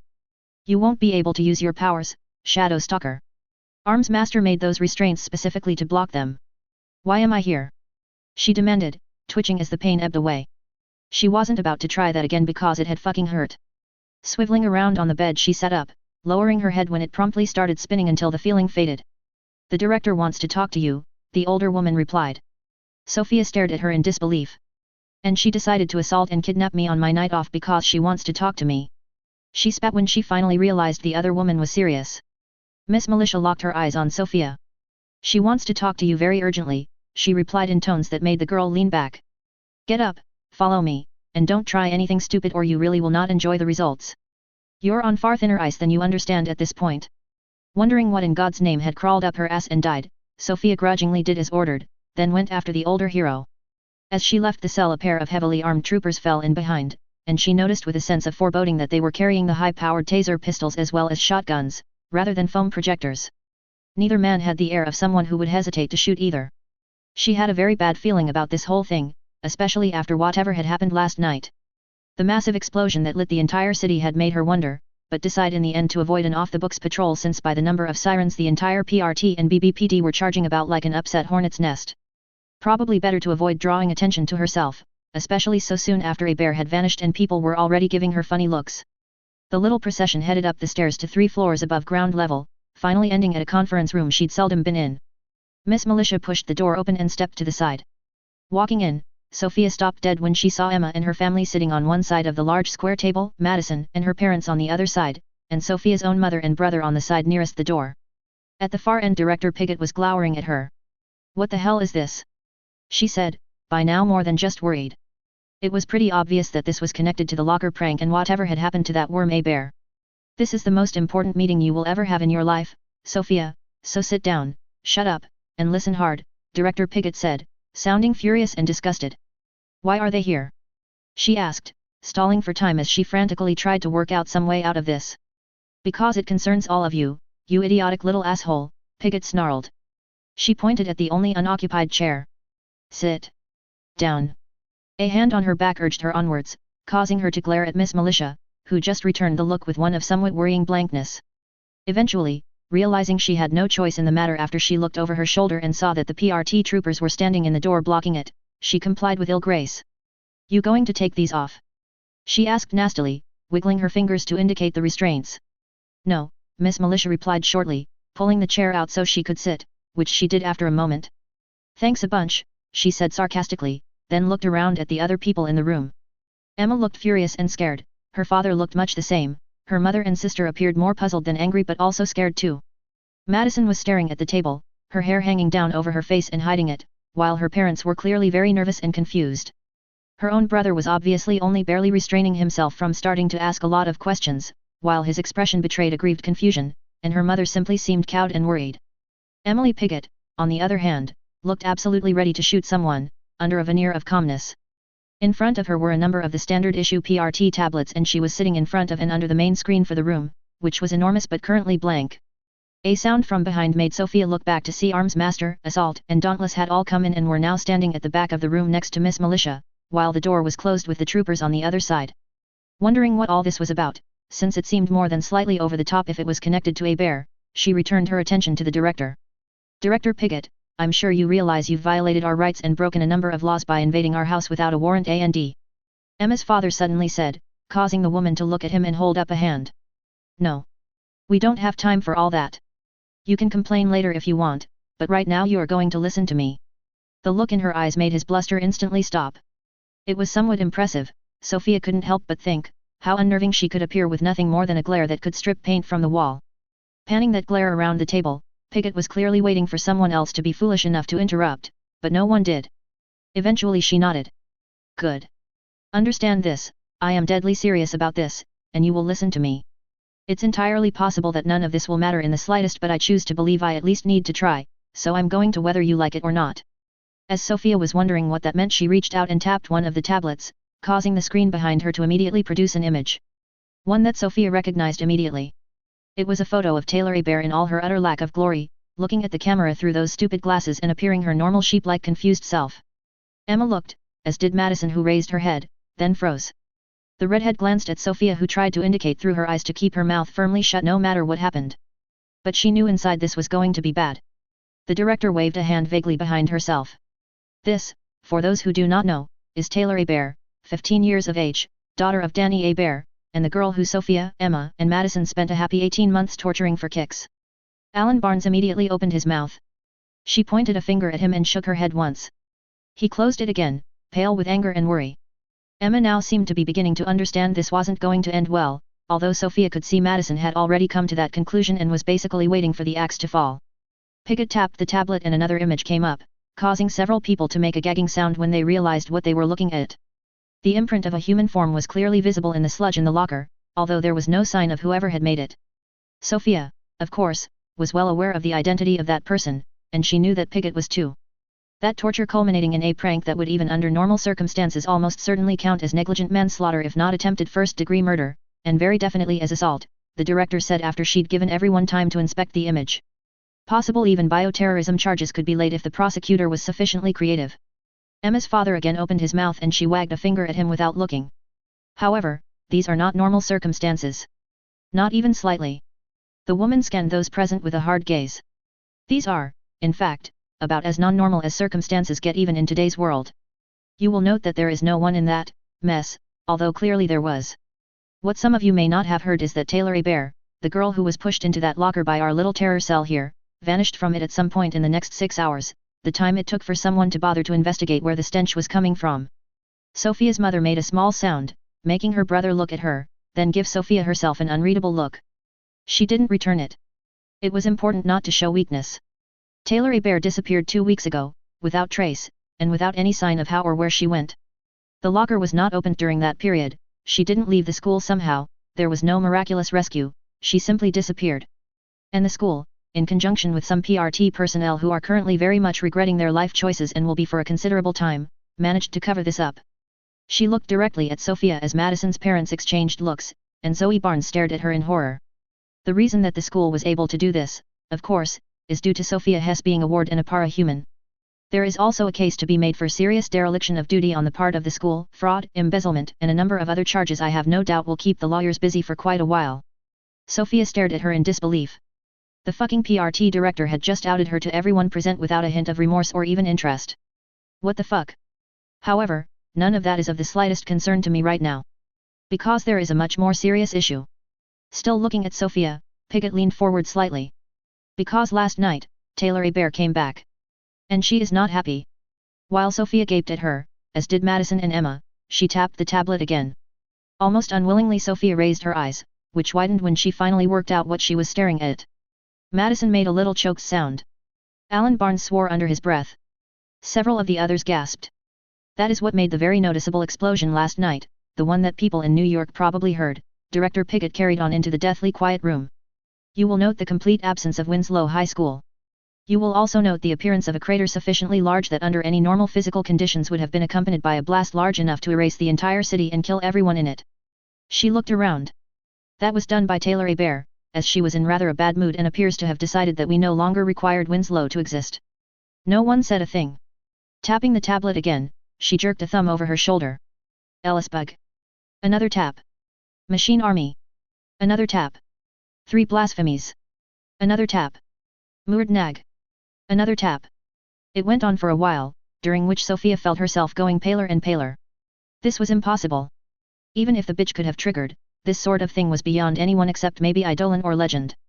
Eventually the image settled on a split view, one side showing a tall figure wearing matte purple power armor of completely unfamiliar design and holding a massive weapon of some sort, the other one showing what was clearly the same armor with the occupant having removed the helmet, in what looked like a pizza place. It certainly looked like a bear, but an older A. Bear, sitting across the table from her father and stuffing her face with pizza. Her dad seemed to be smiling at her, and the helmet to the armor was at her elbow. Sophia looked back and forth between the images, feeling a sense of unreality unlike anything she'd ever experienced before. Then she glanced at Emma, who was gaping at the screen. Yes, that's definitely Taylor A. Bear, Piggott said after 30 seconds or so. She had quite a trip by what she said. One that took several years on her personal timescale, and left her with skills and equipment that means she is undoubtedly the single most dangerous person on the entire planet. She can apparently teleport with global range, she can cause destruction on a scale that a large nuclear warhead would feel worried about, and she is not remotely happy about what happened to her. We have given her the code name Overkill, and trust me, that is not even slightly a joke. Last night the E88 decided in their infinite stupidity that it would be a particularly brilliant idea to forcibly recruit her to their cause. She tapped the tablet again. Sophia looked at the image of the remains of the med hall tower while trying not to faint. There is now no such thing as the E88. She killed all of them except for Kaiser, Rune, Uthala, Storm Tiger, and possibly Alabaster, although we haven't yet found his body. Director, we just got a report that a patrol found what's left of Alabaster and roughly 40 gang members in a building a few blocks from the med hall tower, Arms Master cut in calmly. She looked at him as everyone twisted around in their seats to do the same, then nodded. Fine. All but 4 of the E88 are deceased, along with at least 100 non-powered members. Between them, she and her father in a couple of hours totally destroyed the largest gang in the city and made it look like a video game. The building is a total loss, the surviving people are literally begging us to put them in jail somewhere safe, like the moon, and we don't even recognize half the weapons they used. Director Piggott looked at Emma, then Madison, before landing on Sophia again. In a lower voice, she added, and the big problem from your point of view, which of course makes it my problem too, is that you 3 are undoubtedly next on her list. From what she said, she's not likely to be as nice to you as she was to Kaiser, either. Hearing a thud, Sophia managed to tear her terrified gaze from the basilisk glare of the older woman to see that Madison had fainted. Basically, I'm going to try to think of some way to keep you 3 idiots alive without risking the entire fucking city. And believe me, if it eventually comes down to a choice between you and 500,000 people who weren't stupid enough to accidentally on purpose create someone who can probably beat Behemoth to a pulp barehanded, I'm going to stand to the side and hope she's satisfied when you're ash. As Sophia felt herself pass out from sheer terror, she managed a certain amount of indignation about how smug the fucking woman sounded about that. Equals dash equals dash equals dash equals dash equals dash equals dash equals dash equals dash equals dash equals dash equals. Taylor yawned, looking at a ceiling she hadn't seen in years, although it was completely familiar. Reaching up she scratched her head at the hairline, then dropped her arm to the bed again and smiled a little. She'd made it. After all that, she'd finally made it home. And even had pizza with her dad almost as soon as she did. And not to mention made it very clear to Winslow what she thought of the place. That had been something she'd been looking forward to for a very long time. Pity that Kaiser had been such a dick, it had slightly spoiled a nice evening, but then she'd got to have fun with her father, and that sort of bonding experience had been exactly what they both needed. He'd enjoyed it as much as she had, she knew. He'd been whistling under his breath for half an hour after they got home. Raising her head she looked across the room at her armor, which was standing in the corner, then shrugged and rolled over, closing her eyes again. Everything else could wait for now. She was home, she was in a bed for nearly the first time in more than 5 years, it was her own bed, and she was damn well going to get the most out of it. After that she was going to have a very large breakfast before she decided who to kill first. No hurry.